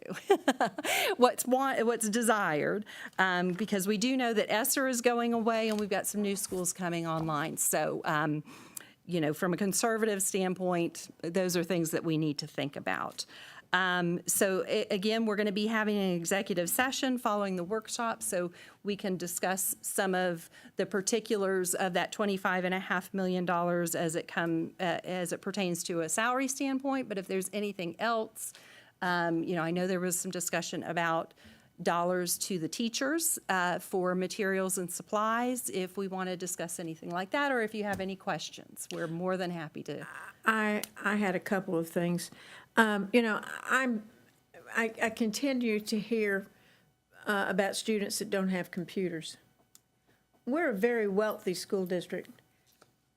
At one time, we had a refresh program that the Education Foundation would refresh those computers for us, and they would get them out, and we gave them to the Boys and Girls Clubs. We gave them to Triad when Triad was under the Y. I mean, I can remember being instrumental in getting several of those labs set up that really helped our community. But the Education Foundation no longer does that, and it's kind of like Tweedledum and Tweedledee. Getting one computer to one student at Riverview is such a hassle. Is there anyone on this board that's thought of us giving, or, through a refresh program, every ninth grade student a computer? I mean, I think if we gave out hotspots and computers, they're part of our curriculum. They're really a part of it. And the fiddle around with the way we do this and give out things and look, I mean, I don't understand how a kid can go without a computer. But there are kids going without computers. Why just ninth grade? Well, I just thought, a program that they got one in the ninth grade and they kept it 4 years. And then some of them, keep it and continue with it. I don't know if it has any residual value or not. I don't know. But I'm just thinking of ninth grade because I know how integral it is for high school students. It is for middle, too. Yeah, well, maybe it's middle, Karen. I don't know, but as wealthy as we are, we've got a lot of have-nots. And I'm not saying pick one group over another. No. I feel that if we're going to do one-on-one, we do one-on-one. Well, I think we need to look at this. I think we really, we've tried, and Joe Benswanger's been very cooperative and helpful, but I don't think I think we've looked at, one child here and one student there. I think we really need to analyze what it would cost us, how we would handle the program, but I think the time has come. Every student needs to be armed with a computer and a hotspot or internet access. How in the world do they do their work without it? So I asked Joe to put together a report for us as far as what that would look like for a one-to-one situation across the district. And also in a couple of the middle schools that I visited this past week, the teacher said, you know what, we're not even talking about a computer for every student, but it would be good to have class sets, sort of like your books, where you have class sets and they can use them when they're in there, because our textbooks, most of the textbook usage is on the computer. And so that's another thing to look at as well. So he did put together a report. I think it would be good for us to place him on a workshop or have him come in and get that out to you all so you can see what the report is, and then have that discussion so that we know exactly how much money we're talking about. Because when we do a one-on-one situation, then you know, right now we're refreshing. We don't refresh one-to-one, but when you refresh, you have to refresh one-to-one. And you know, when you look at 3 years down the line, 5 years down the line, how much money are we talking about? Yep. We just need to make sure we know what that looks like before we make a commitment. We did know at one point in time what it looked like, but and I think after the end of the fourth year, Jody might remember this, at the end of the fourth year, we refreshed those computers. The manufacturer didn't want them back, and we gave them to kids, and they liked them, and they had them, and they used them. But, you know, there's a little bit of, you know, fear and a little bit of, I don't want to say I need one, but I really do, that kind of thing. But I think a lot of kids could use them because it's sort of territorial now. If there is a computer in the house, they may not have access to it. Mom and Dad may. So I don't know. I just think it's important, and we have some money. I think it's time for us to look at computers and see. It is an integral tool of every student's success. And now that we don't have paper and pencil anymore for our testing, it's even more important, I think, for our students. So I'd really like to entertain doing something with that. Bridget? Thank you. No, as far as the one-to-one, and Dr. Osman, I know Mr. Binswanger has done, like you said, a pretty thorough analysis. I just don't know what that is. I see two sides of it that I just have to know what the financial impact would be. And then I think he's studied other districts that have it, some that don't. I think there's a couple nuances. I'm open to it because especially when you think about if our textbooks, I mean, it kind of goes hand in hand with the philosophy I have with school supplies for teachers. I mean, if we're requiring students to learn or we're adopting, you know, textbooks that are predominantly online, yet we're not providing them the tools to access that, I think that doesn't really make sense. So I look forward to that. And if you can send it to us beforehand, before the meeting, 'cause I think it's been done. I don't remember. Yeah, yes. And that way we could look at the financial aspect, because I'm not saying no, and I think there's been a lot of valid points brought forward to this. I just think that there might be some other nuances. So I'm open to it, and I think if we're requiring students to be accessing their textbooks online, we should absolutely have the tools. My only question about, you know, doing class sets, again, I'm open to anything, is that if they go home and don't have access to it, I mean, there's a real, we just got to set them up for success. So moving on that aspect. So thank you for the overview. And, you know, something that I think is important, and it's not lost on me, and I know that Dr. Aspen and Mrs. Penner, you guys have mentioned this, and there's certainly a lot of articles about this, and it's interesting. I want to applaud the finance department for being conservative, because we are in a bizarre moment where we are flush with substantial amount of money, whether it be from high property values and also, but the ESSER money, and that does come off, and that's going to go away. And so I know that there's been a lot of discussion and planning on that. I think there are other districts that you're reading these stories about boards going wild with their spending. And so I want to make it very clear that I am not in that realm, but I also want to optimize the money that we have from an academic standpoint. And so when it comes to the classroom supplies, and again, I would defer to the administration as to what the most appropriate parameters are around that. But when I just think of the most basic function, as Mrs. Rose said, or Mrs. Brown, when you walk into a classroom and it's empty, I mean, are they required to purchase all of those things on their own? And I don't want our staff, if we're recruiting and retaining, I don't believe it's reasonable for them to have to dip into their pocket for the basic aspects and maybe a little bit of extra. And so, especially with the rising cost of inflation, I don't need to beat that to a dead horse. I think that it sounded like the board would support that. It's something I'd like to get to them as soon as possible. How you would execute that or implement that, I'd love to hear what your ideas are, but not making it so that it's core aspects of true supplies.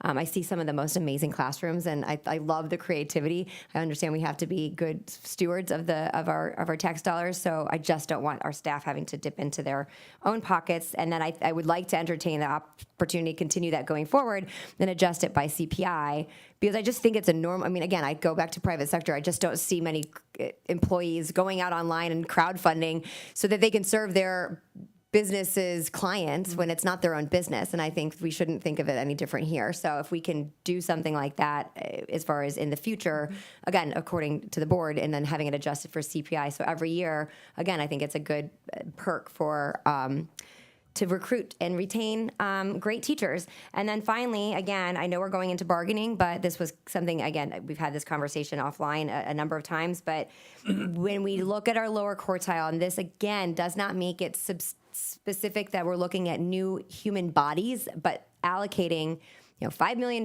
so that we can be very targeted on and creative with that money when it comes to our lower quartile to provide those supports. I think there's a lot of different ideas. Some are within, some are, and I think outside of bargaining is really where I'm again trying to tread lightly here, but I think I've been pretty clear on that. And I believe that would still leave us with a decent amount of unreserved fund balance as we approach the 2025 year, which it's 2024, 25 years when ESSER funds are going away?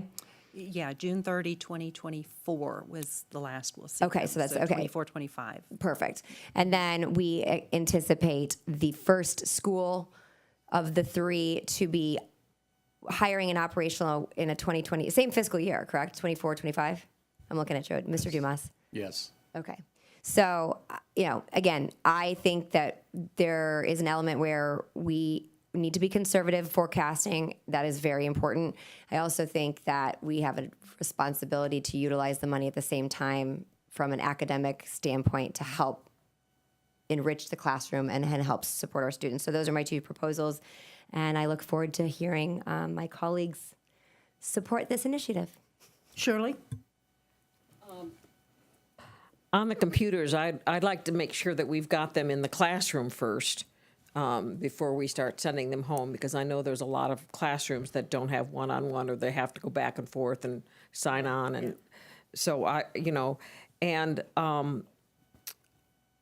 also I'd like to know, which ones are using it and which ones need it more. I mean, I don't think every teacher or maybe even every class has them that they need, but, find out what the need is, not just every middle school student or every ninth grader. I mean, I know that some have better computers than what we would be giving them, and they wouldn't want that.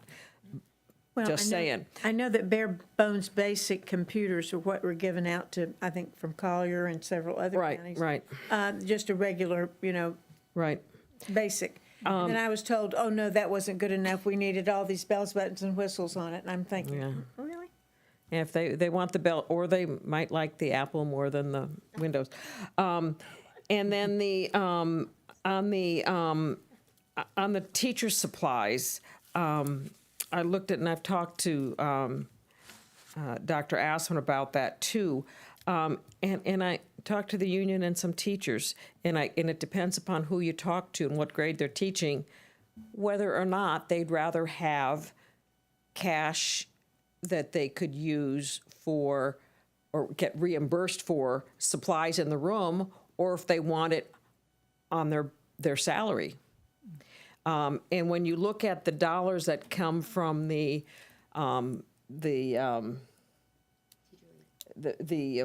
awards dollars that they get, was that the teacher lead program, we get, the last year that we got numbers for was from 2019 that was given out. That was $3 million, and in 2018 it was 2.65 million, and in 2017 it was 2.5 million.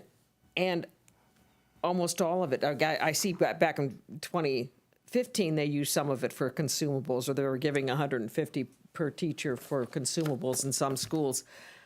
But almost all of it was going to staff bonuses.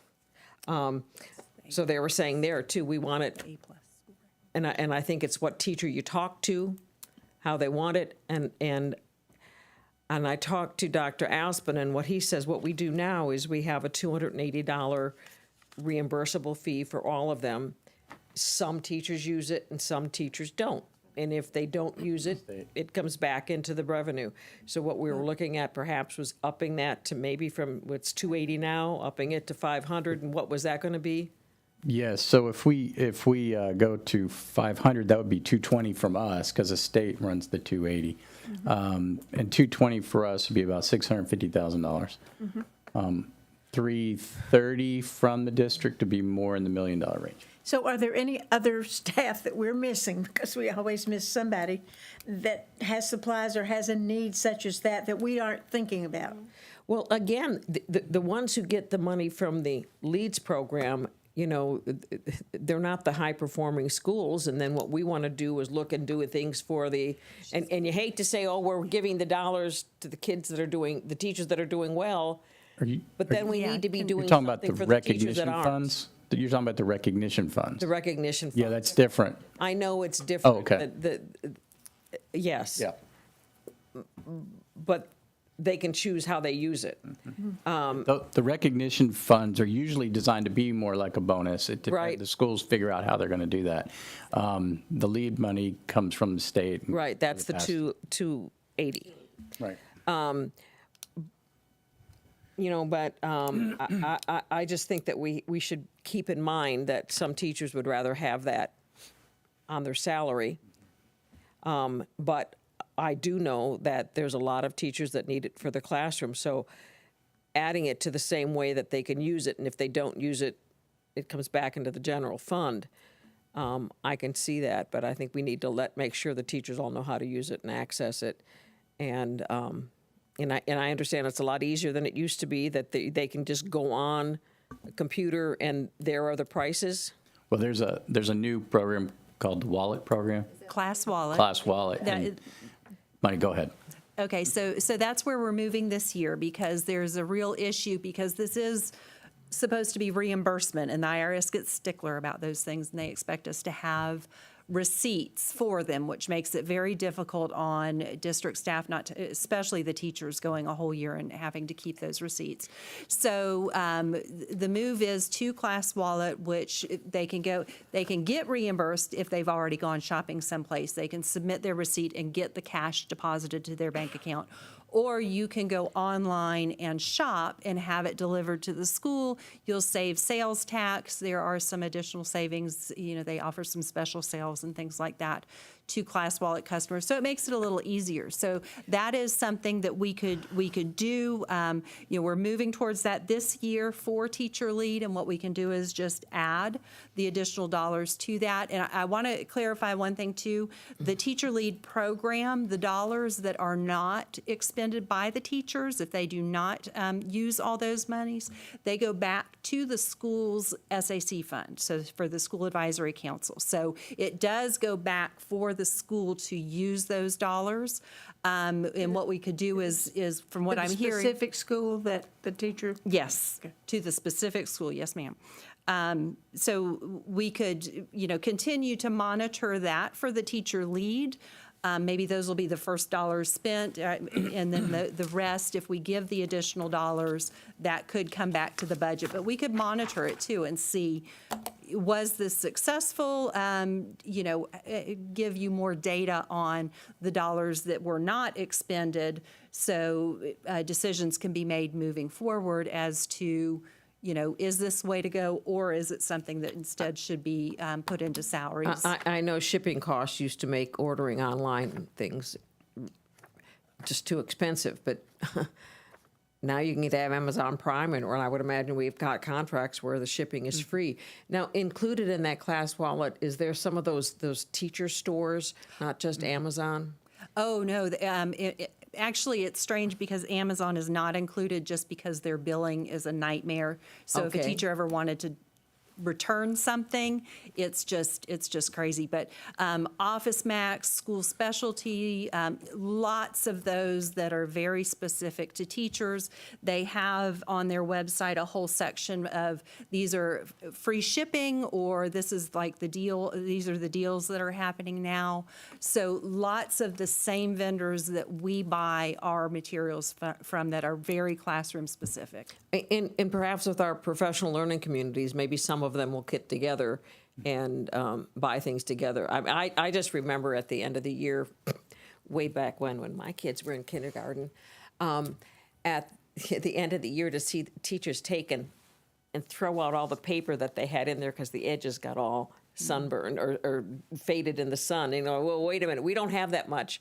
But so maybe if they could get it together so that you don't all have to buy 500 pieces of red, but and green and blue. Tom? Bear with me, Madam Chair, because I still have a budget question, which I'll wrap up at the end. Computers.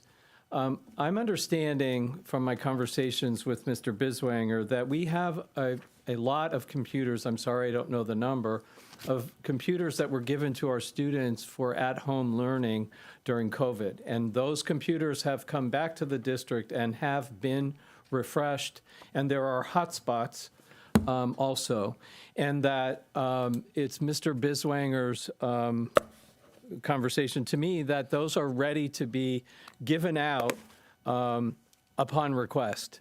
And the holdup has been, to Mrs. Goodwin's point, why does it take so long to get one, it's one off, is apparently we have a forms committee, and the form by which a student has to fill out and a parent has to sign off on has been backlogged, honestly, in this form for about, to my knowledge, at least 3 or 4 weeks, which has brought us to this point where it's the start of school, and we're still waiting to get these computers that we already have into the hands of our students. So if whoever, the superintendent, Mr. Biswa, anybody that hears what I'm saying, can we facilitate this forms committee and get this through? Because I think that would solve a lot of our problems on the short term, and then give us an opportunity to examine, where we go from there. Supplies. This was an idea that I brought to Dr. Asplin in our last one-on-one.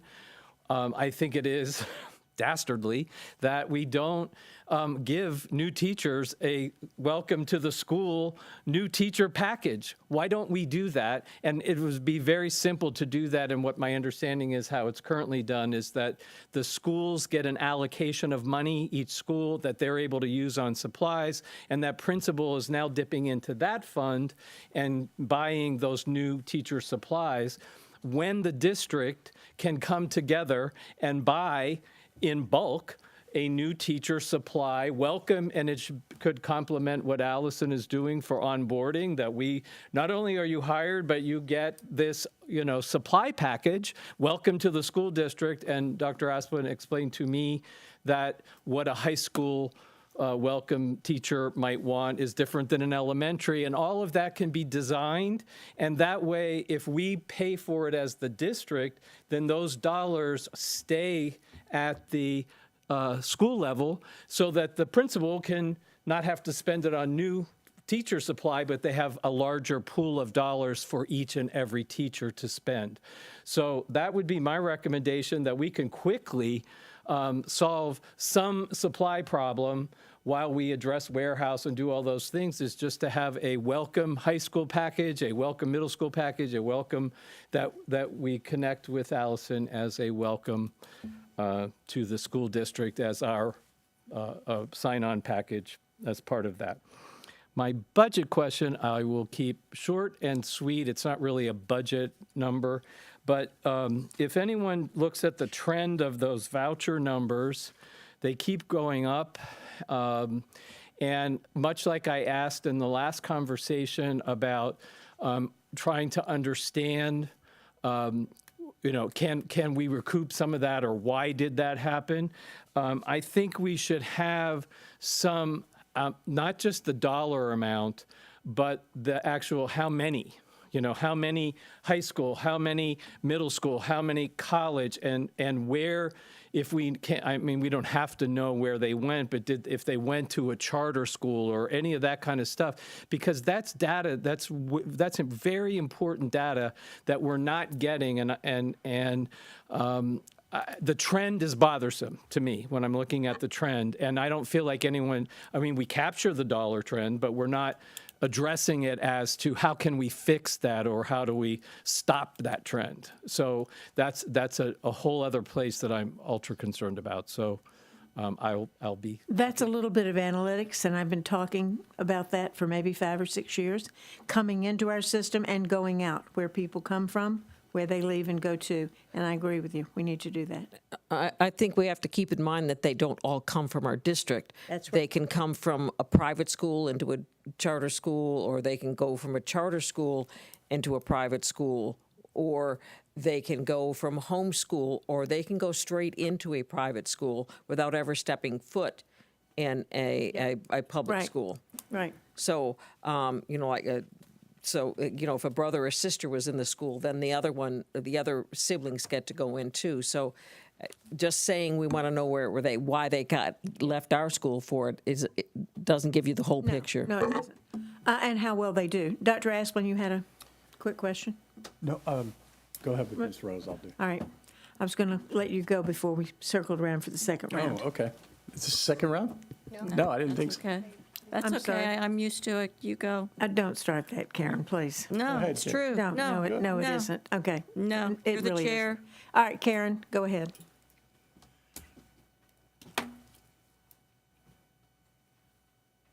Please, go ahead. No. You called on Dr. Asplin. Dr. Asplin, I'd like to hear please what he has continue. to say. Okay. So in looking at the budget, again, we're going into executive session, so we don't want to talk too much about it. But one of the things that, I think it aligns with what Ms. Ziegler was saying earlier, was, for the past couple of years, we have already hired 23 behavior specialists. We hired 14 instructional facilitators for our Title I schools. And then this past year, we hired interventionists and/or reading coaches for schools. So we have, we're going in the right direction, and we're getting the right people in front of kids, and also to help teachers as far as coaches and so forth are concerned. And so all of that really, being in the strategic plan, has been paid out of ESSER. ESSER goes away in 2 years. With these dollars that we have, I think it would make good fiscal sense for us to utilize some of those right off the top to pay for these recurring people, so that when ESSER ends, we don't have to have them assimilate back into our regular classroom, so to speak. They can still do the intervention job that they're doing and the coaching job that they're doing in instructional facilitator, because we'll be paying for them with recurring dollars. Then take those ESSER dollars that we're now not using and put those back over where those general fund dollars were. So you're still at the $25 million mark. The only difference is now you have some of it, whatever that might be, 5 million, 10 million, that is one-time money that you necessarily can't use for recurring, right? But you still have some for raises, like we said. We will talk about that a little bit later. So that's one thing. And then the materials conversation, whether we're going to take $650 off the top or $1 million off the top to help pay for that. And so we need to look at that, because we do that, then you're down to the, I don't know what it would be, the $20 million range, moving forward. But that's just a thought. I think it's a good idea. And I think next year, because I think we paid for about 120 or 130 people off of the ESSER dollars to do what we wanted to do in a short term, to see some changes and some successful students as we move forward with the lowest 25%, and some of the things we talked about already today from the FSA information. So with that said, I think it would be a good idea to do that, to use that money and pay for those recurring costs. Since that money that's sitting there is recurring money, that it would make sense to do that. But that's just a thought. That's just what I'm throwing out there. So I think it would be very fiscally responsible. Thank you. You kind of going along the lines of what my thoughts were as we enter into bargaining, and you talked about the strategic plan and the funding within. I would like to hear what your proposals are that coincide with what is decided in bargaining that take the district to the next level in achievement and quality, and in your perspective with your staff and listening to the community. And the things that come to my mind as one individual are the reading program in Wilson, and something relative to the dyslexia Florida chapter that have really pushed hard for something that is research-based for those students and others.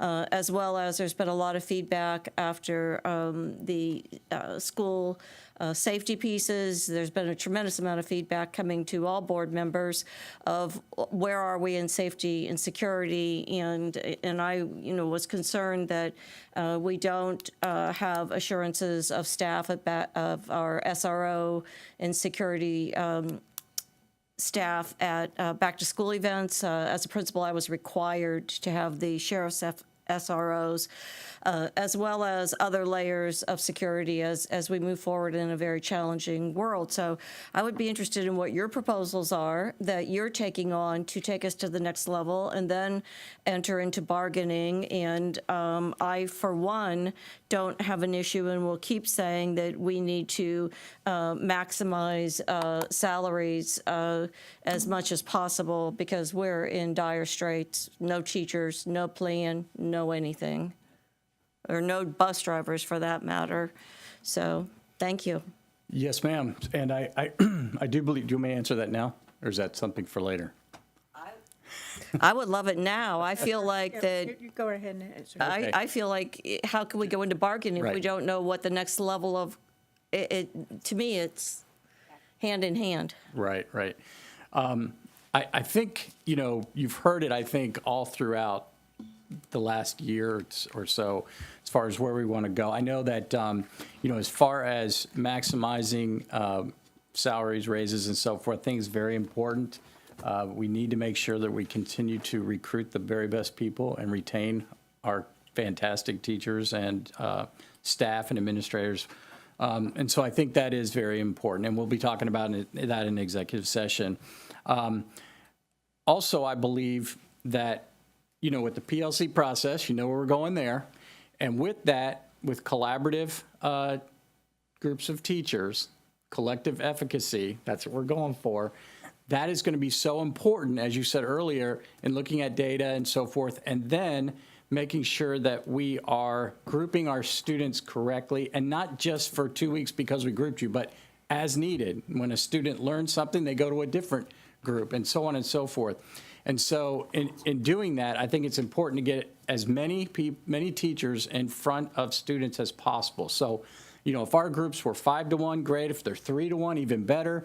Those intervention folks that help us and help students with certain areas of need, because the way that we help our students truly is drilling all the way down to the individual student. We can look at numbers district-wide, we can look at numbers school-wide, but until you get in the classroom, you're not really, I don't think, putting your money where your mouth is, and that's where we need to spend our money.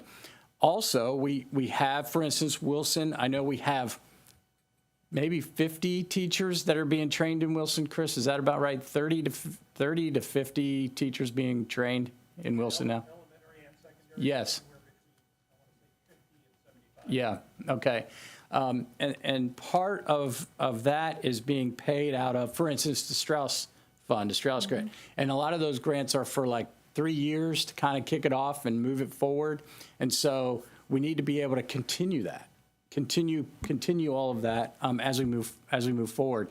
And so as some of these grants go away, we need to be able to move forward with that. And then ESSER when that goes away. So I think making sure that we have research-based programs that we're using, making sure that our teachers are being trained in each one of these so they have more weapons in their toolbox, so to speak, to help different students for different needs, and then have as many teachers in front of students as possible to lower that teacher student ratio to really help the students. So that's what's always on my mind.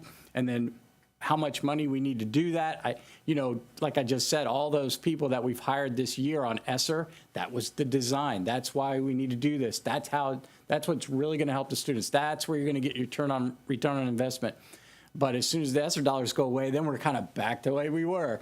We don't have those intervention folks and those reading coaches and those instructional facilitators and so forth. We need to try and keep them there and build that training. We need as much training as we can get, and we need to work on those PLCs, and that's all going to cost money. Is there any consideration for the, I wholeheartedly agree with the PLC piece. It's going to be at the heart of where we go with achievement and what you've kicked off.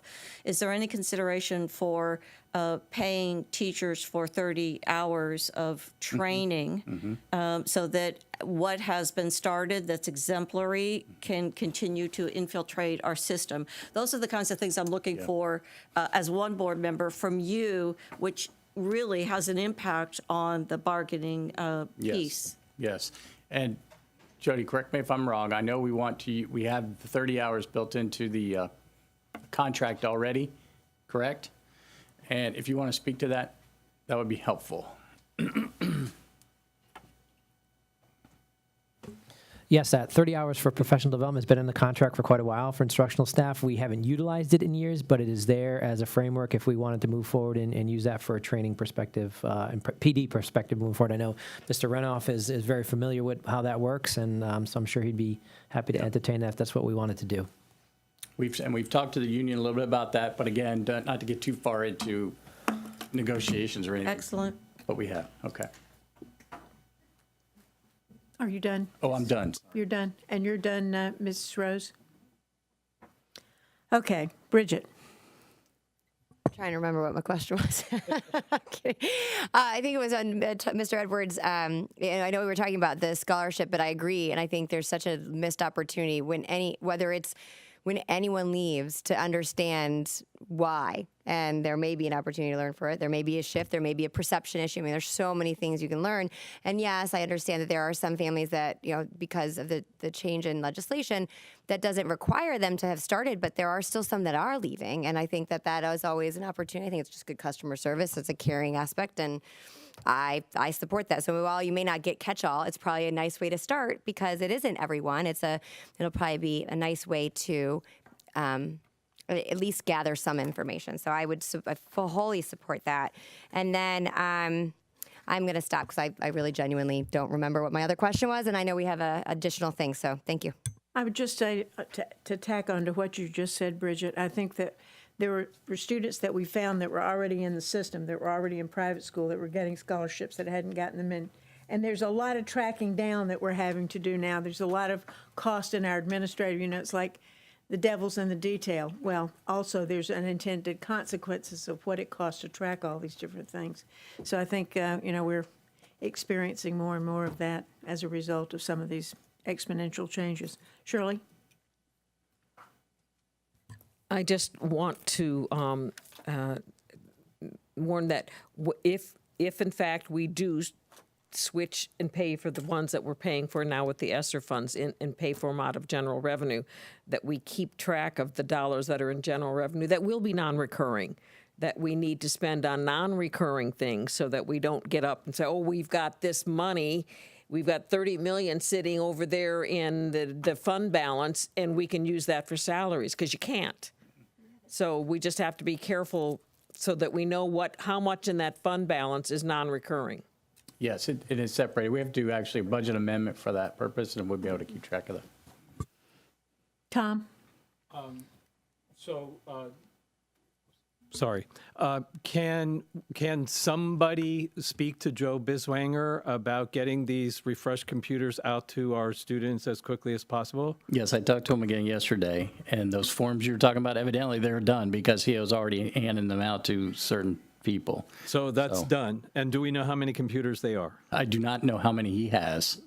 Can you let us know? Because yes, then I can let you know that. Yeah, that would be great. Secondly, I know that it would require a budget amendment, but I don't know how the board felt about this new teacher supply a welcome packet, which we can back into because we hired a lot of teachers, 350, I think.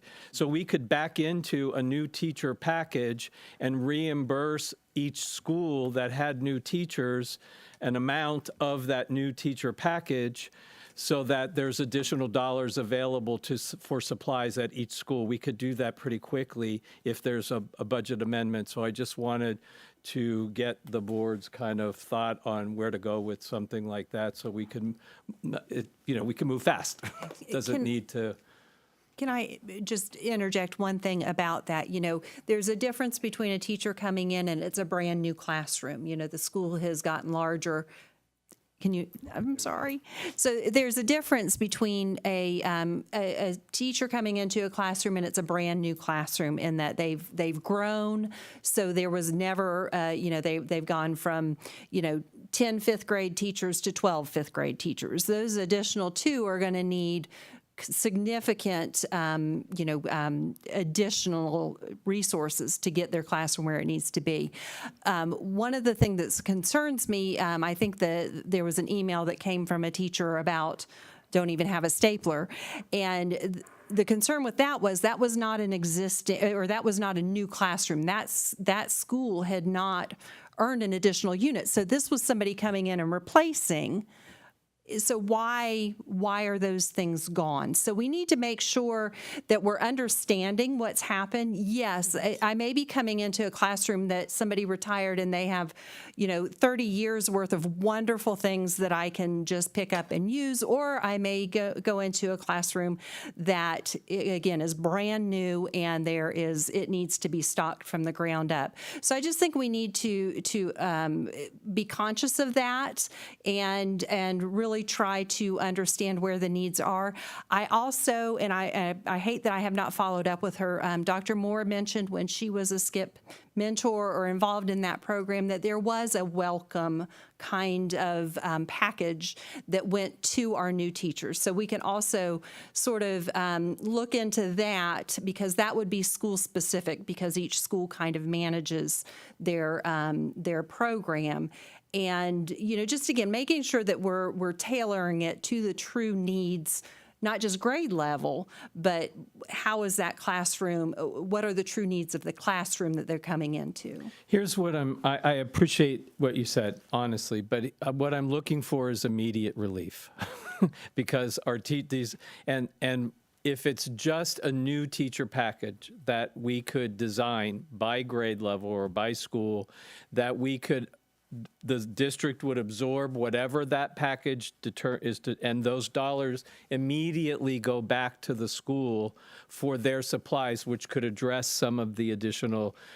We don't know where the plug and play actually fits. And then, because I'm concerned that we're going to talk about it and talk about it and talk about it, and we're going to end up it being, 3/4 of the year, and the teachers were still back to the immediate problem that our new teachers didn't get the supplies and we didn't reimburse them properly. So that was really my quick, this is what I think is a great idea. We quickly replenish those dollars at the school level, and the principals can determine how to best spend those dollars. But that's just my thought, because I've heard from most all board members that the supply issue is something that they wanted to address quickly. So if I could suggest, at one point we had talked about $1 million for additional teacher supplies, yet when we looked at bringing the teachers up to the $600 through the teacher lead program, that was less than the $1 million. So would you be amenable to us saying we're going to take $1 million for teacher supplies, we'll take and make sure that each teacher gets $600, and then we'll calculate what is left, and for each new teacher at a campus, we will put that money into the school's budget to help stock the new classroom. And we can, because I don't think that that's going to be a little bit of money. I think that that's going to be a decent amount of money. And again, we want to make sure that we're giving the dollars not just sweepingly to all schools, but we're giving it to the ones that have more new teachers, if that is where the concern is. So just a suggestion, I'm just trying to figure out how to make this work. I thought we were talking about 500. Either way, that's how 500 But the per only teacher. thing that I worry about with a box of something in it is that a lot of people want to pick their own stuff out and they have their own preferences. Is that something that will be used, or will it be some of that wasted? Are we better off just giving them money and letting them make their own choices? I don't know. Bridget? Thank you. So I agree, and I appreciate Mr. Edwards for pushing this forward because I do want to make a decision, and I know there's some nuances to it. My hope, especially because what was the app called? Not My Wallet. What is it called? Class Wallet. Class Wallet. Okay. So I think there's a lot of different ideas, and I think that's great. And so my perspective was, I understand that, and I figured there would be some teachers that would want it right off the top, and I applaud that because I understand that they get some more flexibility. I'm coming at it from a different way, that it's very much more about it being focused and geared towards supplies, so that it gets utilized for supplies, so that we don't end up, and I know we have professionals, so this is not intended to be taken in any other way, shape, or form of that. This would be allocated for this purpose of supplies. I think there's a variety of different aspects of whether it's a new teacher, whether it's an older teacher, whether they have a new classroom, what grade they're in, what they're going to utilize. And I don't know what that style or what that preference is. And there are parameters to the point from the IRS and the tax exempt aspect that are fickle that we need to think about, because then you end up giving an additional bonus, and all of a sudden they have higher taxes. So I mean, those are the things that I think that remedies. And so if we're able to do as a starting point, I mean, it's a beta test, and I'm not taking $1 million lightly, but we're giving it directly. We're empowering our teachers on top of the 280, because the other part about the teacher lead is, my understanding is that doesn't always get allocated equally. It's like a $45 to $95 allocation per FTE, is that the teacher lead? Well, each teacher gets the same amount. Okay, so that's the 280. Yes. And it goes directly, does it get direct deposited to them, or does it go to the bookkeeper? I hear different things, so I don't know. So in the past, it was direct deposited into the teacher's checking account, just like a paycheck, but no taxes. And then the teacher would have to provide the bookkeeper with receipts. Got it. If they got $280 and they provided $250 in receipts, they'd get a $30 withdrawal from their paycheck because they'd have to pay it back. So the way we're going now is they'll get the 280 or whatever we decide on through Class Wallet, and they just spend along. If they don't spend it, it doesn't get pulled back, and there's no impact there, because that's always a little Got difficult. it, perfect. So, and I do, because I think we're layering them on top, and I do think it's good to look at how much money is being provided to support them, because I think our goal is to make them whole. And so, again, I used $1 million somewhat arbitrarily. I know that I didn't want to do it that way, but in an aspect of, does that give them around $300 additional? Would that be substantial? I think there are some kinks to work throughout it, but we don't know until we go through it. And I would think from an administrative standpoint, it might be easier if we allocate it directly to them for this purpose. You have the app. I hope it's easy. I hate expense reports. Personally, I can't stand them. They're worse than your taxes, so I hope it's super easy. But if that's a way where we can start it, I think might be a good way, and then learn from it. Maybe there's feedback afterwards, but I think it might be the most immediate way to remedy out-of-pocket expenses, and again, to build morale and show that we understand things are tough, and I don't think that should be on their backs, nor do I think, I think we have amazingly generous taxpayers, and I love that their community members are supporting them, and I don't want to try to take away from that, but I also understand that pinches, they're feeling that as well. So that would be my suggestion to move it along as fast as possible. Shirley Brown. I keep hearing that, yes, we seem to all be in agreement on this, and the number I'm hearing is 500, and so I think we should be able to have you write up an amendment for $1 million,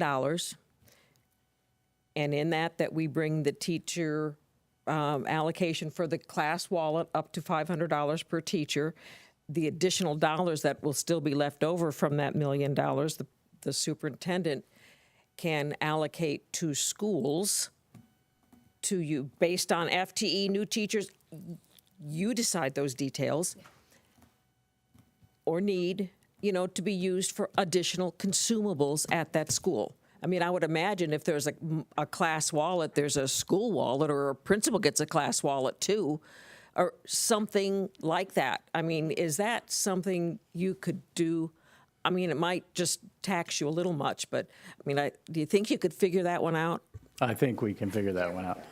Okay. The fastest and easiest way is to send them the money. The $1 million puts it to $330 per person. 650,000 puts it at $220 per person, which is either $500 total or $630 total. I think we do $500 total and use the rest for the school Gotcha. to be used for new teachers or other consumables. We can do that. That they need. Maybe a filing cabinet for that Can do room that. that they just took out of the health department that they named that into a classroom. And you had some questions or something. No, that was what I was. That was it? Okay. All right, so we've gotten to the end of the line, I hope. And this is the end of our workshop. So, what? No, nothing. I know that it's Mrs. Brown's husband's birthday today, too. So in lieu of all this, we are adjourned, and we will go next door and have our closed sessions. We're going in the back room or over there? Thank you. Oh, right here for the first.